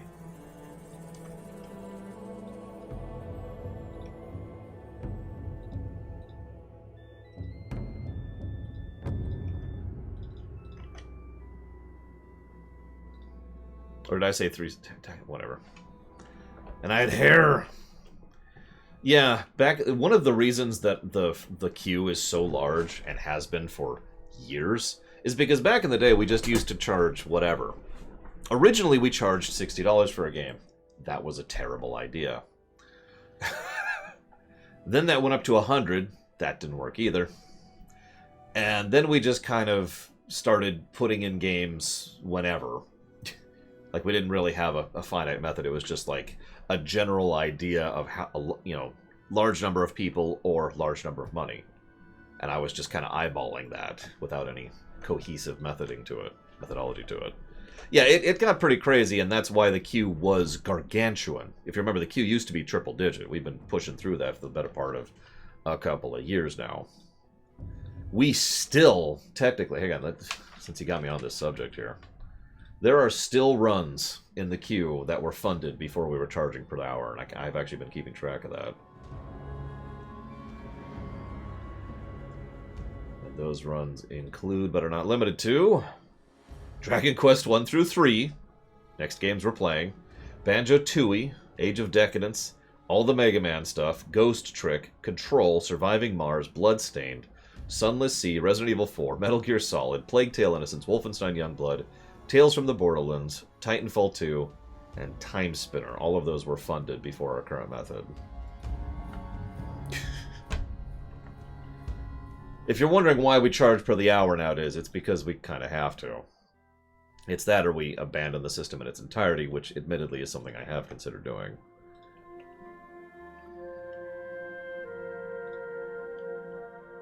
Oh, no, I actually did want to do something there. This.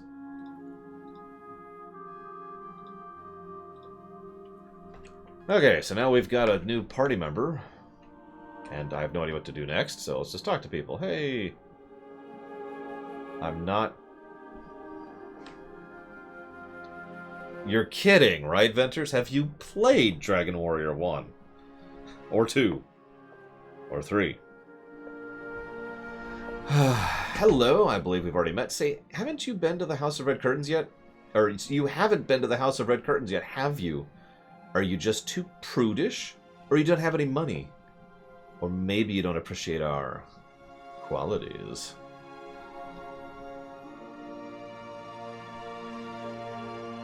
Oh my god, we have dialogue options here. So one of the options is, well, perhaps we don't need your services as much as you think. I mean, we're getting it on the side. No, here's my favorite option, though. We're raring to go. We can't wait to get there.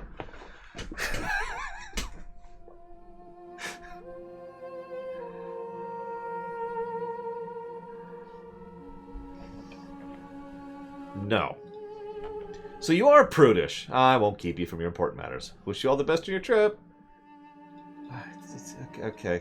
We're just gonna leave now.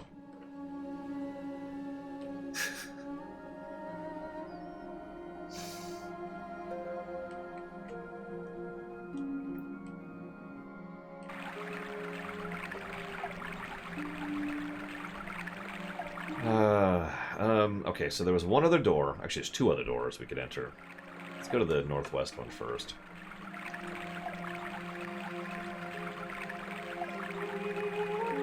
Oh my god, why, Shadowshi? Yeah, that would be a little bit of a massive waste of time, yes. Hey, it's important to love your work, but maybe you shouldn't love your work. That's all I'm saying.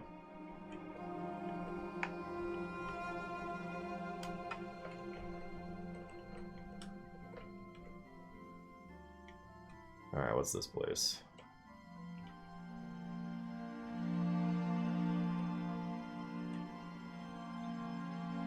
What are you looking at? Ah, well, Skivadine is a common greeting for us. In your language, it means what a beautiful day it is. It would be nice if you also used the greeting. As you see, we live in modest circumstance. After all, what do gold and a kingdom mean? It is more important to lead a contented life. That's non sequitur, but okay.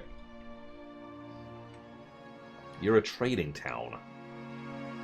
Don't mind the skulls hanging from our walls. They're not very modern, but they are valuable inheritances from our ancestors. People around here hang on to traditions. Well, time to let the Toronto do its work. Would you like to hear a song? No. Thank you, though.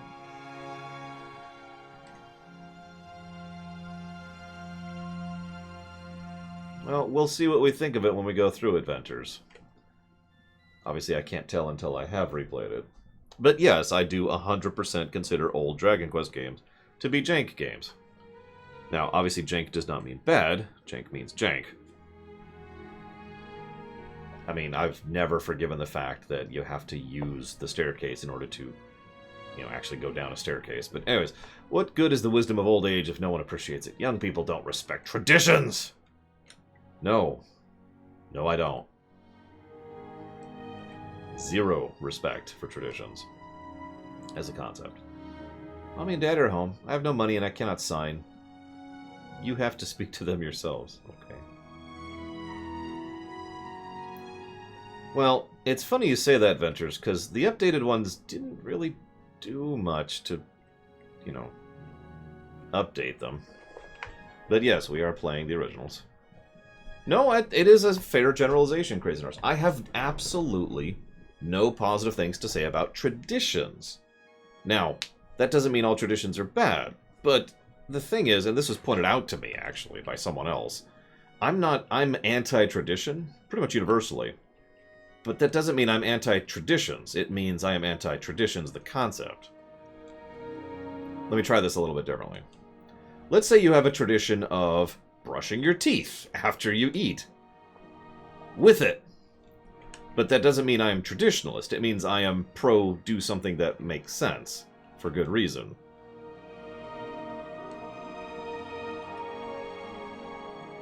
If it didn't make sense, if for some bizarre reason brushing your teeth after eating was actually a bad thing, then I would say, oh, we should stop doing that. Hence why I'm not actually traditionalist, excuse me.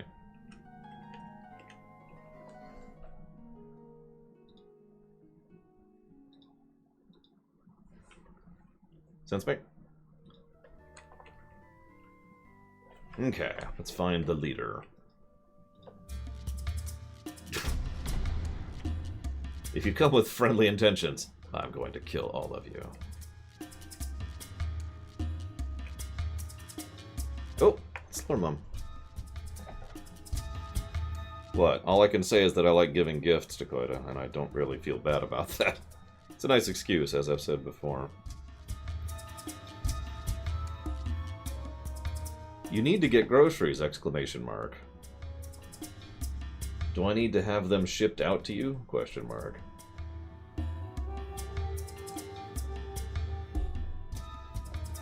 Alright. Hopefully you'll be able to find your way around. The council house is a very large building. You can easily get lost in the many corridors, halls, and conference rooms. Remember, the exit and receiving hall are in the north. In the middle are conference rooms and corridors which lead to the Holy Room. In the south is the Great Hall, and behind that is the Council. Council of the Just, naturally. Got it. Council of the Just. Let's do it. If I had to only like people who only like things I like, S.A. Ross, I'm not sure I would like anyone.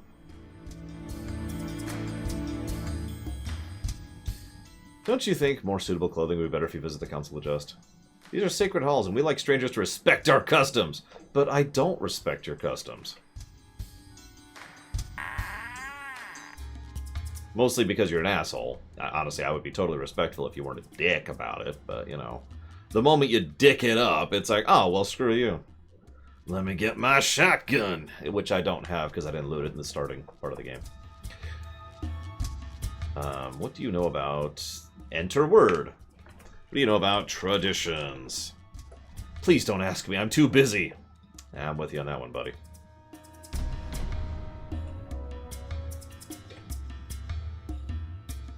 Welcome to I'm Guard, a member of the council. Hey, can you tell me about the council? I'm one of the 3 council members. Hang on a second. Well, good! Exclamation mark. It's nice to get out every now and again, period. I am one of the 3 council members. My colleague is named Rico, and then there's Perron. Rico is somewhat taciturn, but a fine fellow. I should also mention that Perron is quite sensitive and sees all kinds of specters. Don't let yourself be worried by him. Finally, there's Heros, the council president. You can visit all of us. I hope you enjoy your stay in our beautiful city. We will try to make it as pleasant as possible. With tradition. Tell me about Town Hall.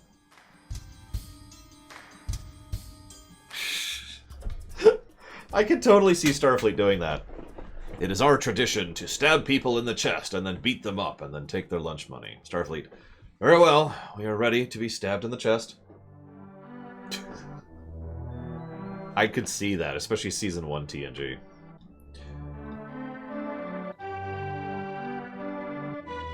Tell me about yourself. That's fascinating. Tell me about Rico. Tell me about Perron. Okay. Fascinating work. Let's never talk to this guy again. Very appropriate music.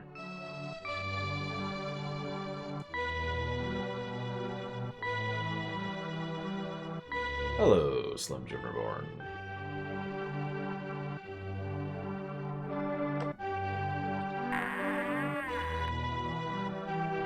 Welcome back. How do you like our building? We're proud of it. Because it is the most magnificent building in the city. It cost thousands of lives and hundreds of souls sacrificed to the engine. Sorry. In any case, I'm glad to meet you. My name is Perron. I have been a member of the Council of the Just for 5 years. It's not easy being a council member. Tell me about Bolivano. Hope you like your city. Visit the Harbor of the South. Visit some other places. Oh my god. Wall of text. You are interested in the Council. I will be glad to tell you about it. The Council of the Just has existed for generations. I've been a member for 5 years. There are 2 other council members, Guard and Rico. Then there's the council president, Heros. He is a wise person. I am glad he's on the council. Unfortunately, I can't say that about all of them. Sometimes it seems that Guard and Rico do not take their tasks seriously unless it directly interests them. We often make decisions which I don't think are in the best interests of the people, and Guard and Rico are responsible. I don't like to say bad things about people, especially to a total stranger I just met 10 seconds ago, but sometimes it's necessary to tell the truth! I believe Guard and Rico are here for their own interest than that of the people. But maybe that's just my opinion. Talk with other people. Maybe they will have a different opinion. Have you been to Kaunos yet? Just talk with Kontos, Darius, and the other people. They all know God and Rico, even though they sometimes deny it. Kaunos? That's a little village where people still have a traditional lifestyle. Ugh. You know how it is, punching in the face, stealing lunch money. The path to Kaunos is arduous and difficult to describe since the village lies on the mountain plateau. Just try to find the rock walls on which large climbing plants grow, and with a little exertion, you can climb up onto the plateau. Kaunos is pretty far up, but if you really look for it, you will find it.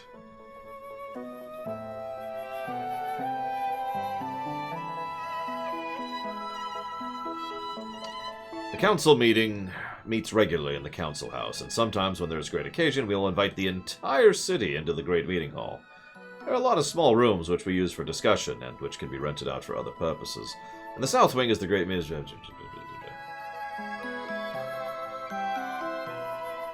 Srimalinar is a beautiful little Iskai village, to the north of Bolivono, on the other side of the mountain. Just like the inhabitants of Kaunos, religion plays an important role in the lives of the people of Srimalinar. There is a shrine which they visit regularly near the city. There's also a magician's guild.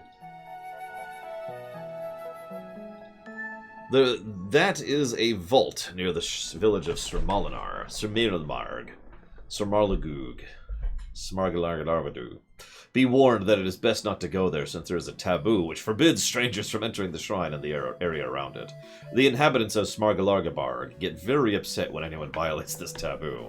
Got it, there's probably going to be a dungeon there. Taboo? The taboo is... taboo. Taboo.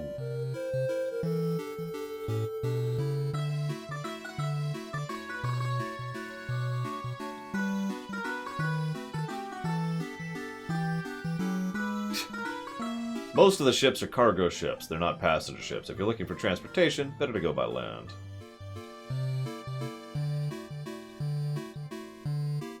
This guy's got a lot of topic. Look at this. If you're looking for people with strong magic, go to Kontos and Kaunos, or look in Srimanamanama.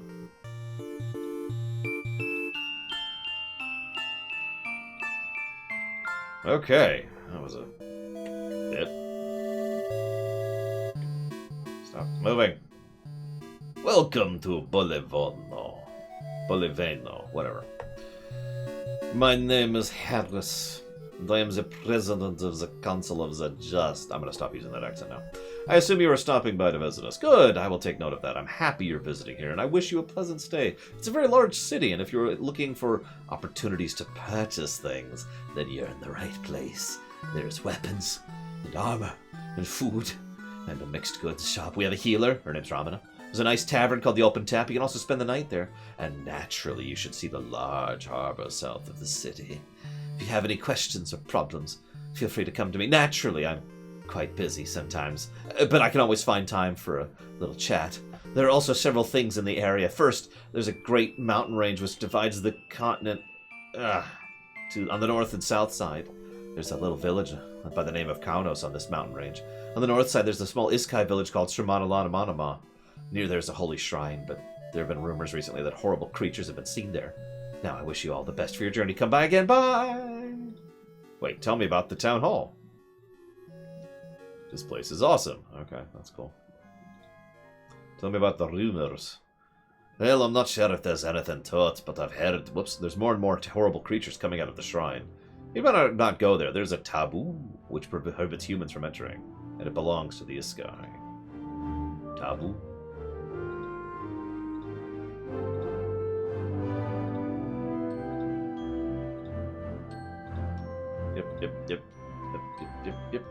Yep. This is the same stuff the other guy said.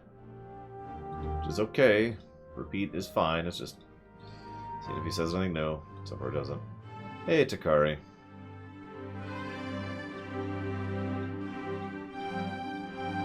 Is that everything? That's everything. Okay. Okay. Well, I guess that's our quest hook. Go north. Hit the shrine. I don't know why. Like, there's no story reason for us to go there, but sure. Sure. We can do that. By virtue of being a place to go to, we should probably go there. Jelly beans. What kind of jelly beans, though? Because there's, you know, there's good jelly beans. And there's coconut jelly beans. Or black licorice ones. That is... yeah, I could use someone to remind me to take a drink, Takari. I'm not going to complain about that. Okay. Oh, I love buttered popcorn jelly beans. One of my favorites. No joke. Favorite pizza? I'm not sure I have a favorite. But two come to mind immediately. One is actual deep dish. You know, the stuff that some people argue isn't pizza at all. The one that's this tall, and it's not bread, it's just pie. There's meat and sauce that's this tall. The other would be this wonderful Italian pizza. I don't know what else to call it. This was back in California. This was a while ago. But I remember the taste of this pizza distinctly, because it was like spinach and artichoke and like chunks of radish and just, I don't know, it was like a weird, like a stew almost, except a really Greek flavored stew on pizza, and it was thick and delicious and awesome. And I've never found something like that since then. I've actually said several times, if I ever get back to the Sacramento area, I'm going to hunt down that restaurant, see if it's still there.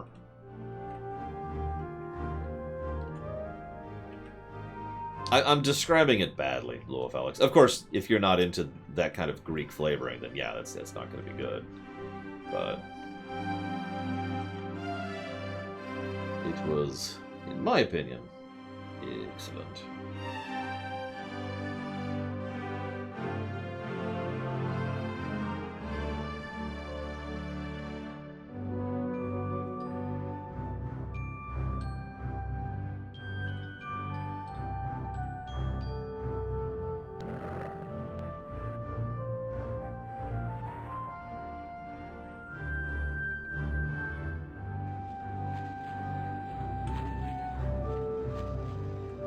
I guess since we're in the overworld, we can change playlists here.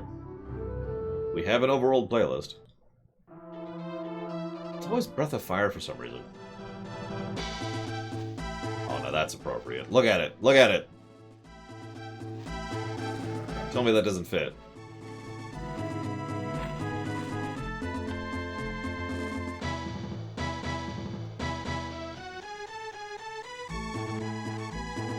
Alright, where are we at?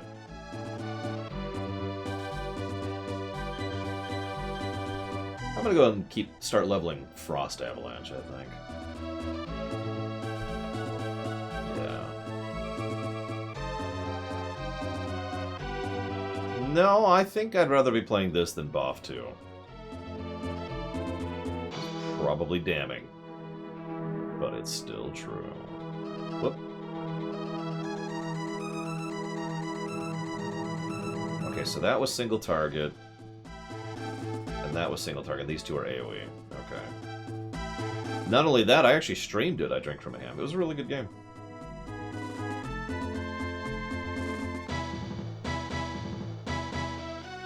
Let's try an AoE, see how this works.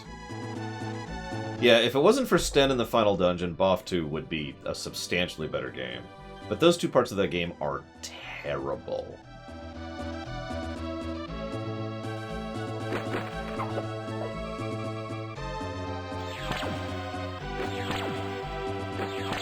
Find out in a minute, Schmeidoff, because I'm not sure.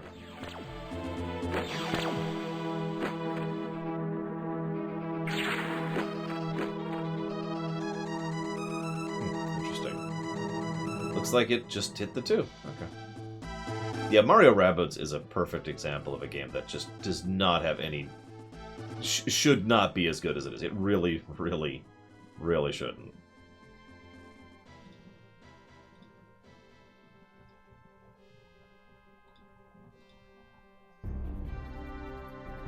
I in no way expected that to be a good game until I got into it and I was like, wow, that's huh.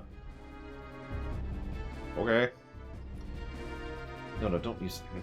Stop using magic item. Use magic. The back row back here.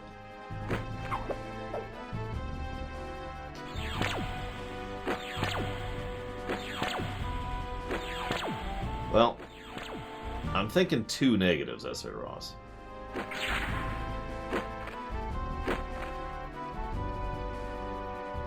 Give or take.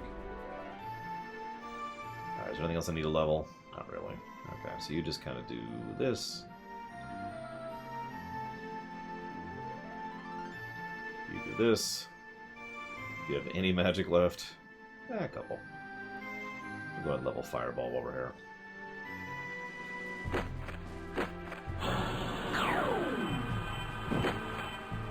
Hey, Baron.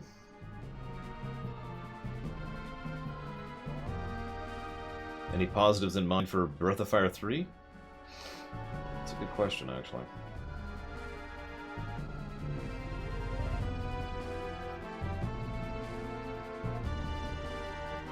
Music.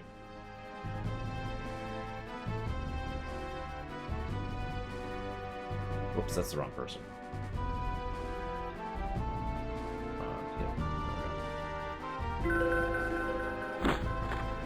Probably graphics. Yeah, sprite art is pretty legit in Breath of Fire 3.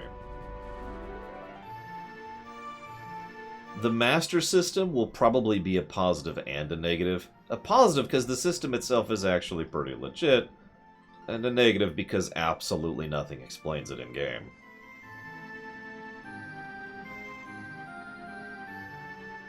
So, you know, that sucks.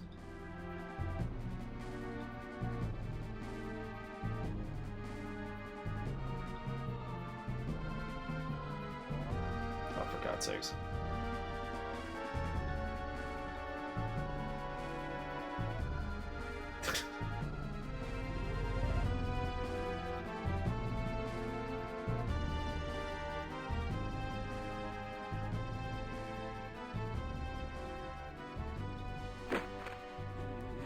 I'm not sure if the build your own village thing will be a positive.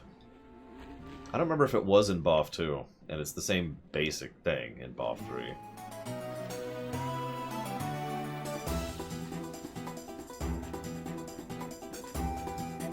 Ooh, that's actually a good point. Yeah, the intro is pretty good.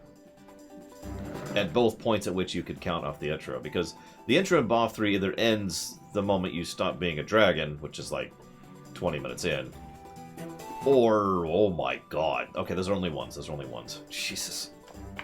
Or the moment things get serious, which is pretty much when you leave the first town, which is several hours in. I'd probably give that to Luther, but it depends on which one you're talking about, Zoctoft. Yeah, this,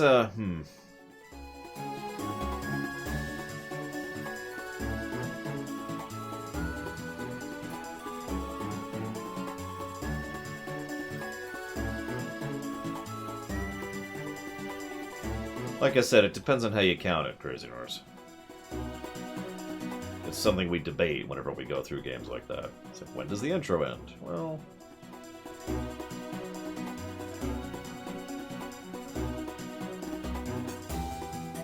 No, I didn't von Wolfenstein.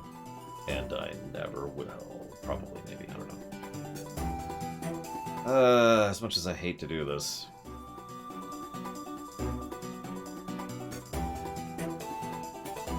Actually, I didn't mean to do it on her. I meant to do it on him.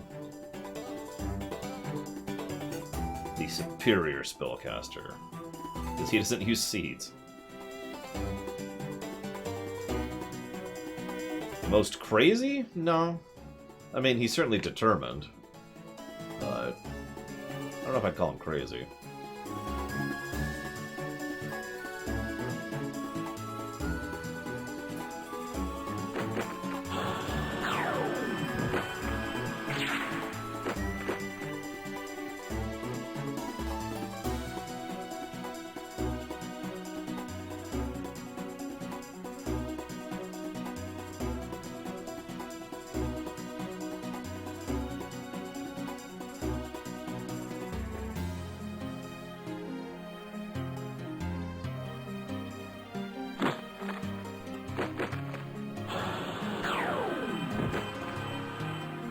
Well, that's because Dr. Doom has always used tech and magic equally, so that, I mean, that makes sense.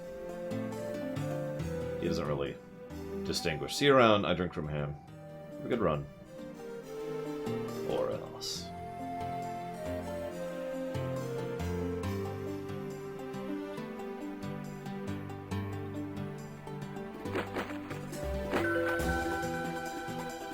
I am kind of being thankful that we ended up getting those armor upgrades, though, because it's already showing against these fights. See you around, Eclectic. Have a good day at work. Or else. Jesus! I just had to say that, didn't I? And then Raynor just gets stomped. Well, we need to level healing anyways. There. We need a level fire strike or rain or whatever it is too.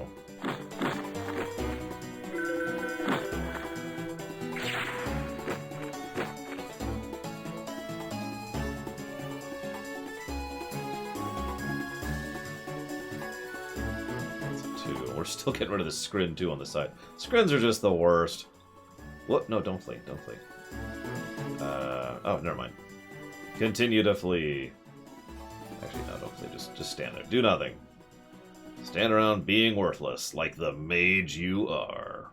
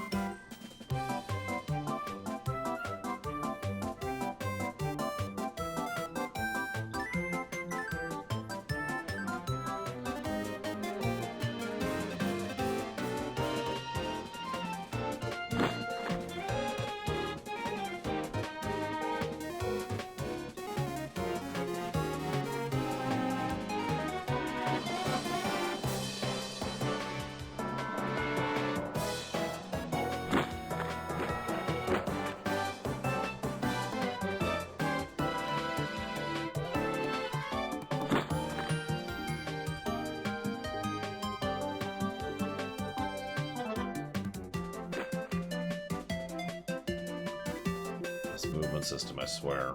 Oh, he decided to run. I'll take it. Hey, Rainer's level 10. I once again remind you, the guide I've been following, past tense, recommended being at level 12 before leaving the first island. Just a friendly reminder there.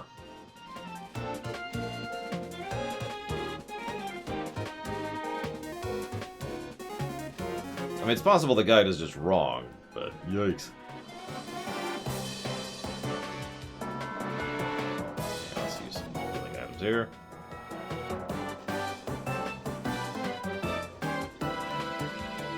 And I hope so, Zect out, because we might not.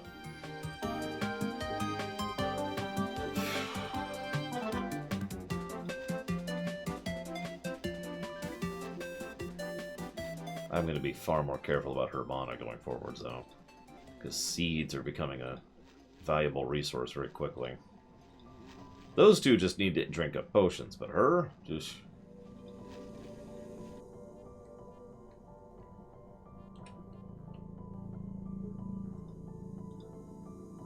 No, that.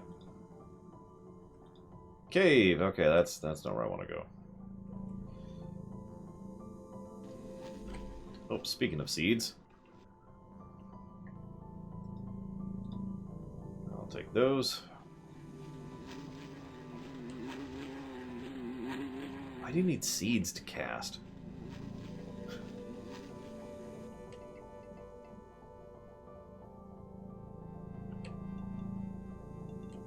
Unless they're just straight up components, in which case, never mind. Hey, this looks like a way to go forwards. Magic beans. So this is how we get to all the hidden heart pieces? I mean, Lord knows I could probably use them right about now.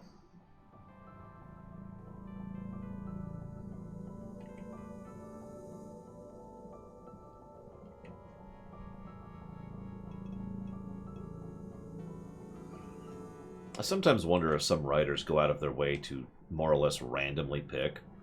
Like, imagine they're just like, alright, I've written down 20 things. I'm going to roll a d20. Whatever it comes up, that's the component for the magic. Okay. To try and add randomness to magic, you know? When they're writing it.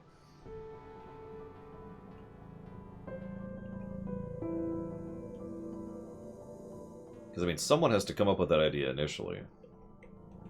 And, oh. Vines. More vines. Pigs. Delicious pigs. This is Celeste. Very good.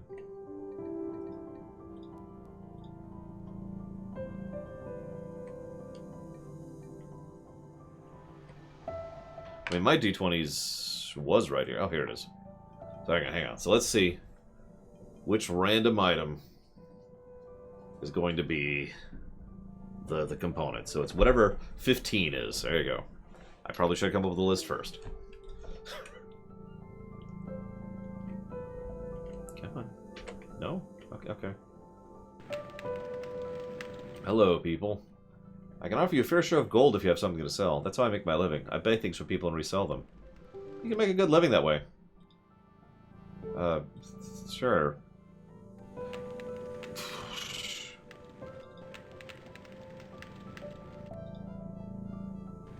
Well, here. I'd like to sell this sword. This is a useless item. It's a sword. Okay. Sell all these. I love how I can hear the actual game music under all this. Sell the meat. So I probably don't need it. Hopefully, fingers crossed.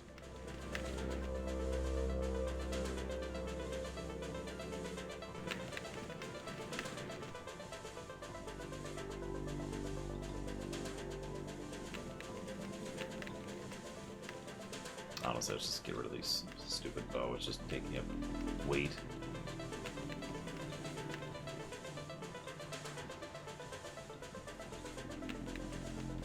Not gonna get rid of the bullets yet, because I've been told those are really rare to come by. And in fact, the speedrun routes around getting bullets for the end of the game. I guess that's everything I have to sell.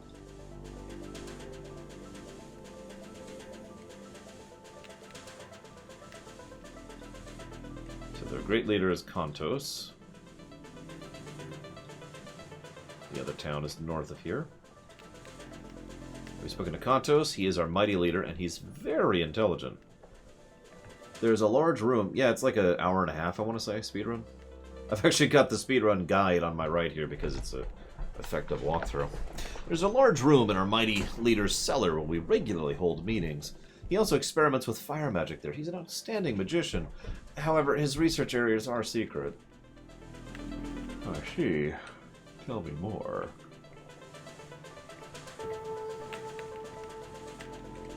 Tell me all about the can eat more.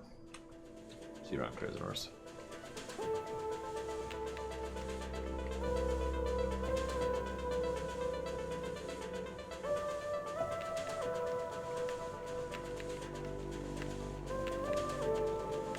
Hi. You cannot buy things here like in Bolivano. We all know each other and trade for things we need. Therefore, we need no stores. Well, that's okay. I guess you don't know that Otacro comes by here every morning. He's an outstanding battle trainer. Well, that's good to know. Oh my god. The last time a visitor came to our village, a horrible disease broke out which killed 2 members of our tribe. Hopefully you aren't carrying any bad diseases like that with you. Lady, I'm from another planet. I have no idea what diseases I'm carrying with me.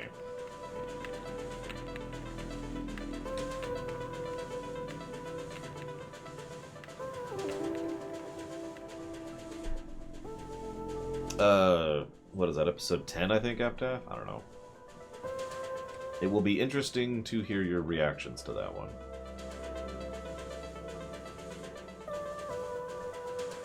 Don't think we're all unfriendly, however, strangers must prove their worth before they gain our respect.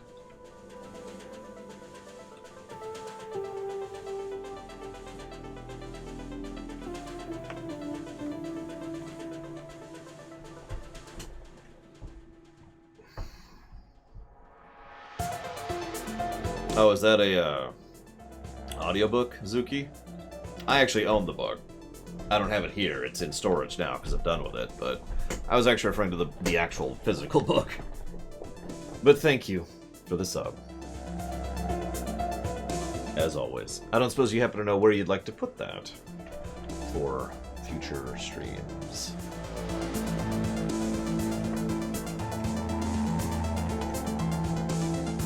Yeah, quite a few people pointed out that that book existed, which I find very strange. Because I owned that book, and I referenced it constantly when it came to discussing the series. Maybe I didn't say that? I don't know. That was like 6 months ago. I don't remember.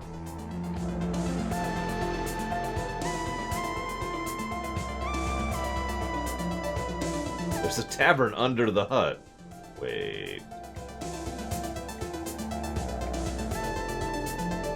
Yeah, I've kind of noticed that, Kira White Noise. Interestingly enough. Oh, seeds! Seeds! Seeds! I will put that towards dealer's choice. Thank you again, Zuki.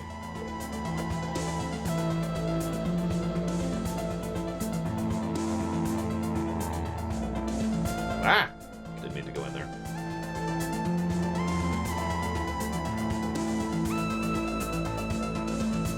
You know how you know when a game is good? When you want to play it again, even if you've 100%ed it before. Well, that's not true. 99%ed it before. There are a few of the don't ever die cherries that I never got in Celeste.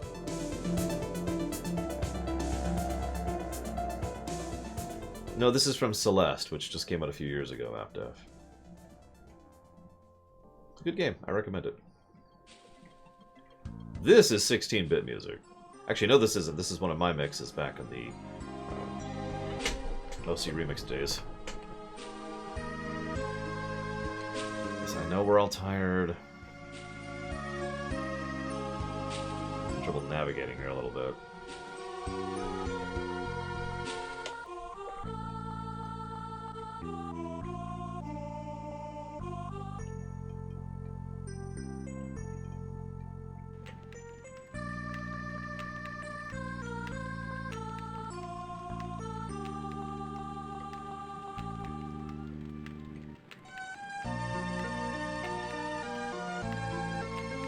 The residents and laboratory areas of the great Kantos, our worthy and holy leader, are in here. No one can come in unless they have a written invitation. Sorry, I didn't mean to bother you.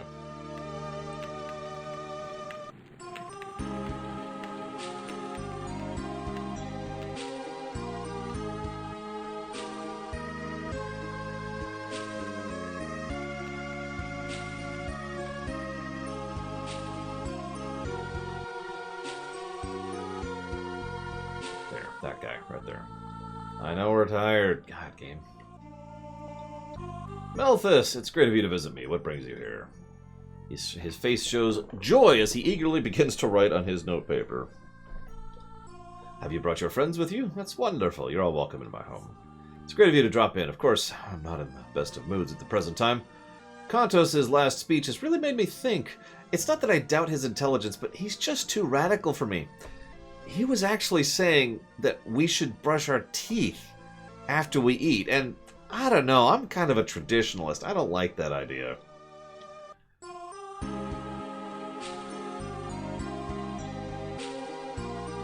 think there's trouble brewing here. I suggest we try to find out more about this problem by talking to the important people in each of the cities and villages. Maybe we can mediate. If we can find something positive, we're sure to find someone who'll help us.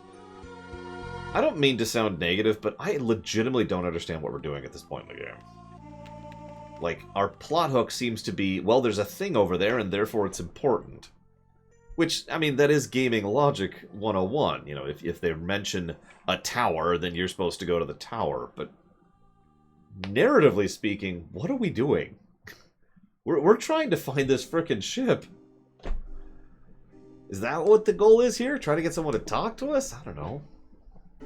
If there's a big bad, I don't know about it. Like, literally, our actual primary goal is to get back to our ship. And up until now, it's been pretty logical. Like, okay, we need to get to this other island, which means we need to sail there. But the only person who has a ship who knows the route pays attention to the local king. The local king won't give us, permission to go there, so we have to go and do this favor for the king, which we did. That made sense. The original town we were in, which was just a bunch of hospitable people who were totally cool, but oh wait, hang on, there's a murder mystery we need you to solve before we can let you leave. Okay, that makes sense. But here it's just, alright, we're in the new area. Let's talk to people. This might be our very first story negative. This is just kind of odd. Anyways, let's see if we can find Nod. You Nod. You are Nod. Okay, so I'm supposed to say, we don't need an invitation. Oh, you need it. Who do you think you are? Your chatter isn't getting you anywhere. Nobody talks to us in this tone, understand? Just a second, you offended my honor first. That's not the point. We have to go through here. We already talked about that. You know the rules. You don't see the gravity of the situation. You're right, I don't see the gravity of the situation. It's a political affair. Alright, I'll let you through. I have no idea why we need to get into this dungeon, but this is the next dungeon, so here we are. Why are we here? I mean, I see, it feels like we're probably here to stop the flow of monsters that was mentioned by one person earlier. You remember that? Like, more monsters are coming out of the Mako reactor. I mean, out of the laboratory. And so we're going to try and stop that? That's the closest thing I've got to motivation right now. I do hope your brother enjoys it, Apdav. Well, time for a dungeon for some reason. Nice looking place. Very dark, of course. Out of curiosity, are there any dungeons other than the one in the Toronto that are not super dark like this? I'm actually curious. I think I will go ahead and light a torch, even though it lasts for 3 seconds. Just to, you know, smooth this out a little bit. Oh yeah, we're in a dungeon now. We need to change playlists. So this is like a laboratory.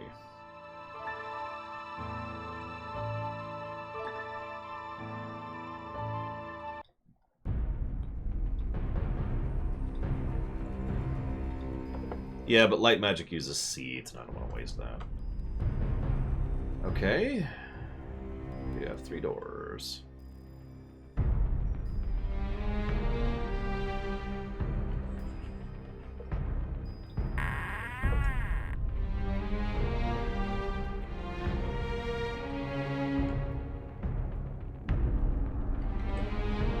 Yeah, I know. Oh yeah, we're all tired. Let's get some mana back. There we go. And of course that kills the torch. Oh well. That's my fault. I forgot we were tired. Just like in real life. No, that doesn't happen. This is from Final Fantasy VII R1.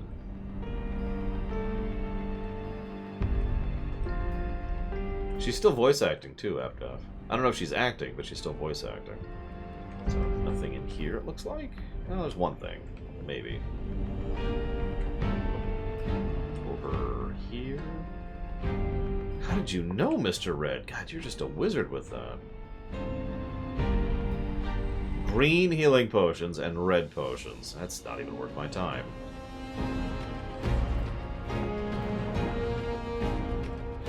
It's literally not worth the wait. The physical weight, I mean.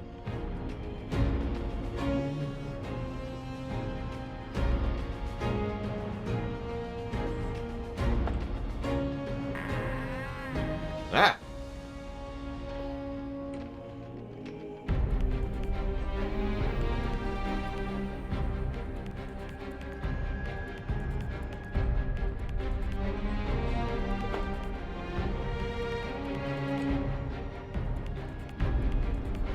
Oh, it's Kantos. Don't you see I am busy?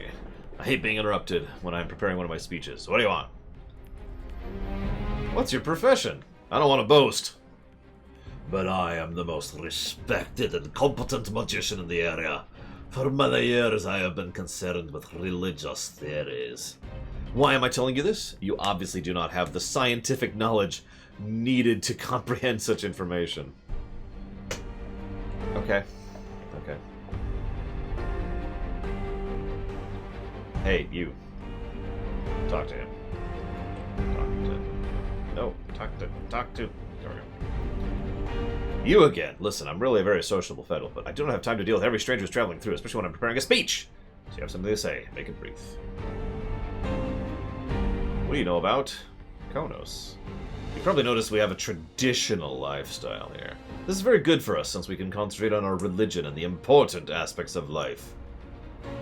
Like incest. From time to time I must improve the general knowledge of the inhabitants of Kaunos. To do this, I arrange a kind of religious service. I guess using that word would allow you to understand. I want to shoot this guy.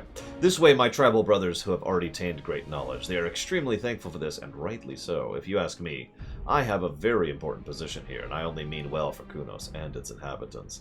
I give meaning to their lives, and now they have something to live for, and believe me, that is crucial. Believe for? I don't think you'll be able to understand the principles of our entire religion within a few minutes. Wait, let me guess. Hang on. There's this dude living on a mountain, and he's a jackass. Did I get it? Therefore, I will just outline it. Leadership by our Supreme Lord and the continuous improvement of our culture are the most important parts of our religion. Okay. That's actually pretty reasonable. Religion is very important to us. Really? You know what else is important to you? Core! I don't understand that. Well, I can't expect someone with your lack of scientific knowledge to understand that.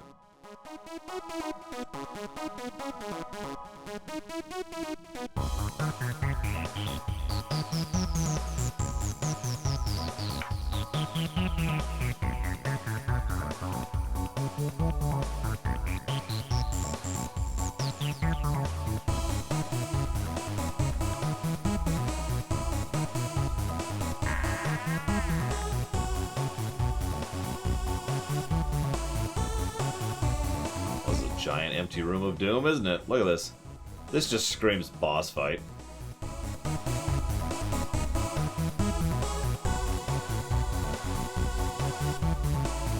Right now, I guess, but you know, eventually.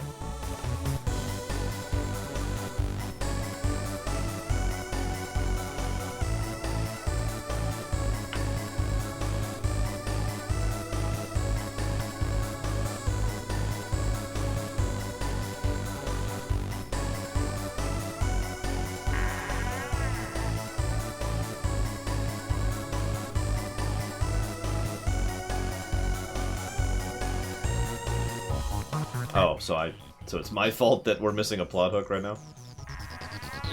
I mean, I can accept that.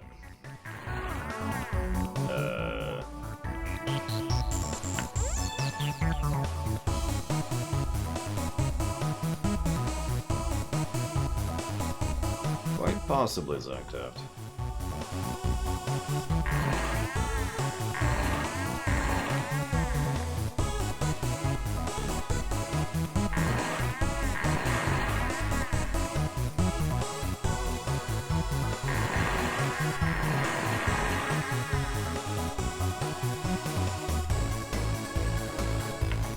Why that worked, but it did. And my torch went out again. Ah! Oh god, what are these things? Rinri. Rinri? What?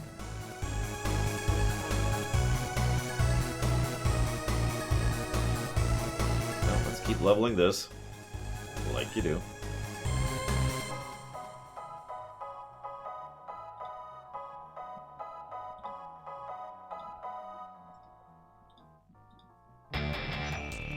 This is truly appropriate music. You do not understand the nightmare that has been unleashed. With the Rinnery! I joke, but I'm gonna laugh if these just absolutely demolish me.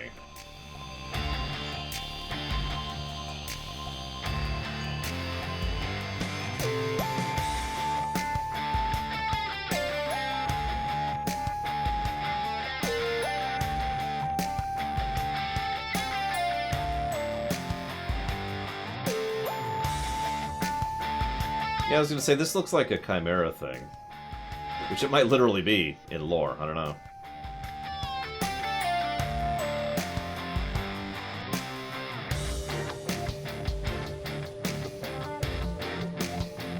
You know what, sure. I get experience from that anyways. Hey, Malthus is level 9.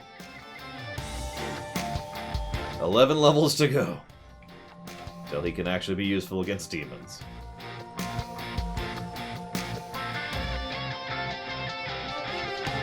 I got spoiled by having a torch, I'll tell you what. Look at this. How long does the light spell last? Guess we can find out. Hang on. Does raising the proficiency on that increase the duration of the light spell? Let's see here. Yep, it does. Damn. Well, that sounds like something I'm gonna make an effort to raise now. Yeah, Sonic music is usually pretty top tier. This is with the light spell? Oh my god. Yeah, I think you're right. I think this dungeon is just trying a little bit too hard on the edge scale. My god. This one is from Sonic Colors.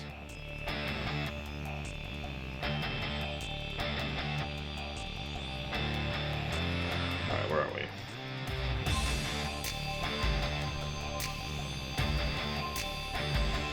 It's among my favorites of the Sonic games.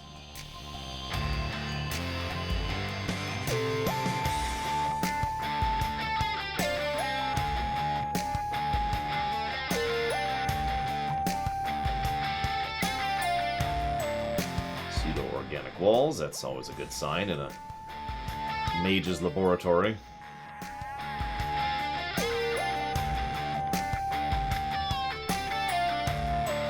No, this is just the asteroid coaster. Also known as some of the best stages in that game. Hey, it's a power amulet. It does something. What does the power amulet do?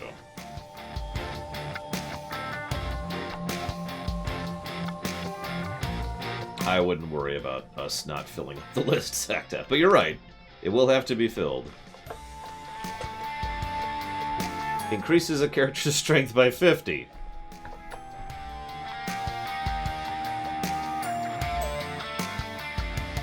Well.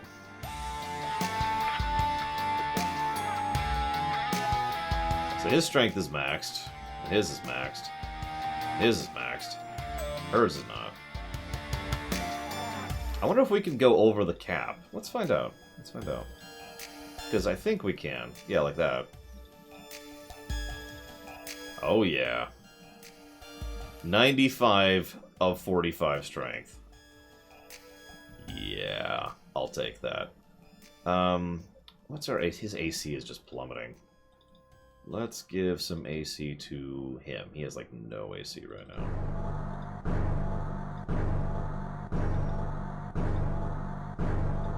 There we go. And some magic resistance, too. Okay. Oh, I should probably go ahead and... We're doing on rations. We're actually a little low on rations. Let's do a test. Rest. Okay, that ate up 12 rations. So it's 12 rations to use a rest with 6 people. Makes sense. That is what I was wondering. That also means I should probably buy some rations soon. The downside is the nearest vendor who sells rations is absolutely nowhere near here. It'll be a long journey to go buy rations.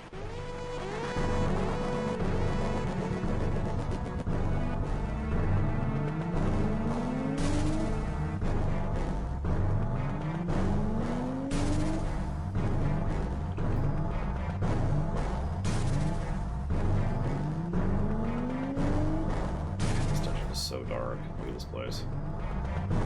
I'm legitimately having trouble. Whoa! Figuring out where I'm going right now. Oh, that's just mean.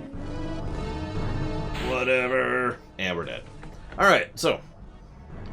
I'll be back after the lunch break when we figure out what the hell we're doing about that.